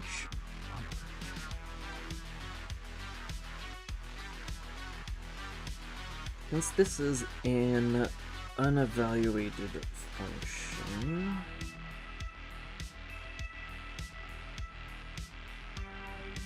when do we resolve the function that it's calling? If we have an operation and it's calling a function, when is that resolved?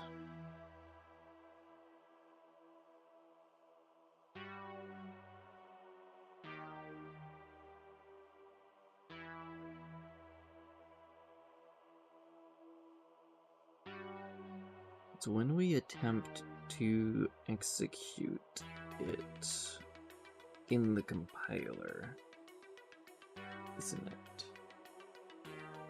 Because I'm just thinking, if we have intrinsics as a compiler value, like an intrinsic, like this is a value that we can call.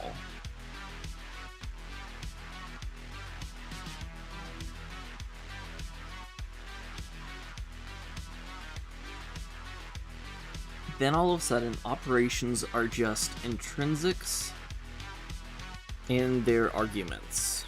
And that's all the operations are, is the intrinsic value and their operands.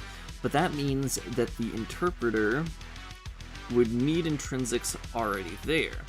Which means we don't need an interpreter because the intrinsics is already there. We could have just directly passed the values to the thing.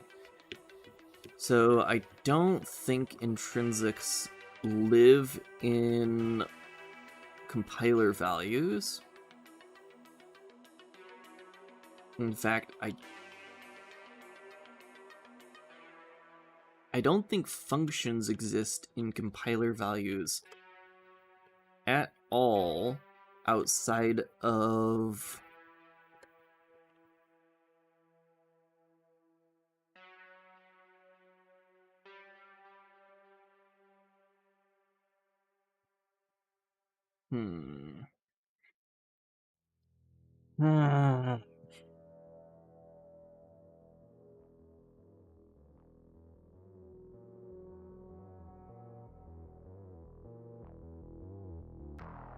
Now, functions are their own data type. But I don't think it makes sense to have intrinsics in there.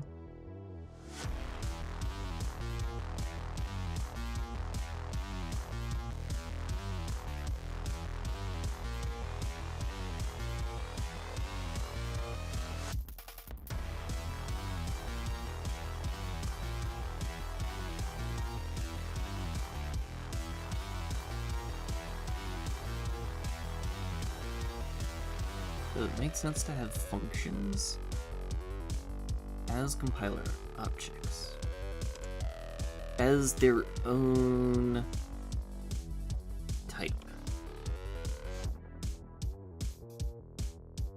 Depends on if I want metaprogramming. Do I want metaprogramming to be able to mess around with the internals of functions?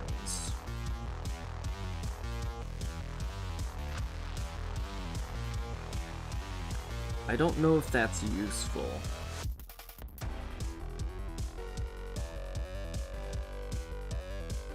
Is that ever useful? Ever? Like, I can see the use of being able to directly emit, I want this function to emit exactly this IR instruction. I can see that being useful. I, however, can't imagine changing an emitted function after the fact being useful. You can totally map the result of a function, but that's mapping the actual result, not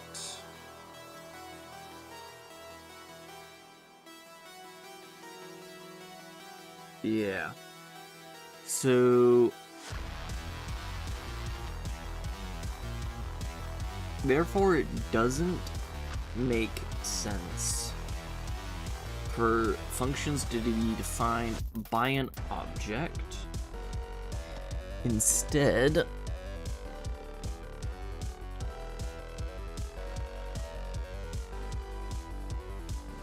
functions will be their own data type.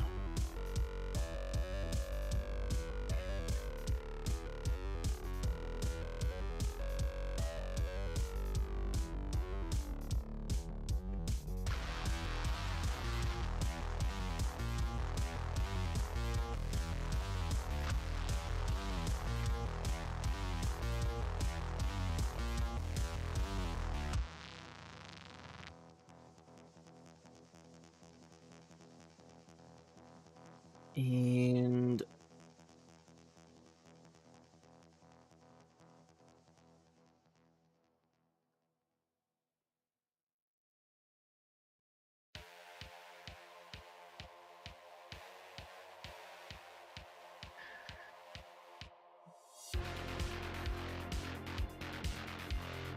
are intrinsics?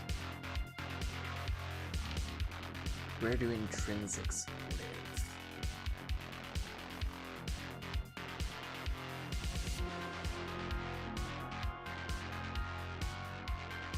So I was thinking intrinsic functions are only labels that exist in the root namespace. But here's the thing, I want to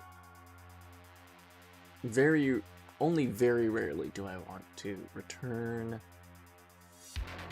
root namespace level intrinsic functions. But I want to return functions as members of objects super often. But here's the thing, those functions I want those functions to have intrinsic behavior a lot of the time. So functions as a value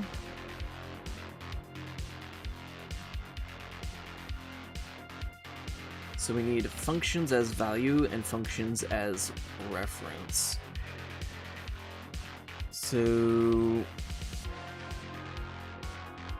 enum function, so this can be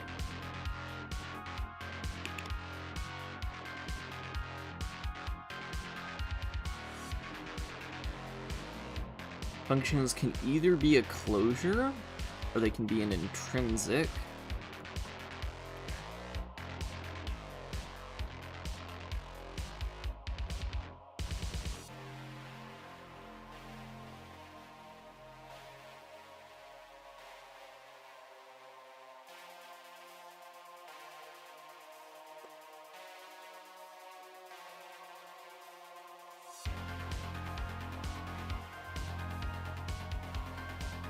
We have a function definition.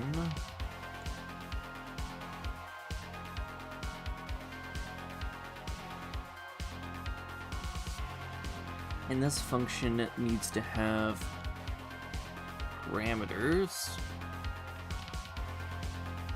And those parameters are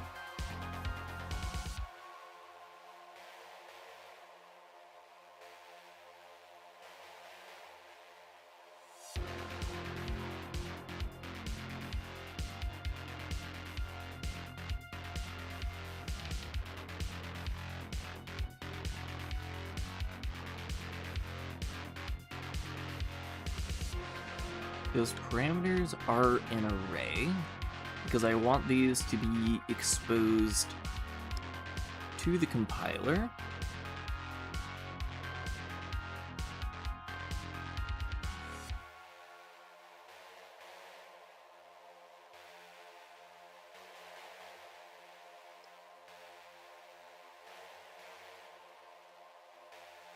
Then we have a definition,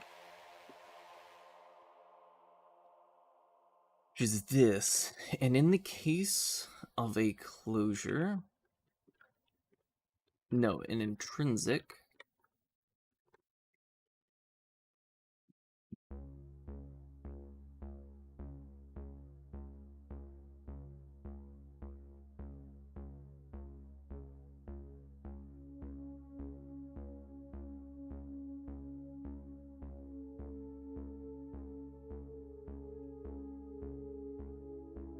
kind of back to where we were before.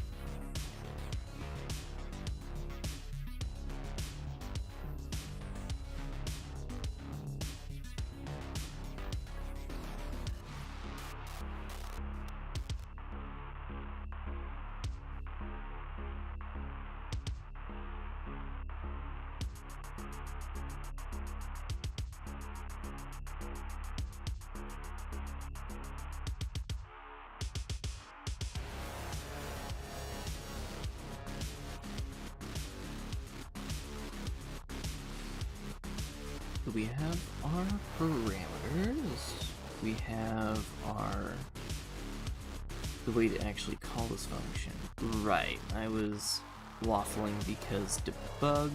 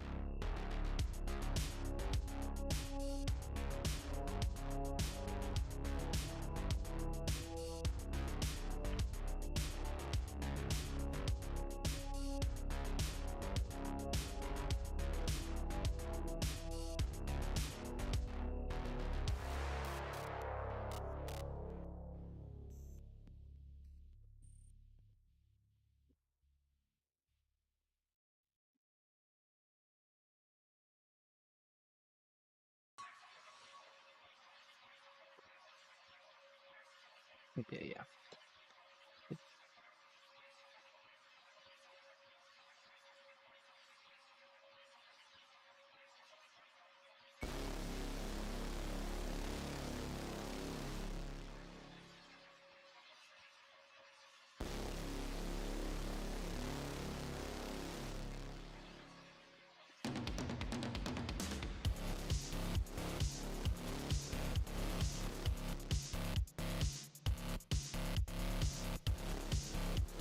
Implement debug.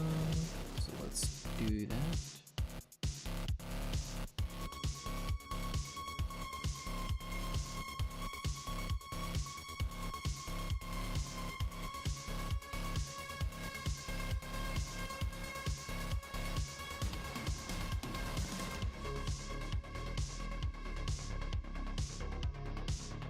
Function definition.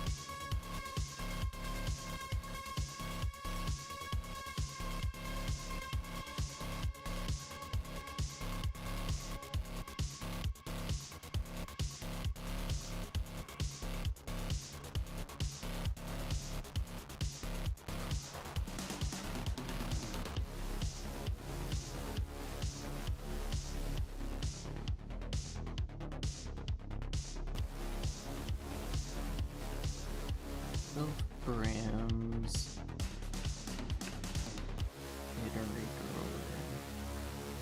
This is... Wait a second.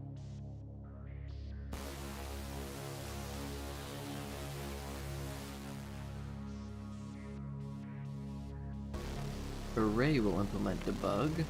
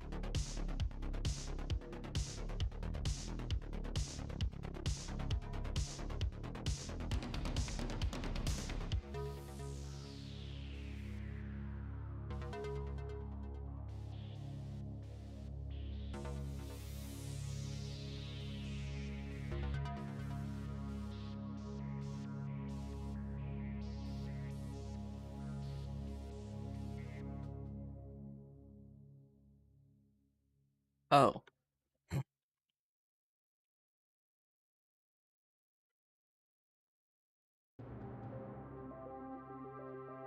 I'm dumb. I'm putting in too much effort.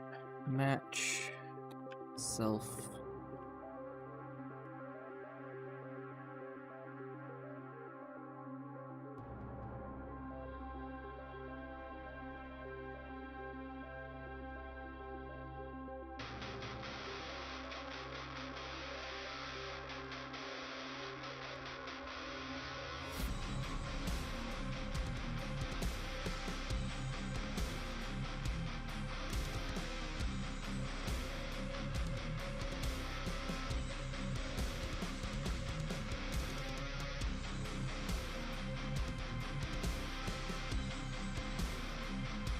Closure.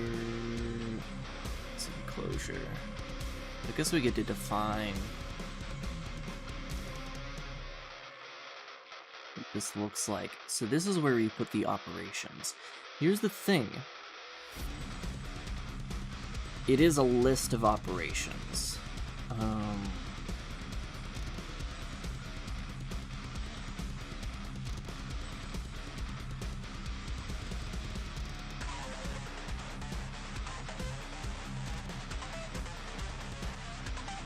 And the last value, the last operation must be a return value.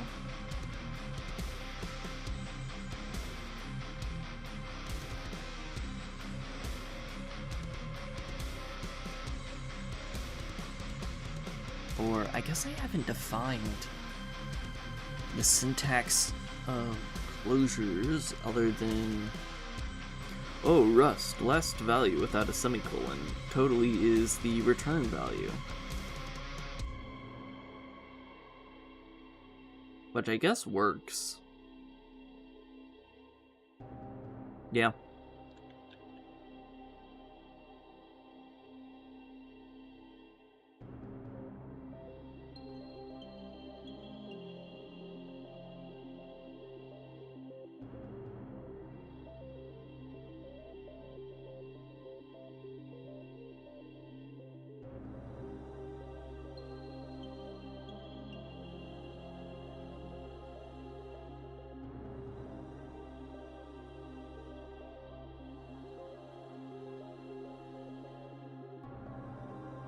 Here's our operations.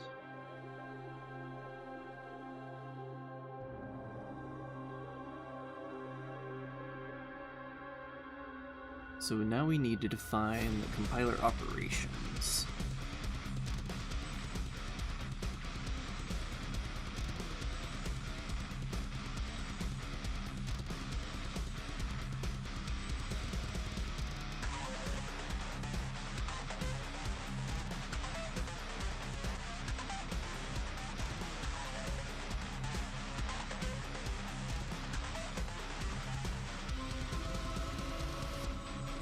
And the most important... Oh, actually, we have a list.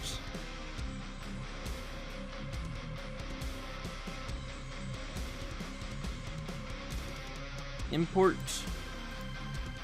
is an intrinsic.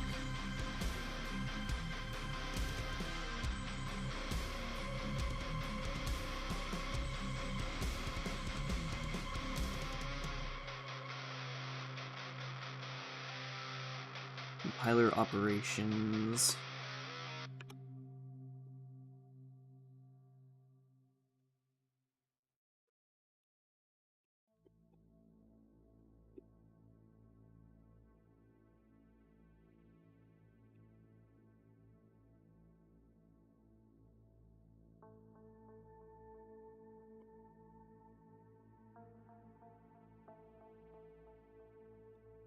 Let's see,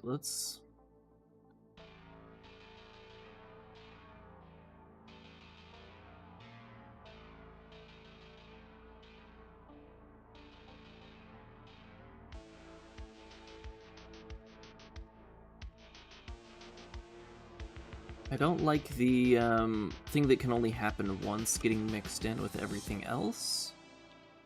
So the way I'm going to handle this is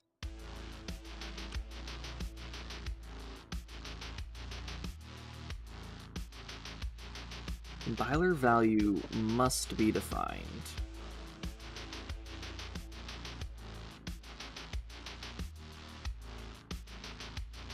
Like, it just must be defined.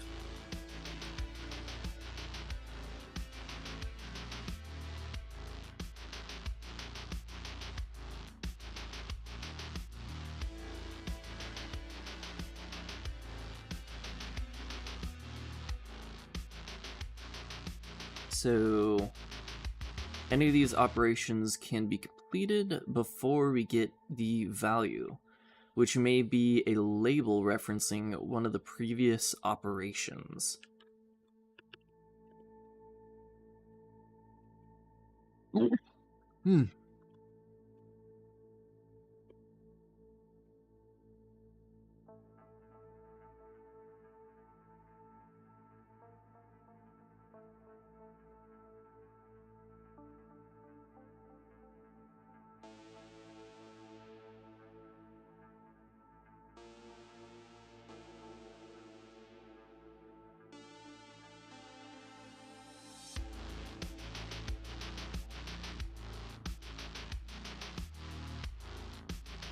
This is the final value expression to be returned.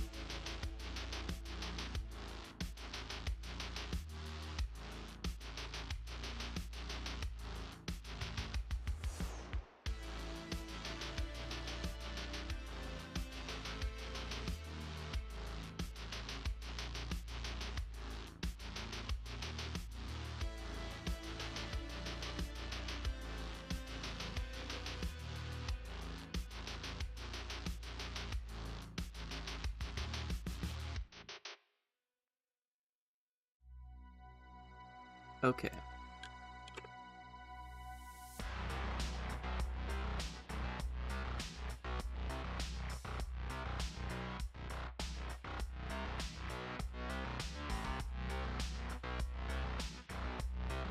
All operations should be able to do is mess around with labels. Really.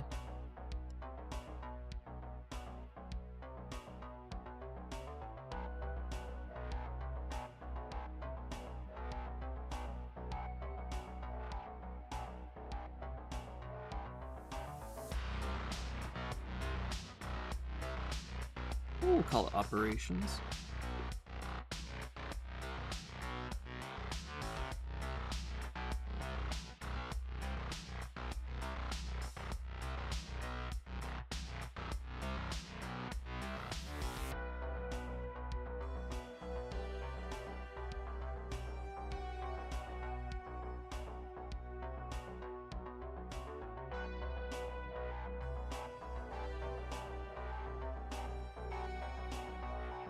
So really, these are label operations. The song that we are currently listening to is The New Order by Carl Casey.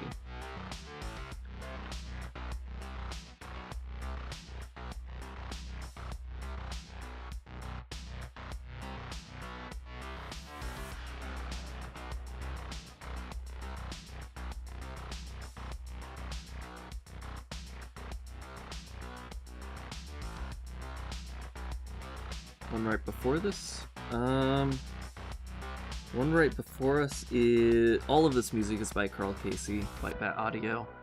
And that song is Tyrant. So this is a evil Darksynth playlist.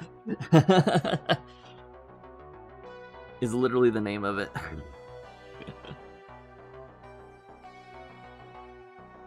So currently we're defining the data structures to be used within a compiler / virtual machine.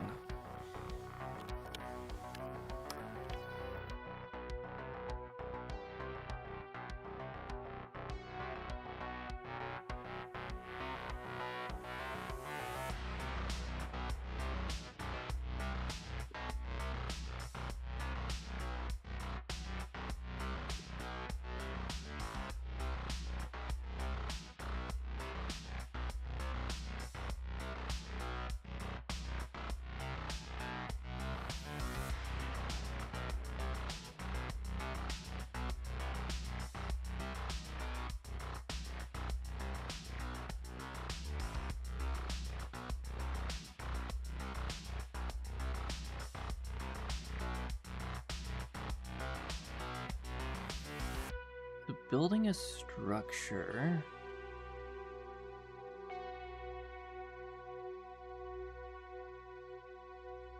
This is technically syntax, not an operation. Destructuring, on the other hand, that has to do with labels.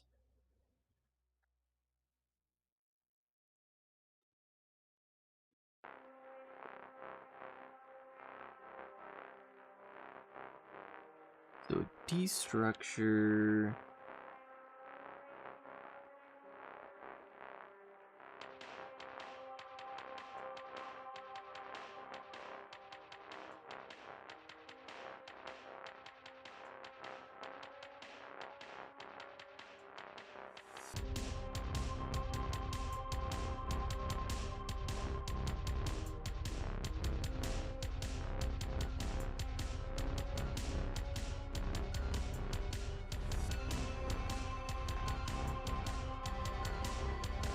Actually,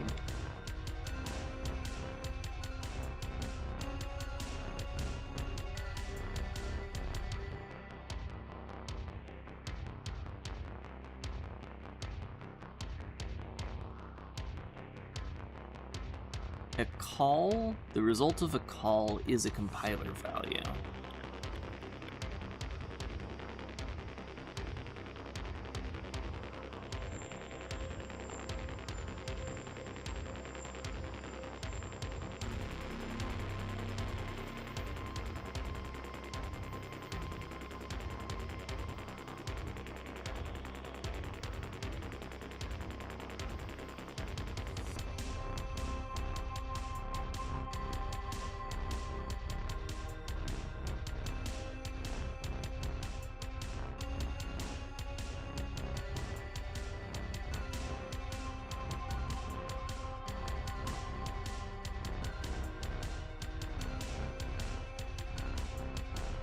Destructuring, we have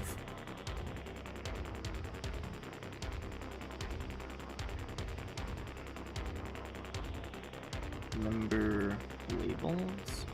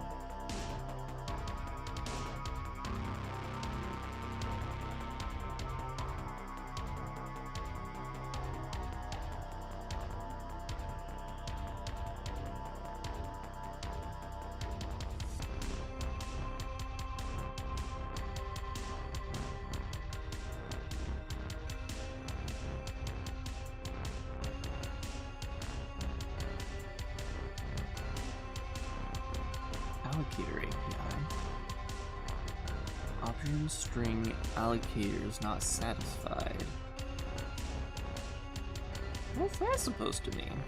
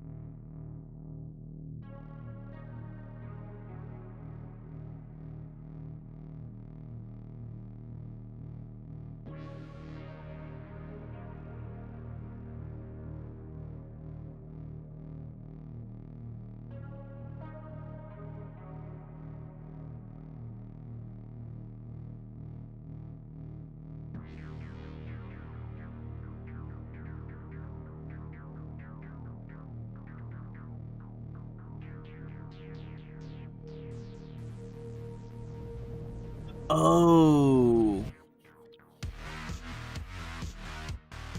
This needs to be a tuple, because I thought that this was an allocator. I think I will keep this as it is, though. So we have labeling, destructuring,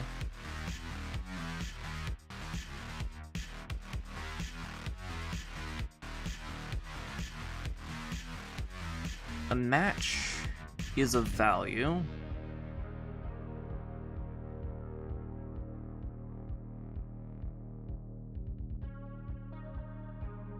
Do I need to add in pipelines? Enum instruct definitions.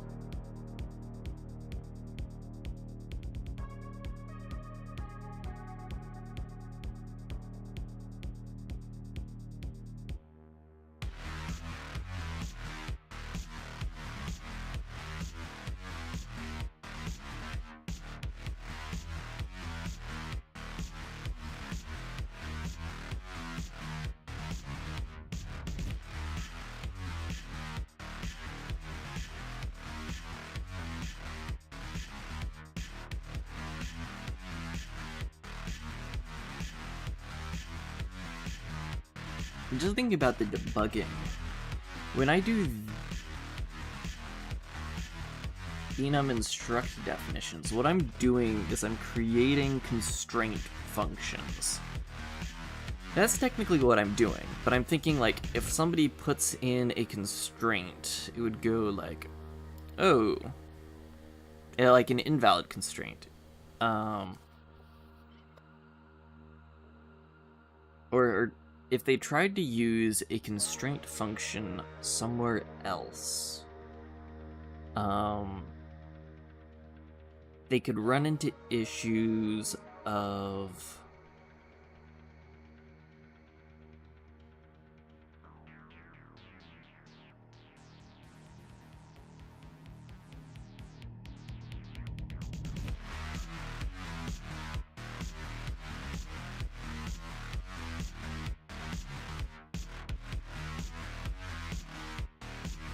the debug messages could just be super wonky if the output of this was just a function.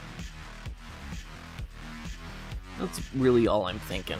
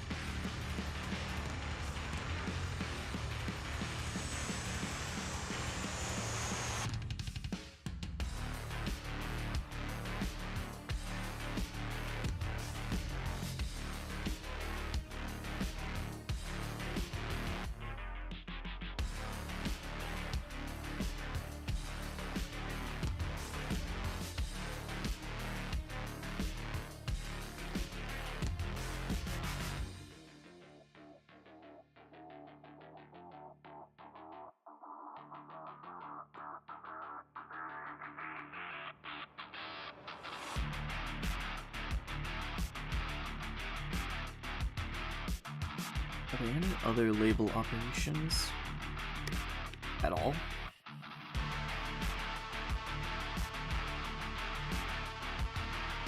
Or is that it? I mean, I guess technically there's an inject syntax and a extract syntax, but it's really, these are just label creation. The two ways we create labels. And technically the inject syntax.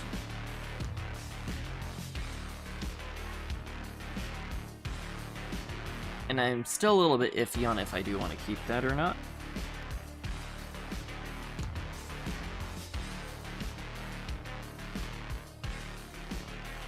We're just gonna do label operations for now.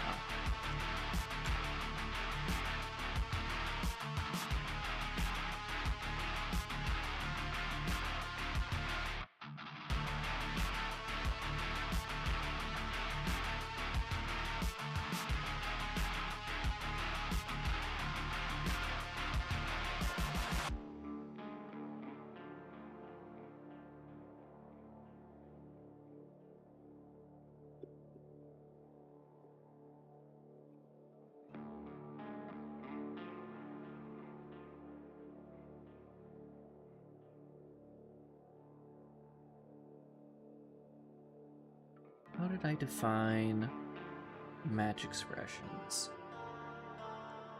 Enum variant to the mapping function. So this should be string for the variant label.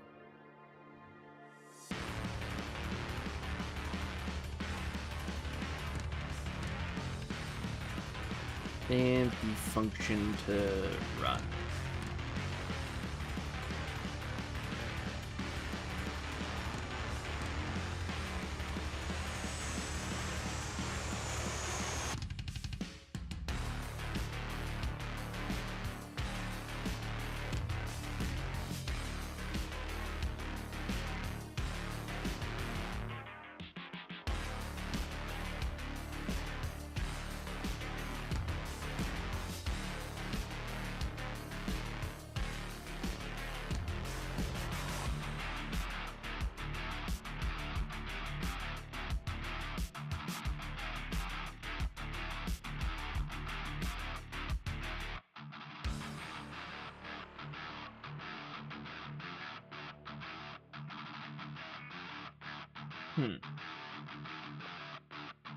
To validate this match statement that it's well,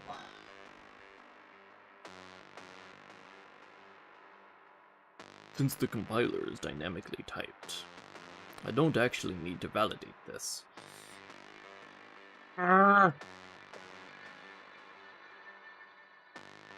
Which causes me pain, because different match arms could be different values. I don't like that, but yeah.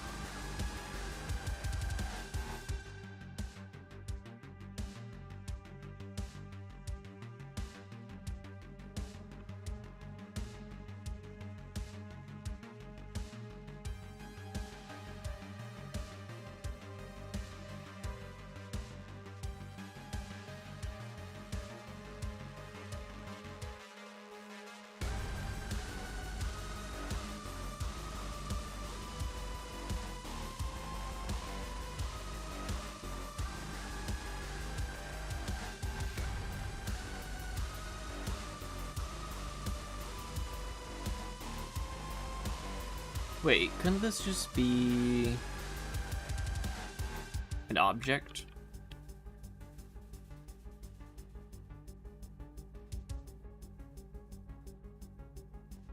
Yeah, this could just be an object.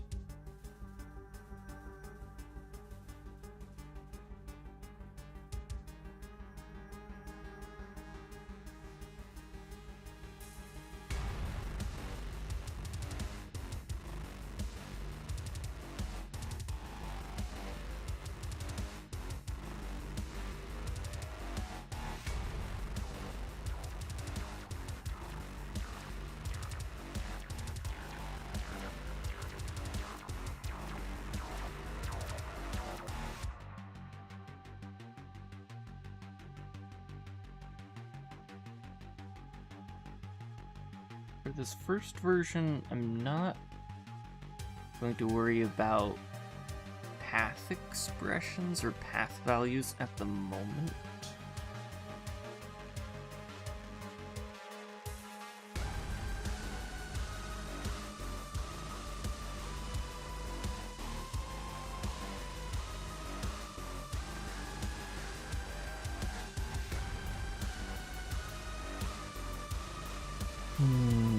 But is this everything? A reference to a label instead of directly embedding the value?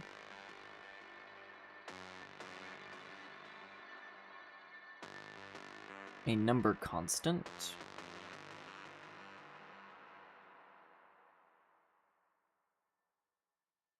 A labeled variant of an enum? An array of values?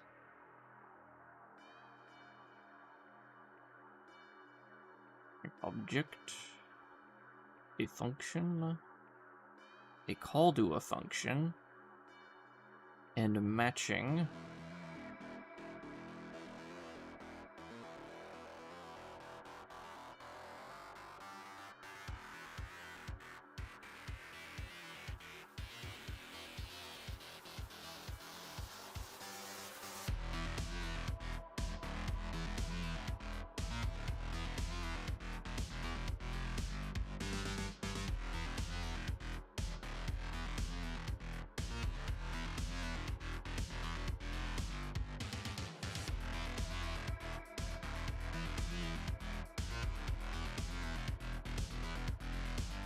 And I believe that's almost everything.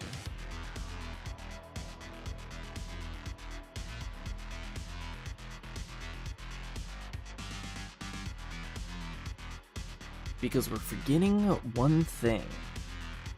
We are forgetting shared values.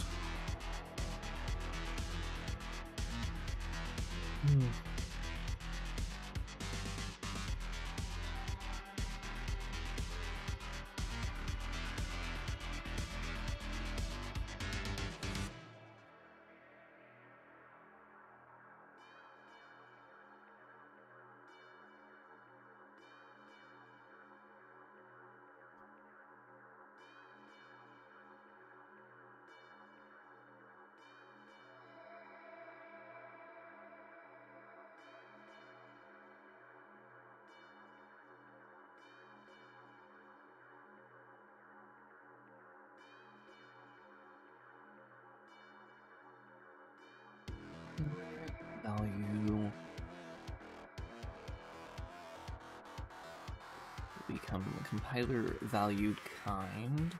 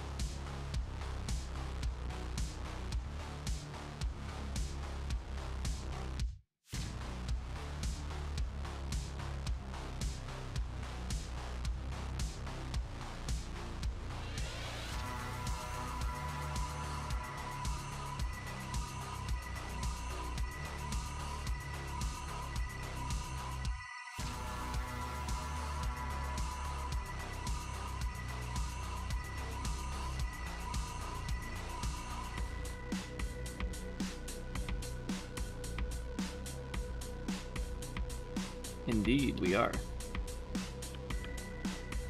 It is getting late though, I should probably get off. Eat food and then explore VCAT a little.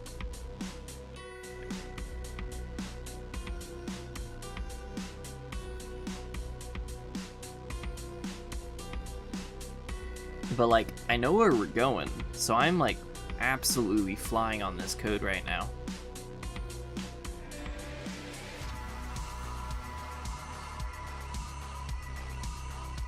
Ah, yeah, understandable.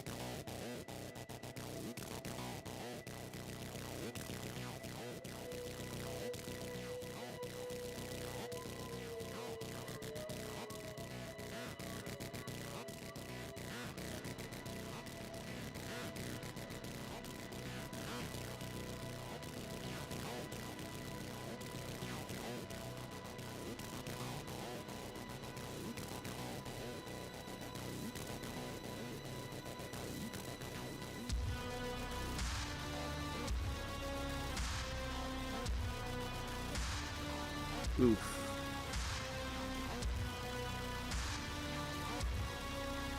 Music. You are the second person asking about them. All right, it is the evil Darksynth playlist from WhiteBatAudio.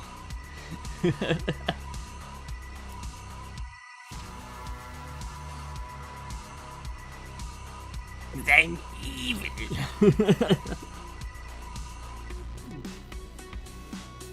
Who are you getting me to DM you?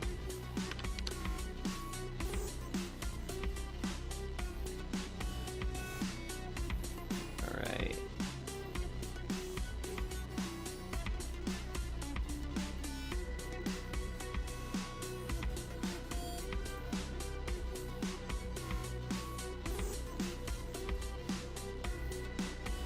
There you go.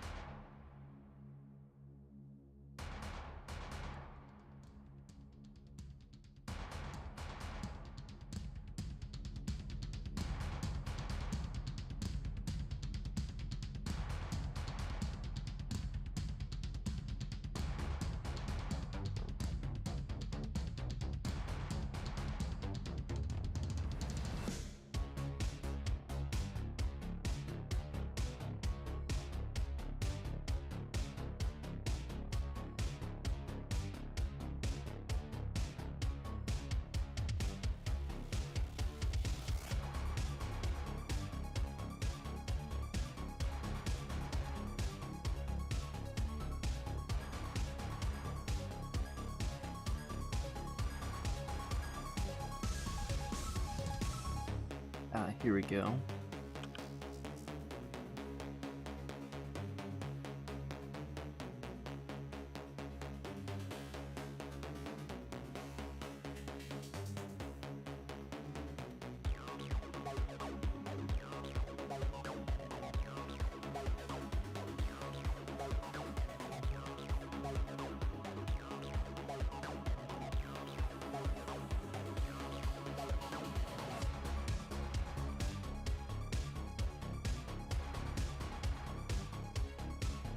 That might be the completed everything we need to run this VM, at least data-wise.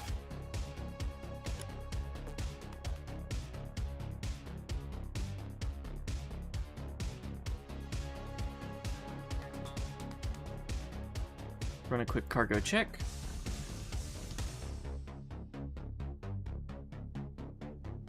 Parser error. Parser error, fine.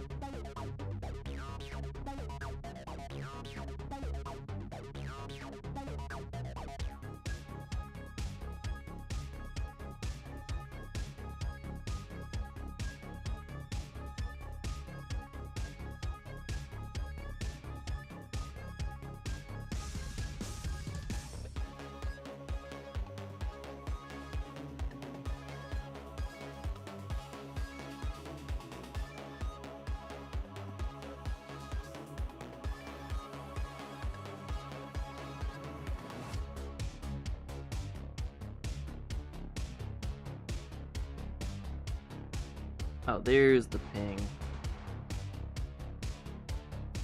Thought I was going crazy. I was like, why do I have a ping? Why do I have Discord ping? Okay, so we have all of our compiler value, the actual values. All of these are basically expressions, not actually values. But because it's functional programming, it's kind of a little bit iffy which is which. So in just nearly 150 lines of code, we have potentially all the structure we need to make a VM that runs this.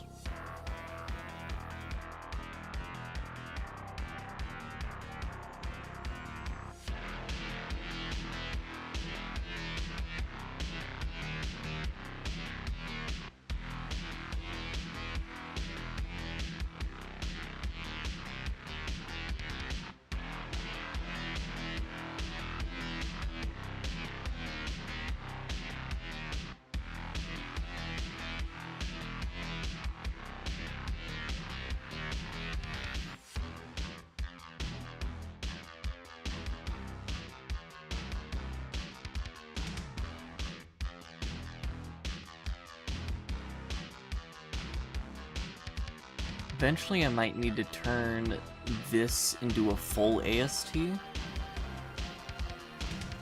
so that it can be transformed back into text.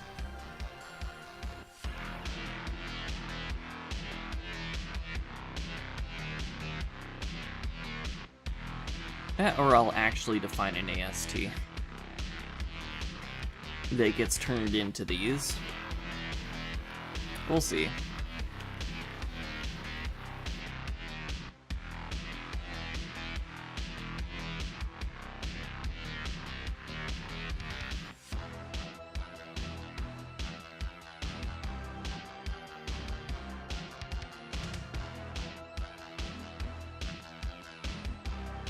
I'll function with args.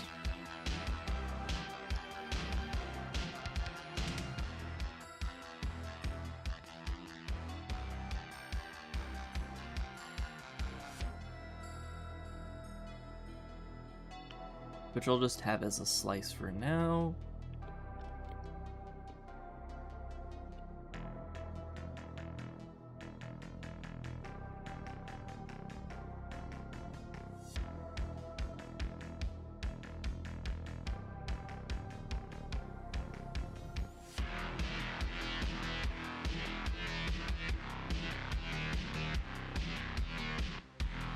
So I might... Nah, it's fine. It's fine.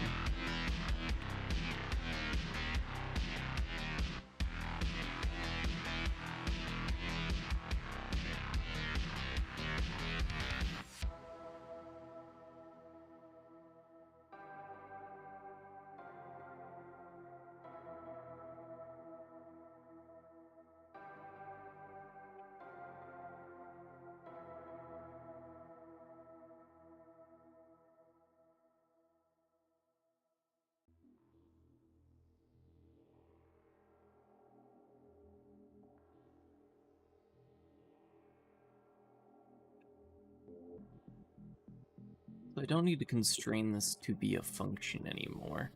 I do need to run the function's constraint, like compiler values, like verify that we passed the correct amount of function, verify that we passed the correct amount of arguments with the correct constraints to this function.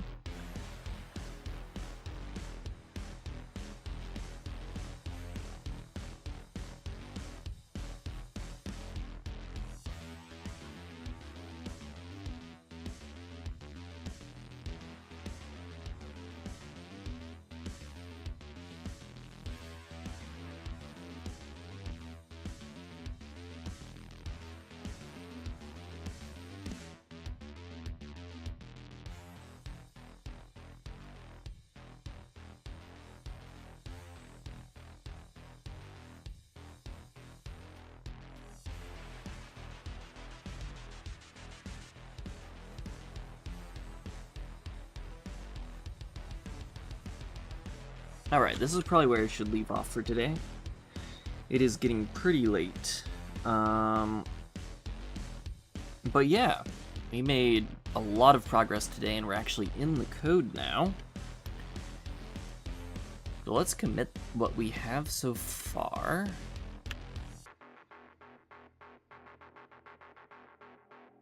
This is...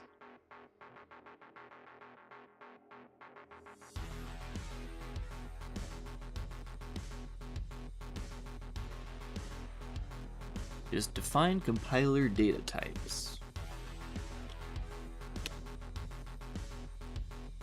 Cool.